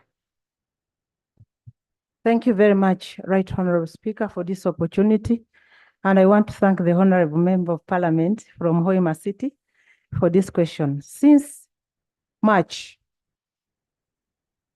Auditor General embarked on the validation exercise of our public servants. And the validation exercise found out that there were people who were employed in government who did not have the required documents, and some of them were actually ghosts. So they ordered for deletion. And when they ordered for deletion, Minister of Public Service went for the second validation. And they discovered that some people had the documents that were mixed up, and that was corrected immediately. Some people have been reinstated on the payroll. Even yesterday, some other people were being reinstated on confirmation from their employers that they were really employed by that entity. And we are going ahead to do more reinstatement according to what is brought to Ministry of Public Service. But definitely some people will be deleted from the payroll, around 7,000 people. So that is definite, and that's why the validation exercise was done. So for Hoima Regional Referral Hospital, I went there personally, and we agreed they should be patient until they are owned by their employers, and some of them will be reinstated, others will not be, according to what was required. So I beg for more patience, and we will come and give here a report when everything is concluded. I think it should be the other way around. Because you see, when you come, every people you suspect, you delete, you disrupt services, then you go reinstating, wait, be patient. Then will patients wait for doctors to be reinstated? I think it should be the other way around, that the only person you delete is someone you're very sure. You have run around 2-3 scenarios and you are very sure. And then you keep checking, removing, not first doing an omnibus removal, and then you go through reinstatement and you disrupt services. I thought it should be. Yeah, thank you very much, Right Honorable. Unfortunately, some people were invited for validation. They even did not appear. Some had gone even out of the country, and they were not working for government, but they were getting salary. Some had already died, but still appearing on the payroll. So that's why the Auditor General decided to do omnibus deletion, and we continue verifying because government was making losses. Thank you, Honorable. Thank you. Please expedite the process, especially you can categorize health centers are very, very critical so that we don't lose people. Honorable Gilbert Oranya? Thank you, Right Honorable Speaker. Right Honorable Prime Minister. Just Honorable Aisha. Thank you so much, Right Honorable Speaker. Right Honorable Speaker, on the dot of time for Prime Minister's time, you suspended the debate and called in for the Prime Minister. Under Rule 41(8), Prime Minister's time should not exceed 45 minutes. It's now more than 70 minutes. Would it please you, Right Honorable Speaker, that we go back to the discussion, debate a very important matter that was on the floor, because time for Prime Minister's time has surpassed. Thank you. Now, honorable colleagues, Rule 25 of our Rules of Procedure, Thursday's Members' Day. The issues raised by members is one of the most critical items. So I know the provisions of Rule 41, but then I use my general authority under Rule 7 to address, members have had many issues. At least I request that we first comb them through so that they don't accumulate. And then we'll proceed. Yeah. Thank you, Right Honorable Speaker. Right Honorable Prime Minister. Right Honorable Prime Minister, Karumba Bridge was closed on the 3rd of May for 3 months. It means by the 3rd of August, this coming Saturday, should be operational. The bridge was closed majorly for buses and heavy trucks. Right now, the bus owners in northern Uganda have parked their buses. Some of them, they are on loan, and the business in northern Uganda has gone down completely. Right Honorable Prime Minister, when the minister went to launch, the minister promised, and he stated that the money that will be used is about 7.2 billion. And right now, there is no serious work going on in Karuma. I would like to ask, on the 3rd of August, which is tomorrow next, shall you open the Karumba Bridge for buses and heavy trucks that are going to northern Uganda? And 2, will you really consider compensating those people who lost, especially those who are on loan for buses? And finally, will you investigate the Ministry of Works and UNRWA? Because what is going on is not corresponding to the 7.2 billion that they are talking about. Right Honourable I Prime beg to Minister. move.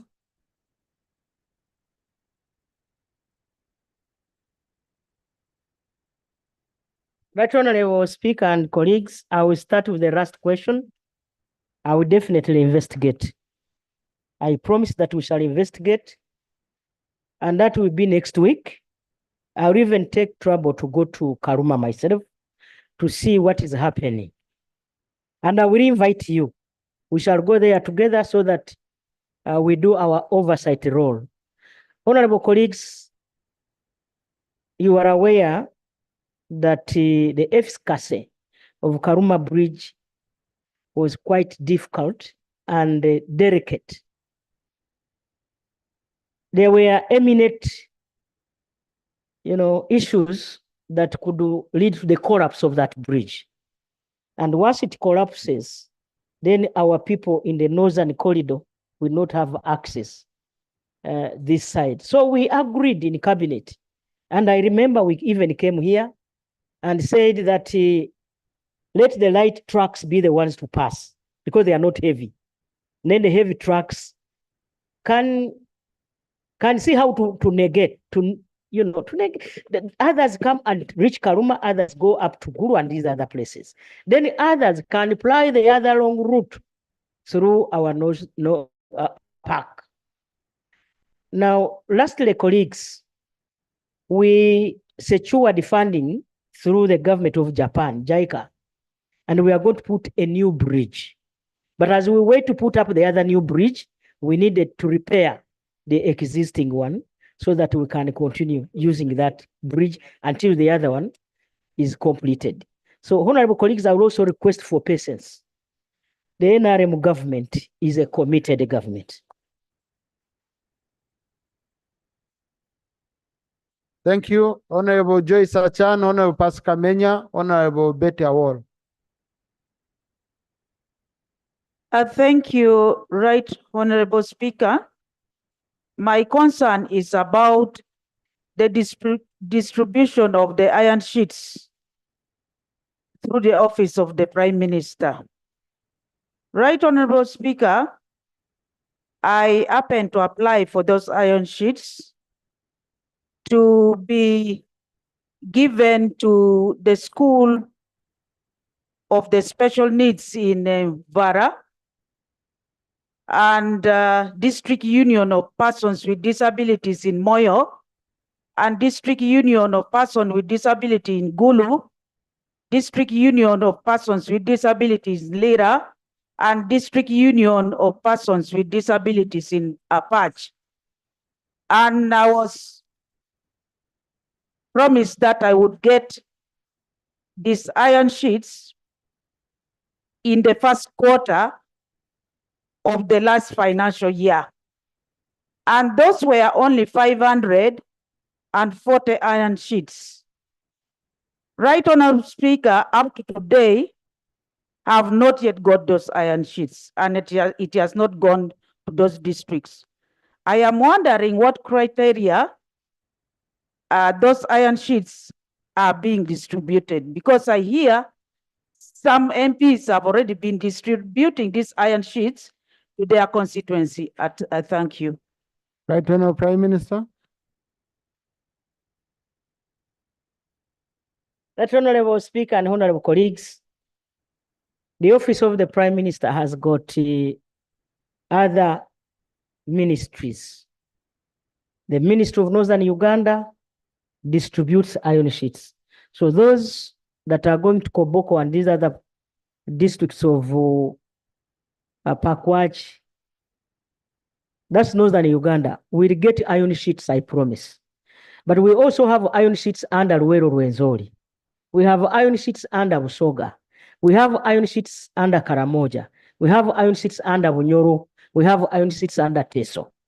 So all these ministries have got an item or have got an activity to support our communities, the vulnerable communities, with iron sheets.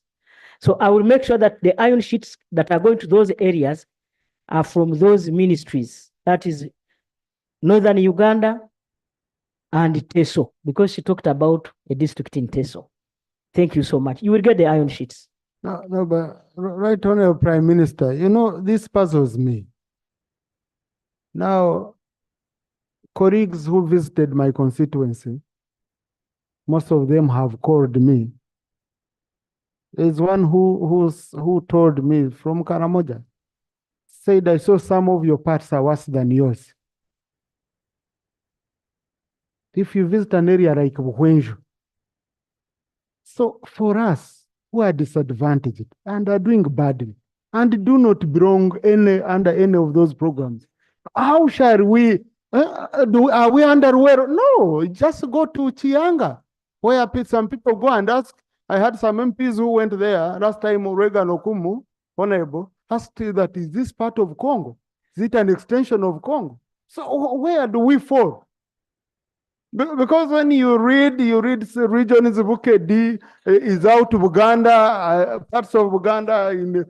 I don't know how Mitoma will fall under where. Mr. Speaker, even in Bukedi, we are really forgotten. Totally forgotten in Bukedi. So how are these affirmative programs designed, and where do you put hard to reach areas? Right Honorable Speaker and honorable colleagues, these affirmative action ministries were put in place to make sure that those hard to reach areas and those other areas that are believed to have been lagging behind are also equated with other places. And so your district of Mitoma, especially that area which they saw, Chiamba, we shall make sure that they, because you are under Luero Rwenzori. You can give us a ministry. No, you are under Luero Rwenzori, Your Excellency, the Right Honorable Speaker. Thank you, Right Honorable. You are under, because I took iron sheets to Kayungwe, and the Kayungwe under Luero Rwenzori, Kayungwe is in Kanungu district. Yes. So thank you. You follow under Luero. So, Honorable colleagues, you've had, because I've had many of you talk about this issue quietly, hard to reach areas. If you go to Honorable Kwizera, Rubuguri deep, you really wonder. Yeah. Honorable colleagues, Honorable Pascal Menya, the Honorable Awor Betty Ochan, Honorable Guzuri, Honorable Narui Mabeti, Honorable Ndiwarana, Honorable Osuru Morin. Then I continue. Thank you, Right Honorable Speaker. Right Honorable Speaker, we have very many issues, but let me raise this issue of cattle compensation, or we call it actually war debt claimant. Our people took government to court, and government decided that this case be settled outside court. But the compensation that has been going on in Acholi sub-region, and very many of the real owners of this cattle have long gone. If they compensate, sometimes they give 300,000. What can 300,000 do? 200,000, 500,000, and haphazardly. We have already documents that should be taken seriously. Right, Honorable Prime Minister, can you tell us why our people should be fooled when they lost their animals in this very regime, and when they went to court, it was the regime to settle it outside court? Should we go back to court? Tell us, animal compensation, cattle compensation, or actually war debt claimant. They have just recently even gone to court, and yet our people have won the case again. Thank you. Right. You pay us. I rarely see Honorable Beta or charged like this. Right, Honorable Prime Minister. Right Honorable Speaker, I want members to know that I knew the Honorable Beta Chan when she was a councillor in Gulu. I was also a district councillor in Kibale. So we know each other, and I give her respect because of that. Honorable members, the issue of compensation, I want to allay the fears of my sister that the NRM government is committed to making sure that those people who lost during the war, and we regret the war, will be compensated as to when the funds are available. I thank you. I think this is an issue we have followed up so much. If it's an issue to do with the amounts, the committee should interest itself. Where is Honorable Alex Yarugaba? Yes, I had seen him around. The committee should interest itself because we've brought money in the budget. I don't know. Yes. So, honorable colleagues, the money that we appropriate here is the money which government will give. So let's give that serious attention. So I had picked, yes, Honorable Narima. Thank you so much, Right Honorable Speaker. Right Honorable Speaker, last financial year, when we were here and we inquired about, by then, the pending mass renewal of national identity cards, the Minister of Internal Affairs came and issued us a statement. The Prime Minister comfortably came here and told us the funds are available and government would soon commence the mass renewal. Right Honorable Speaker, up to this day, when Ugandans' first batch of national identity cards is yet to expire on August 31st, given that we have commenced August, we wish to know, and can this country be updated? What's the way forward? How comes at this hour mass renewal has not yet commenced? And why is now the Kololo NIRA office failing Ugandans who want to renew their national identity cards? Why is it being failed? And given that whatever interarrangements can be done in Uganda, will the same national identity card be allowed overseas? When someone goes to Rwanda, Kenya, is there an arrangement? Can the country be updated on the way forward, given that mass renewal has not yet commenced? I thank you. Right, Honorable.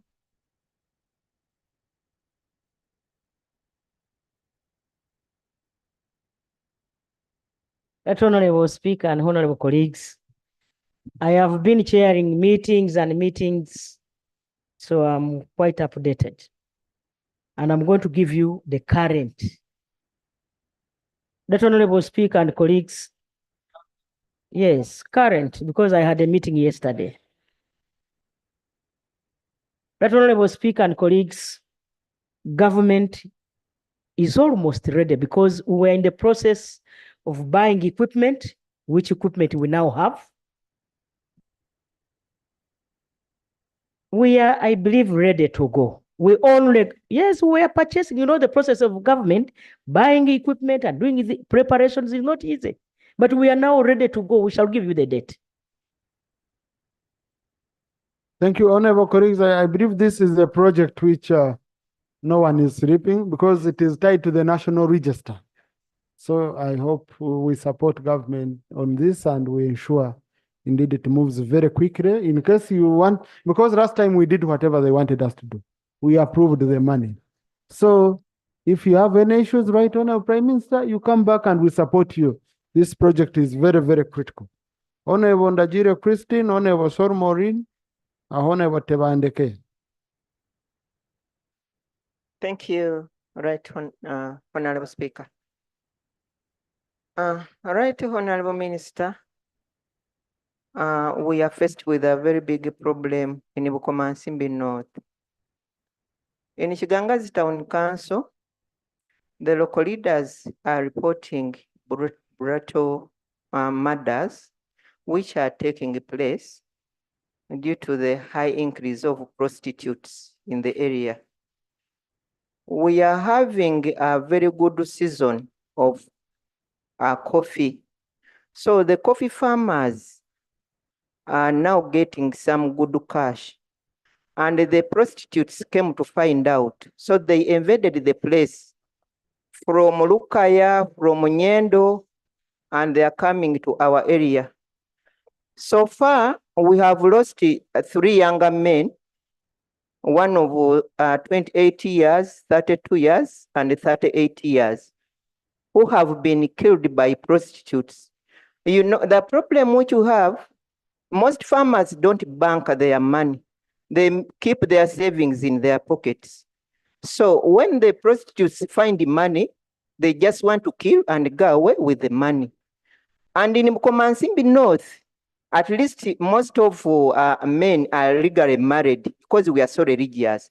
But now it has caused a lot of domestic violence and increased in numbers of HIV rates. So my question is, how fast can you do to relocate those prostitutes from Chiganga's Town Council to any identified place in Masaka City where buyers can at least find them to go and buy? Thank you. Right. Colleagues, let's listen to Right Honorable Prime Minister. They've made your work very easy. They have even given you where you can relocate the proceeds in Masaka City. Right Honorable Speaker and honorable colleagues. Right Honorable Speaker and honorable colleagues. I am happy that the NRM government has made people rich, including Komasindi. These issues that have come because our people are now economically empowered will be handled, including prosecuting those prostitutes. We are going to make sure that we send there, even in Busia. Macho wants you to send them to Busia. You want me to send them to Busia? Right Honorable Speaker, the issue at hand is not a simple matter because, you know, prostitution brings in these communicable diseases. And so we need to help our people. We shall make sure that we use the LOCs together with the local police, who will be assisted by people from Kampala, the security, so that we comb that issue out of, so that our people can invest their money. Thank you. Now, honorable colleagues and honorable member, for the record, prostitution is illegal in Uganda. Therefore, we can't be in this house to say you transfer an illegality from one area, a crime from one area to another. So, Prime Minister, indeed, like you've said, handle with Minister of Internal Affairs so that this issue is sorted. Honorable Sir Maureen.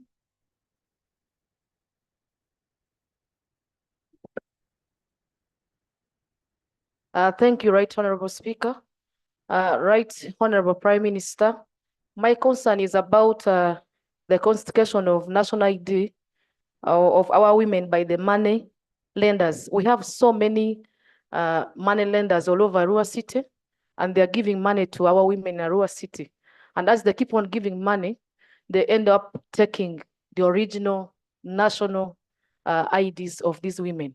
And what's this our understanding is, I have never seen, ever since I was born, I've never seen you are given money in form of loan and you start paying off from that day upon receiving that loan. Every day you will be paying. So how fast, and also how can you help the women of Arua City to get back their original national IDs, because it has become a problem in the city? Thank you. Right Honorable Prime Minister.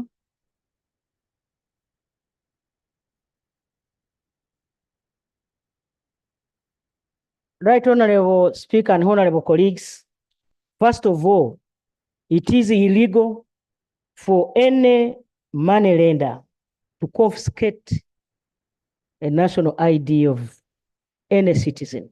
It is illegal, and I condemn it in the strongest terms. And two, the Money Laundering Act is very clear. It is supposed to be regulated by Bank of Uganda and the Ministry of Finance.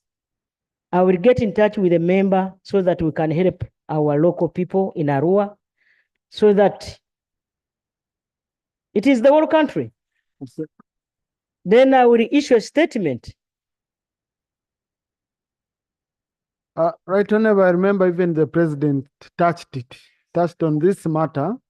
Me, what I've advised people in my constituency is that in case anyone has lent you money against a national ID, come and report police how your ID is lost. Then we give you a new one. And then he takes air because it is legal. The national ID is the property of government of Uganda. So how can you give property which isn't yours as collateral? And they don't want to listen. But our people are being denied PDM services, Emioga, because their national IDs are with money lenders. So we need to take it up seriously, especially those unregistered money lenders. Most of them, yeah. So it's a national issue.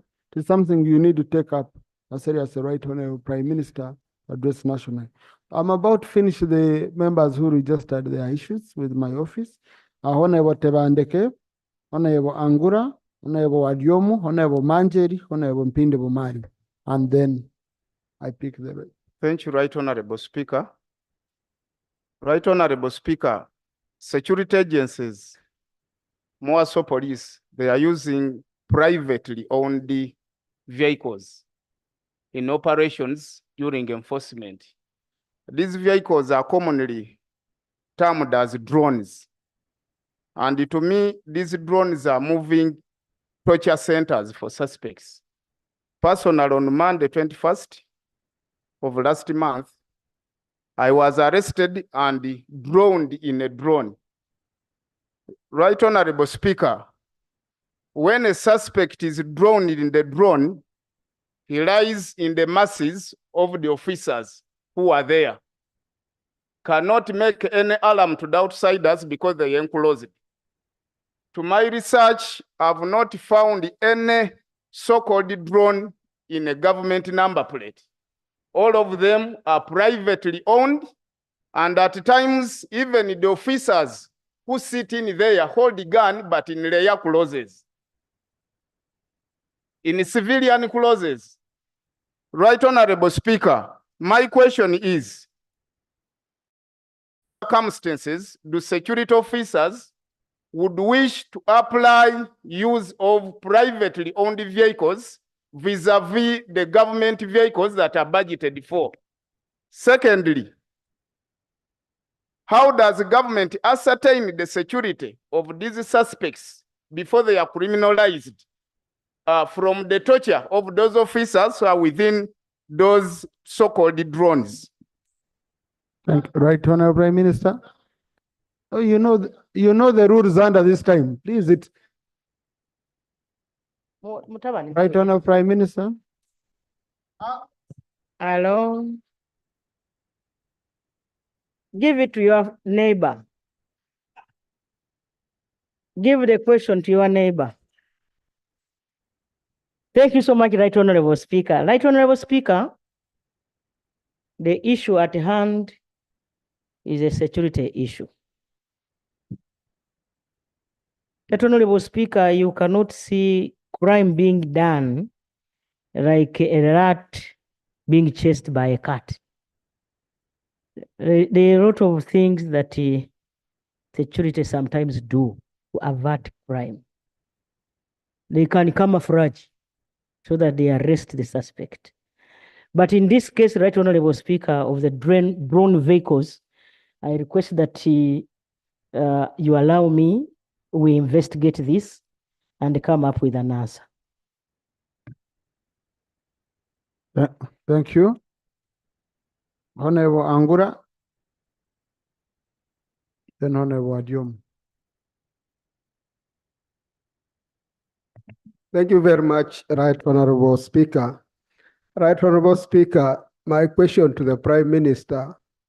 In the country, we have 10,717 registered parishes. However, 10,585 are the only parishes that are receiving PDM. In Tororo, we have 17 parishes that are not receiving PDM. We have so far given up to close to 200 going to 300 million shillings in PDM. These parishes that are not receiving PDM, when will they start receiving PDM funds?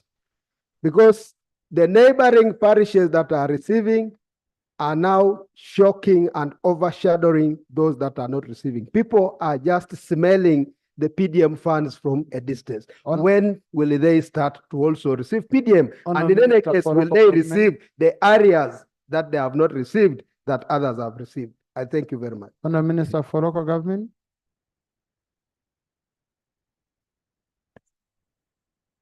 Thank you very much, Right Honorable Speaker. I'd like to thank Honorable Angura for this very serious and important question. Right Honorable Speaker and Honorable colleagues, I've seen a situation of administrative units which are not known at the ministry. And let me be clear, in the past, the districts had mandate under the Local Government Act to create new administrative units up to the level of parish. Parliament changed the law, and any administrative unit, even at the village, is not acknowledged until it is gazetted by the Minister of Local Government. As I speak today, in my custody, I know 10,594 parishes. It is possible that there are some parishes which fall under that category where the district, having passed them, the people know they have a parish.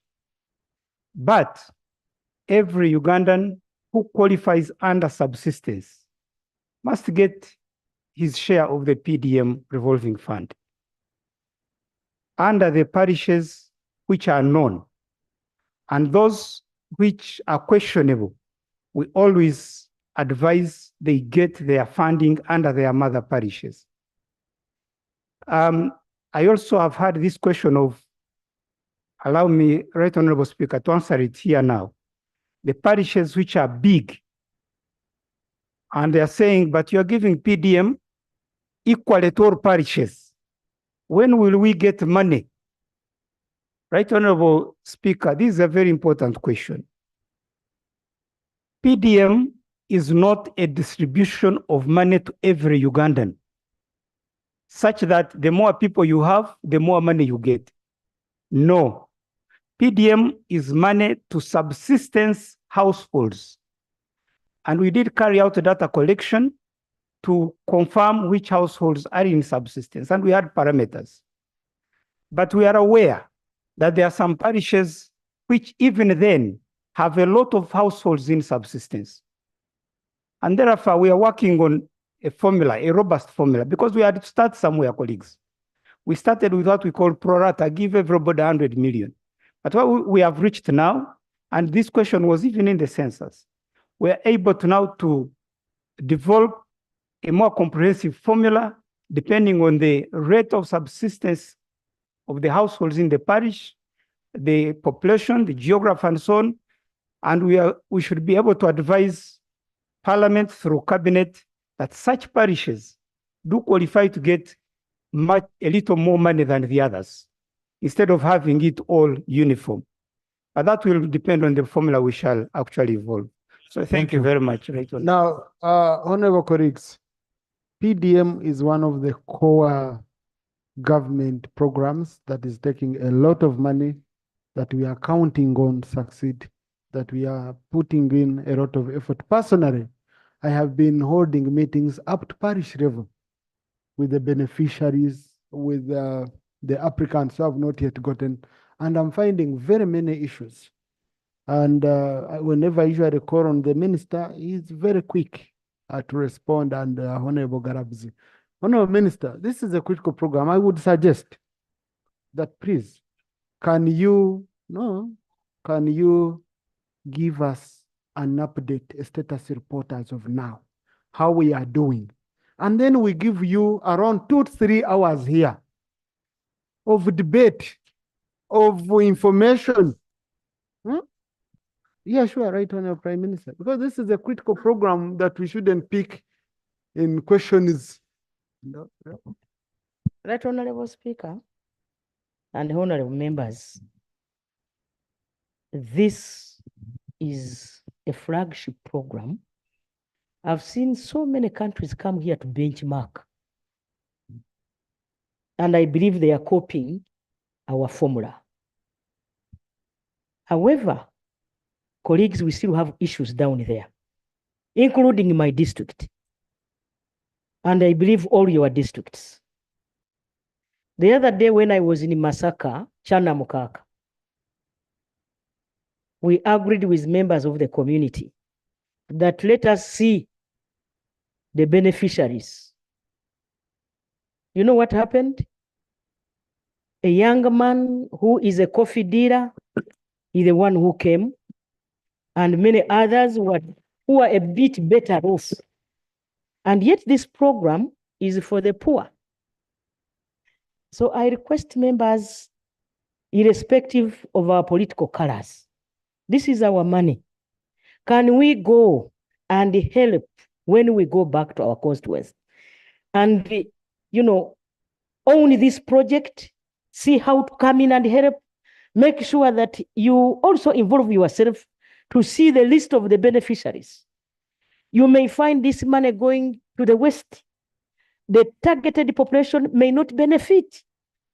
And so I request all of you colleagues over the weekend, you do the sampling, go to one parish. Say, I want to see all those who benefited the other time. I want to see all those who are about to benefit. And then you guide as a leader. Thank you so much. Thank you. So, honorable colleagues, I think it would really help, because some of the issues would need to be brought to the attention of the minister so that he gives clear guidelines. A very good example. I can give you just quick examples. Number one, parish chiefs steal money from one parish, and then you transfer them to another parish to continue with the stealing. And yet they even confess and accept they were extorting money from people. You transfer to another parish. Number two, PDC loan committees. These loan committees, the feedback I got from people, they are saying, let them operate for only 1 year. Because loan committees, I apply, you don't give me someone who applies tomorrow, me who has been waiting for a year, you see him getting money. Because they went and negotiated. And what is happening right now, Prime Minister? People confessed they are paying 200,000, 300,000, and they are told, this is government money, you don't need to pay it back. So let's share. And someone takes it and they say, but I'm the one who will come demanding on behalf of government. And I'm the one who has shared with you. So you're just going to be comfortable. So the issues are many. They are so deep. Honorable Minister, when do you think you would be ready with a statement? Honorable Prime Minister has guided members. Then we could have even a full day debate on parish development model with the aim of improving it. Right Honorable Speaker, I really wanted to thank the Member of Parliament of Bukoma Simbi. She rang and gave us a tip that there are people who are being told to pay 50,000 for insurance, and then 100,000 for brokers or commission agents, and then 10,000 for something. Today I've sent a team, and I want to assure you and to assure the country, the PDM beneficiaries are not supposed to pay any charge. The PDCs, the parish development committees, are given 1 million shillings per year. We are paying this money quarterly, 250,000. The parish circle leaders are paid 500,000 shillings for the administrative costs. This insurance scheme is not yet approved by the government. So, colleagues, this is where the Prime Minister said, this is our program. Let's not allow our people to be cheated. So I can confirm, right, Honorable. But Honorable Minister, yes, money for PDCs for third quarter, your coordination office issued a directive that money be used for audit. Yes, my district commercial officer brought it out for audit. All of it was taken for audit. The PDCs are crying on the ground, and they don't have anything coming from the center. What are you auditing? Right, Honorable Speaker, I'm aware of this, and we discussed this in the National Policy Coordinating Committee. chaired by the Prime Minister. This was done by officers of the Ministry of Trade, Industry and Cooperatives, saying they have a mandate to audit. But that was not acceptable because we have auditors at the district. But Speaker, I will give a report. The cabinet has directed me to give a report in 2 weeks. And immediately then I will submit the report to Parliament. I thank you very much. So honorable colleagues, we can wait 2 weeks. It gives us time to get feedback from our people. Let's inquire from our people, we get feedback. And then once the minister brings an information statement here, I will gazette the whole session to be on parish model because we are putting a lot of money, okay? And the Myoga, parish model and the Myoga. So right now, Prime Minister, the Minister for Finance should also prepare so that we handle parish development model and the Myoga. Yes, Honorable Adiomu, Honorable Manjeri, Honorable Mari. Thank you, Right Honorable Speaker. Right Honorable Speaker, I want to take this opportunity to thank you for the parental care you accorded to Lubanyi Secondary School when they came here today, because they had refused them the access. But being that you were a parent and you were once a student, you allowed them to come in. So thank you for that. Right Honorable Prime Minister, during the State of the Nation address by His Excellency, one of the industries that His Excellency praised was the sugar industry. And he gave us even the figures that sugar is contributing about 600 metric tons per year to this export to this economy. Meaning that we are getting sugar out of the sugarcane. And then he brought out other crops also that are contributing to this economy. And some of these crops, like the coffee, the tea, tobacco, they get assistance from the government. When will the sugarcane outgrowers or farmers also benefit or get assistance from the government? Right Honorable Prime Minister.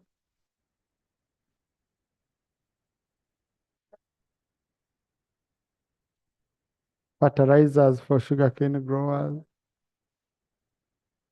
And any other support? Right Honorable Speaker and honorable colleagues, I've had like 6 to 7 meetings with the sugarcane growers. And this time around, we were talking about establishment of factories in Usoga sub-region, and the government through UDC is supporting this cause. Is that what you wanted?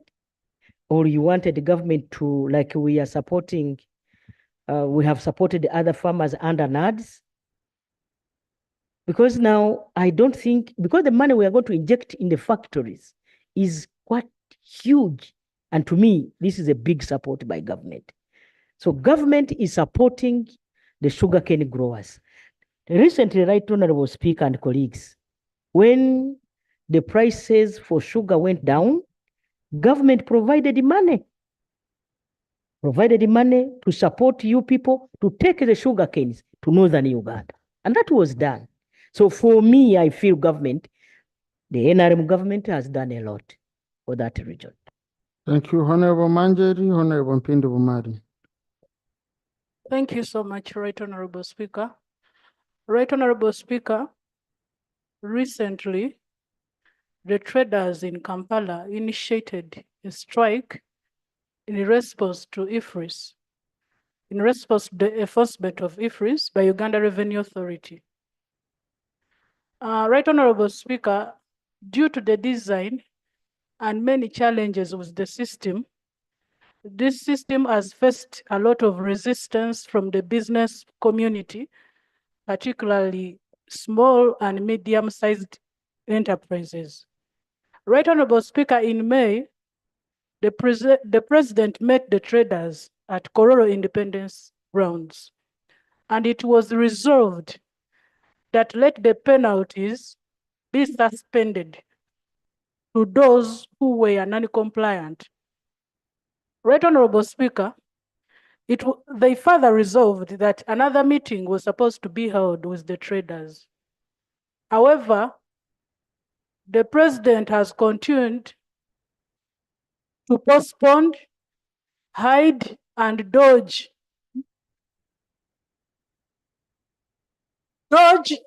meeting the traders. So what's the question, Honorable? My question is to the Right Honorable Prime Minister, when is government giving a conclusive decision on matters concerning the traders in this country?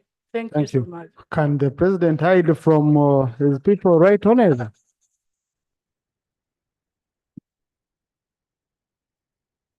Right Honorable Speaker and Honorable colleagues, I want members here to note that the Prime Minister is not a sleeping Prime Minister.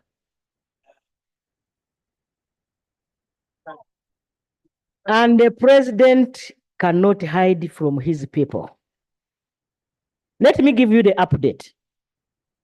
Today at 10, the President directed that I meet the Ministries of Finance, Planning and Economic Development, the Ministry of Trade, and the ministers came.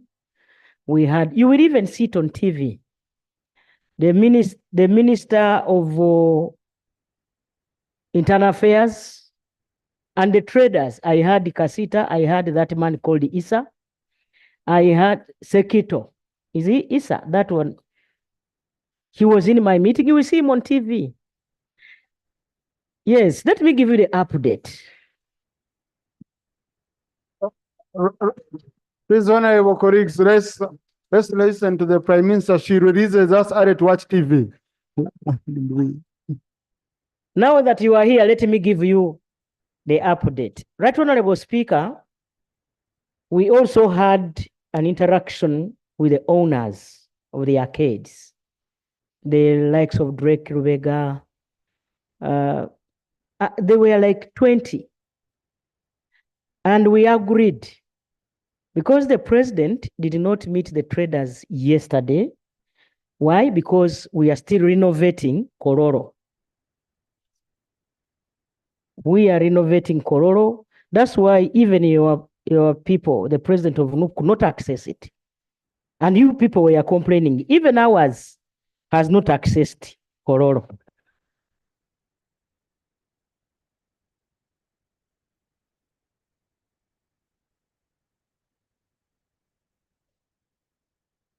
Honorable Speaker, this is the update. The update is the President will meet the traders at an appropriate date. And I believe the President will get a date and meet the traders. Secondly, we also agreed that let the shops be open starting from tomorrow. We also agreed, yes, these are the updates. We also agreed that there are people who are known as kifes who have been scaring traders from accessing their shops, and that those should be dealt with by police. I beg to submit. Honorable Mari. Thank you, Right Honorable Speaker. Right Honorable Prime Minister, a person with disability constitutes 12.4% of the Uganda population. However, this information is not captured in the NIRA database. Now that NIRA is going into a process of giving out new national IDs, can you assure us, person with disability, that data for person with disability is going to be captured by NIRA, and on the new national identity card, a category of disability is put. Right Honorable Prime Minister.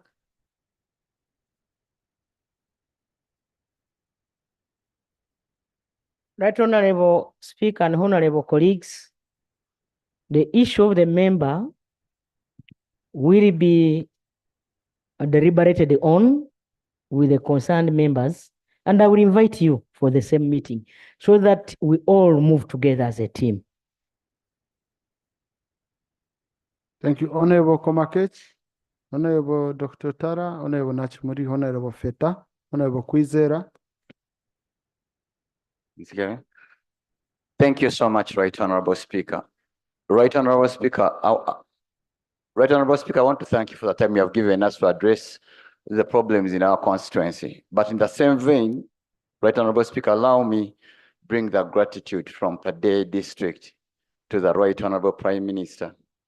Ever since the NRM government came into power, we have only had one Prime Minister who has taken enough time to come to Pade, socialize with the locals, and amend the NRM power. Thank you so much, Right Honorable Minister, for coming to Pade. In that same vein, Right Honorable Prime Minister and Right Honorable Speaker, Pade has a vote of 917. Pade District has 1,359 councillors. In the last financial year, we appropriated money for paying of these councillors and LC1s, that's the ex gratia money, to a tune of 380,660,000. However, Minister of Finance only released 160 million. Right now, as I speak, the LC1s and the councillors are up to arms. Right, Honorable Prime Minister, when are our local councillors and LC1s receiving their ex gratia? Thank you so much. For local government.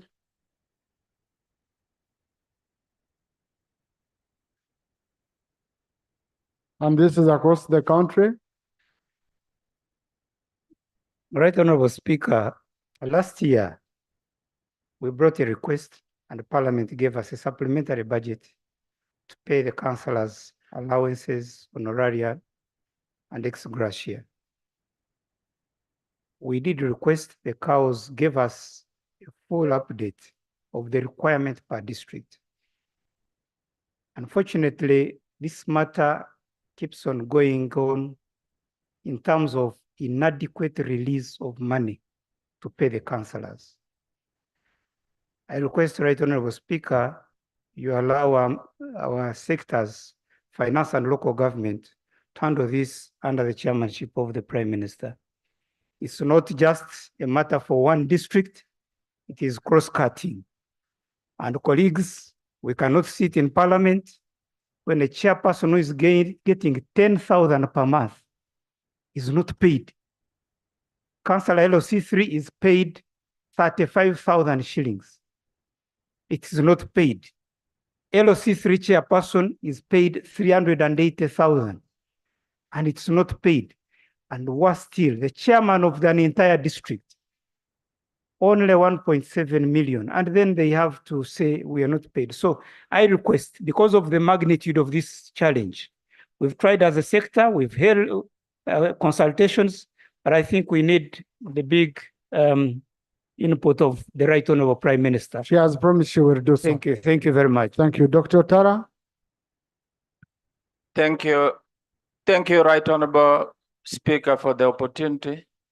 Right Honorable Speaker, the question that I would like to ask the Right Honorable Prime Minister is that at the time of independence, there were 11 sub-regions of this country, Right Honorable Prime Minister. Can we, Right Honor, we need your Right attention. Honorable, I'm this side. This side. I am here, Right Honorable. I think you bring him to the front to make it easy. Dr. Tara. Yes, thank you. Right Honorable Prime Minister, I was just making my case that at the time of independence, there were 11 sub-regions of this country, And I must thank our mighty NRM government for taking services closer to the people, including the creation of cities at each of those sub-regions, and also regional referral hospitals to take specialists closer to the people. Now, the last one is Bukedi sub-region. And my direct question to you, Right Honorable Prime Minister, is when is Bukedi getting its city at Tororo? Thank you. And a regional referral hospital at Tororo? I thank you. Honorable Minister for Local Government, the Prime Minister has requested you take on that. Right Honorable Speaker, this week I got a copy of a letter by the cultural leader of the region, writing to His Excellency the President, and he gave me a copy, in which he says the people of Tororo have never requested for a city. It was clear, he said, we want another district, not a city. So unless and until we get a request in writing from the district council, having consulted the lower local governments and the cultural institutions, for now I don't see the issue of Tororo city. Thank you. Thank you very much. Karangara, Honorable Nachimuri.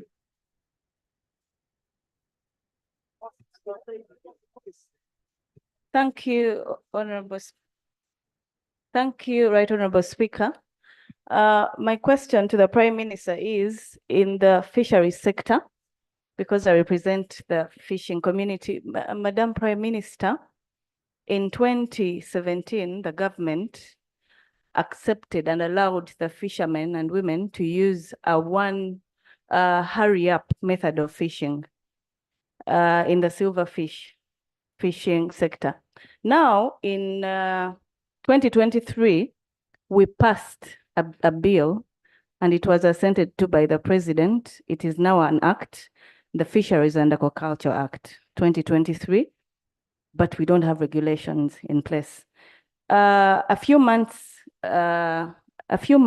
ago, the Minister for Fisheries, Honorable Helena Doa, passed a directive that the use of hurry up method should be stopped because it is illegal, and indeed it is illegal. But the government passed it. It accepted the people to use it in 2017. Now, the act that we passed here allows for the fishermen to use a boat of 28 feet only. The minister says we should use a different method of fishing called chota chota in the fishing language. Mr. Speaker. Can you put it in a parliamentary language? Mr. Speaker, that is the only parliamentary language I know for the fishing industry. Chota chota, yes. It is called chota chota. If you allow me, I will. If you allow me, Mr. Speaker. Just ask the question, right, Honorable. If you allow me, I'll bring a definition. Okay. So, Madam Prime Minister, please don't be distracted. We just need the question, Honorable colleague. I need to understand it because... A question, Honorable colleague. Chota chota, you are supposed to use a small boat, which is not allowed legally. The other boat that is allowed cannot be used using chota chota. Okay, so now there is a confusion on the lake. The FPU is telling these people not to use the small boats as the law. Yes, but now chota chota is supposed to be used by these people using small boats. So now can we get some help? My people are confused. They don't know what to do. There's this fishing going on. There's this one that has been stopped. But now the minister is saying they should not use. Right, Honorable.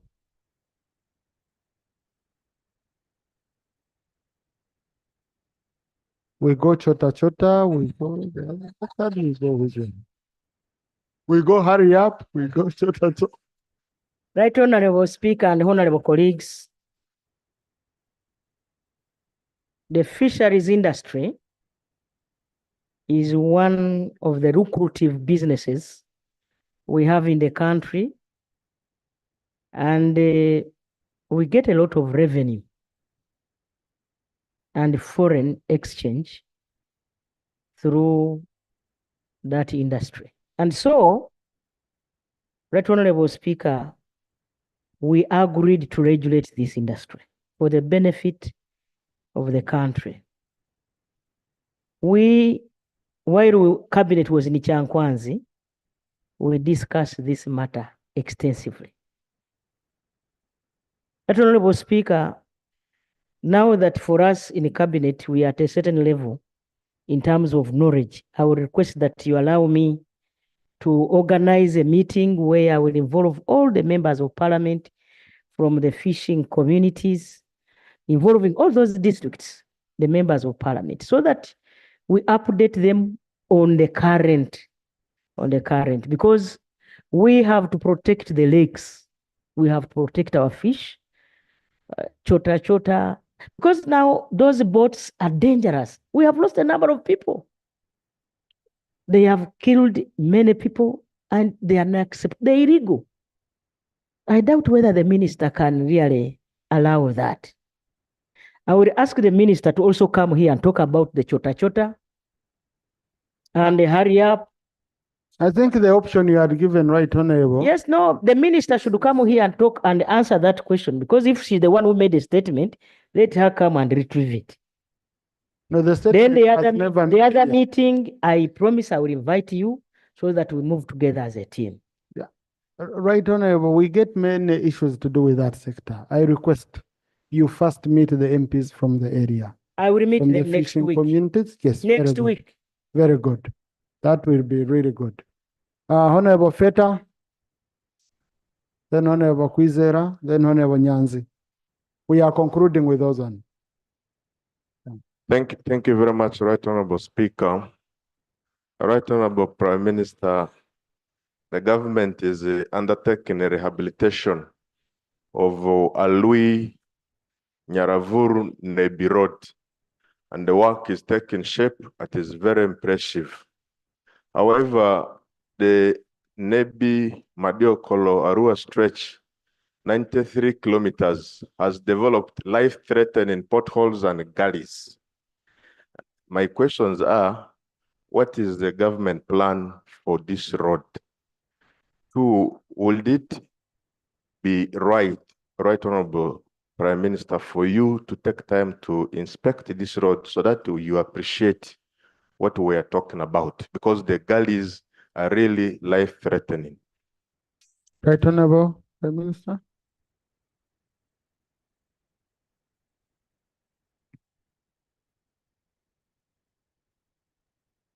That Honorable Speaker and honorable colleagues, I've been to Madiokoro, I've been to Nebi, I've also been to Arua. I request the member to help me. Is Madiokoro on the road from Nebi to Arua? And if that is so, that road was contracted and the contractor is on site. Yes. Is that the stretch that was a bit relatively good before we contracted? Right Honorable Speaker, Right Honorable Prime Minister, I just drove on that road last evening. The stretch from Arua to Madiokolo to Nebi does not have a contractor, and the potholes are really life-threatening. That Honorable Speaker, then I will cause a meeting with the Minister of Works and the agents of UNRWA to see how best we can work on those potholes and maintain that road to a more tolerable standard. Thank you, Honorable Kwizera. Honorable Nyanzi. Thank you, Right Honorable Speaker. Madam Prime Minister, my concern is increasing cases of impersonation in land transactions. And I will just use my example to illustrate that. I own a small piece of land, and the fraudster had a fake national ID bearing his photograph, but with my names and my name. So this is the ID that he was presenting to a prospective buyer.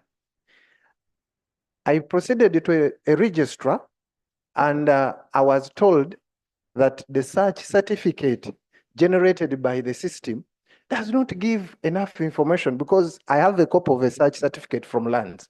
And you'll find somewhere down, there is almost a disclaimer that it is up to you to certify that this land is a property of the person and not somebody else with the names.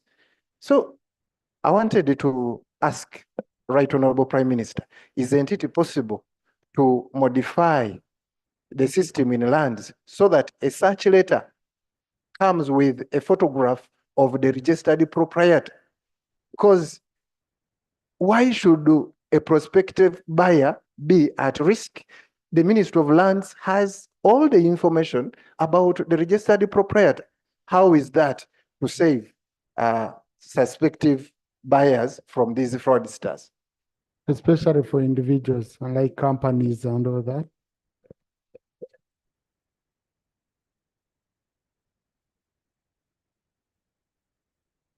Right Honorable Speaker and honorable colleagues, a member is bringing a very good and valid point.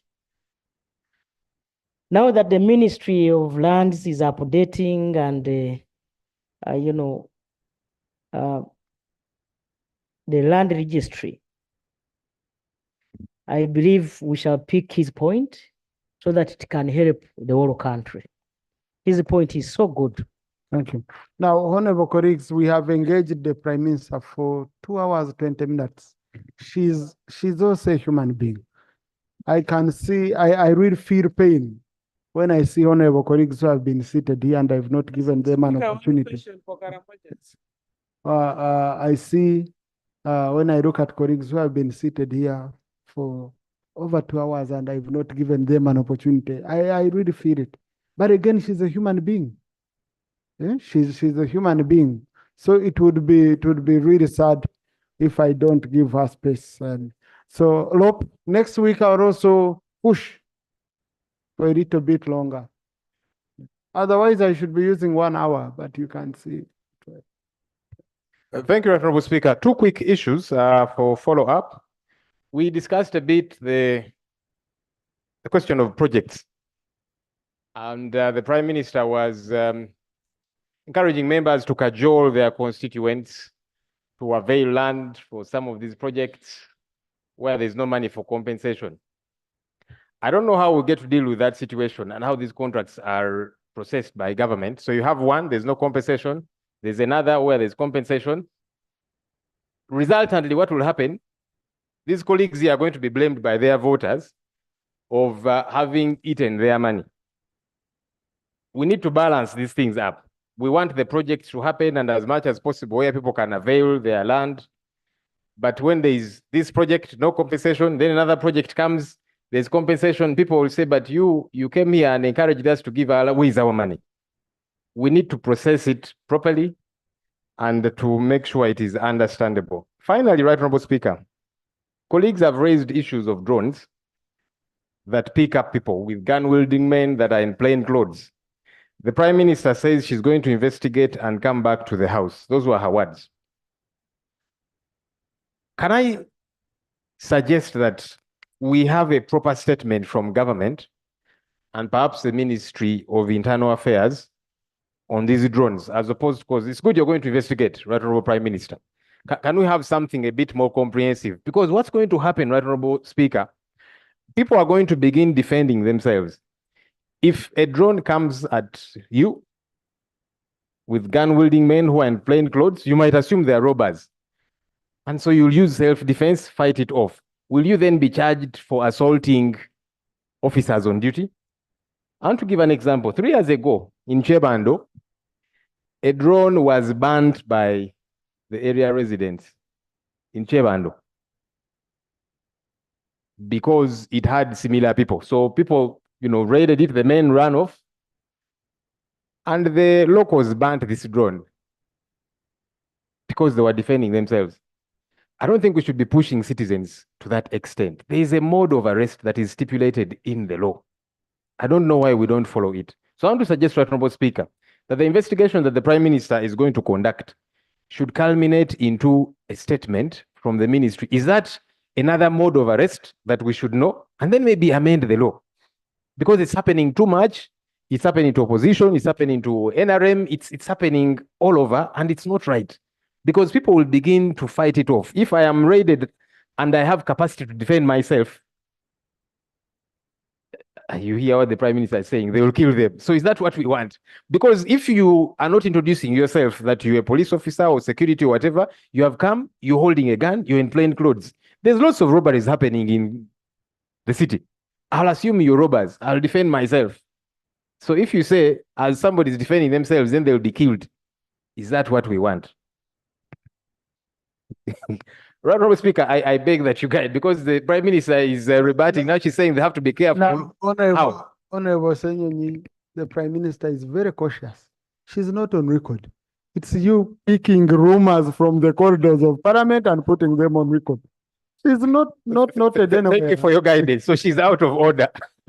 But on a very serious note, Right Honorable Speaker, I think it would be good for a statement. Good enough, you're going to conduct an investigation. Can we have a proper statement so that we know?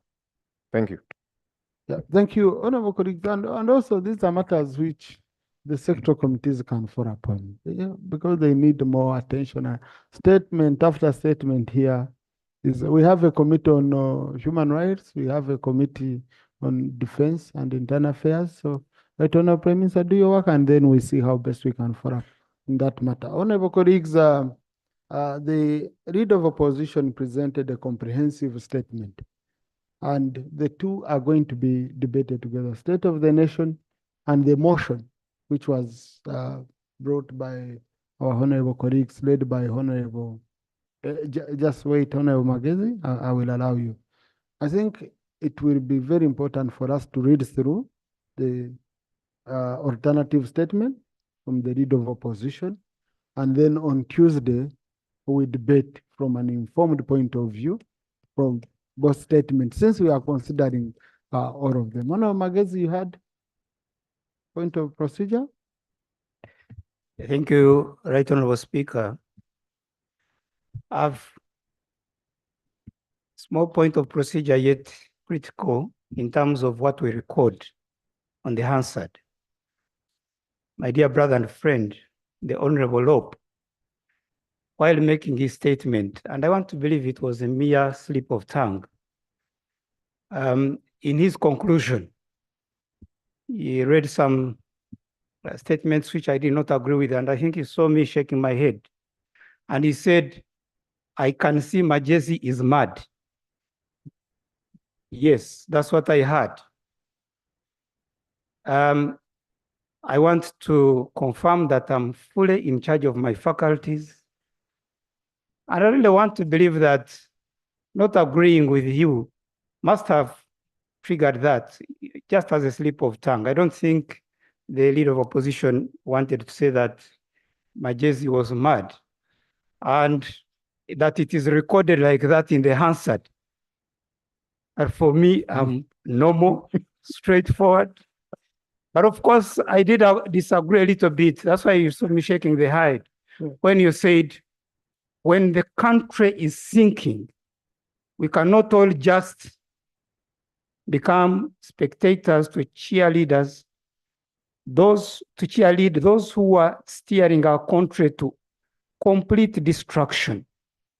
I thought that was going to the extreme, and therefore it's not a question of being mad. So at that time you behaved like a mad person? No, at that time I behaved like somebody who did not agree. Okay. So I thought you would confirm and say that should be corrected in the answer. I thank you. Honorable Senyonyi.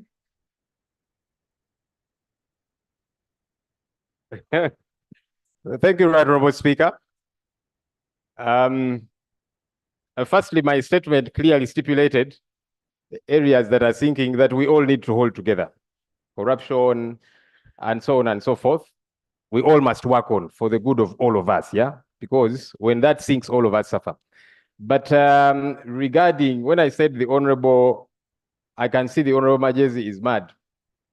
I want to help Senior that the word mad means many things, including angry.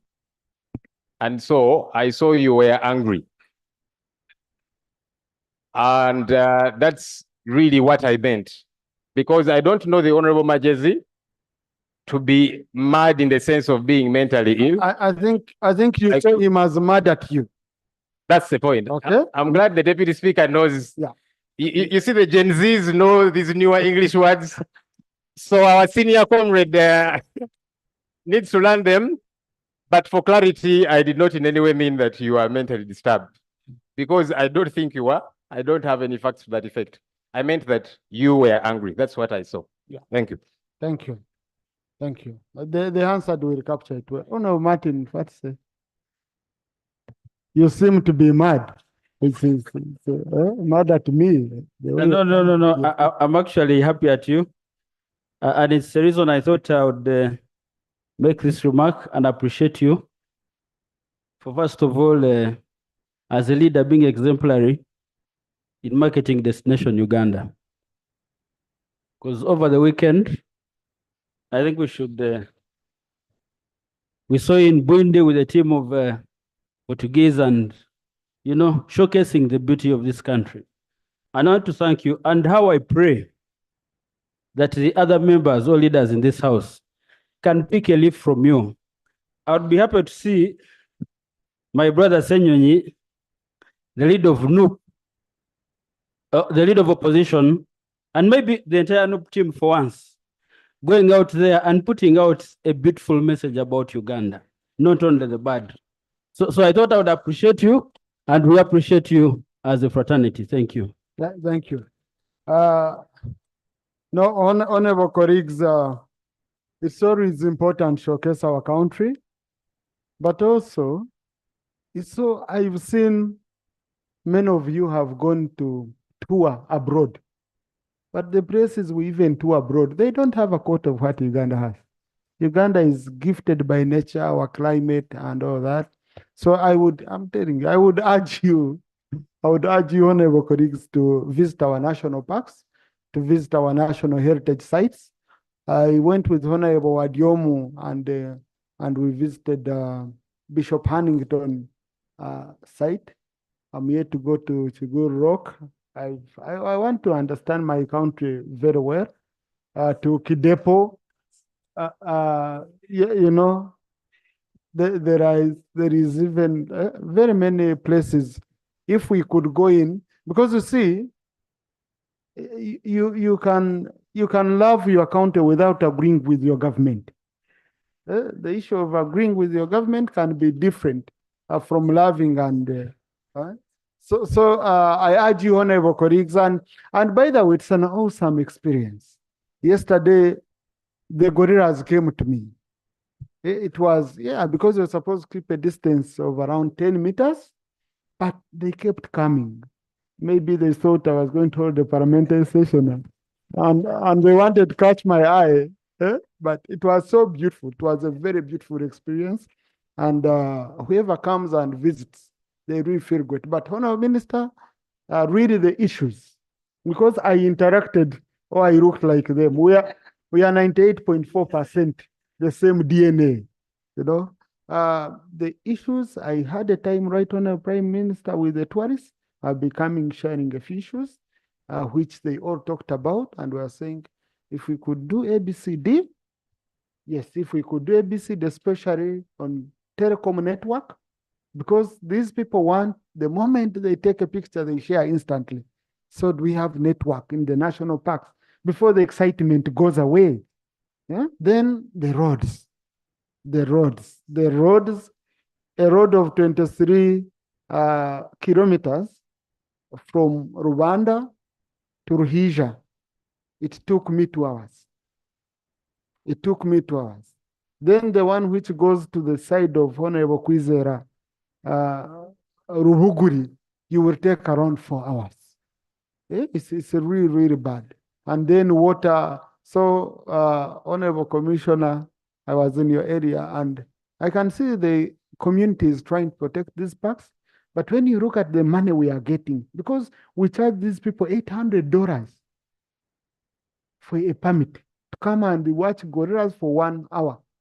But then the road and so many of them are like, no, I take a wrong journey from Entebbe, then I add on a very bad road. But I know, right, Honorable Prime Minister, as a cabinet, you have focused on tourism roads, and we shall support you seriously on it. House adjourned to Tuesday at 2 p.m.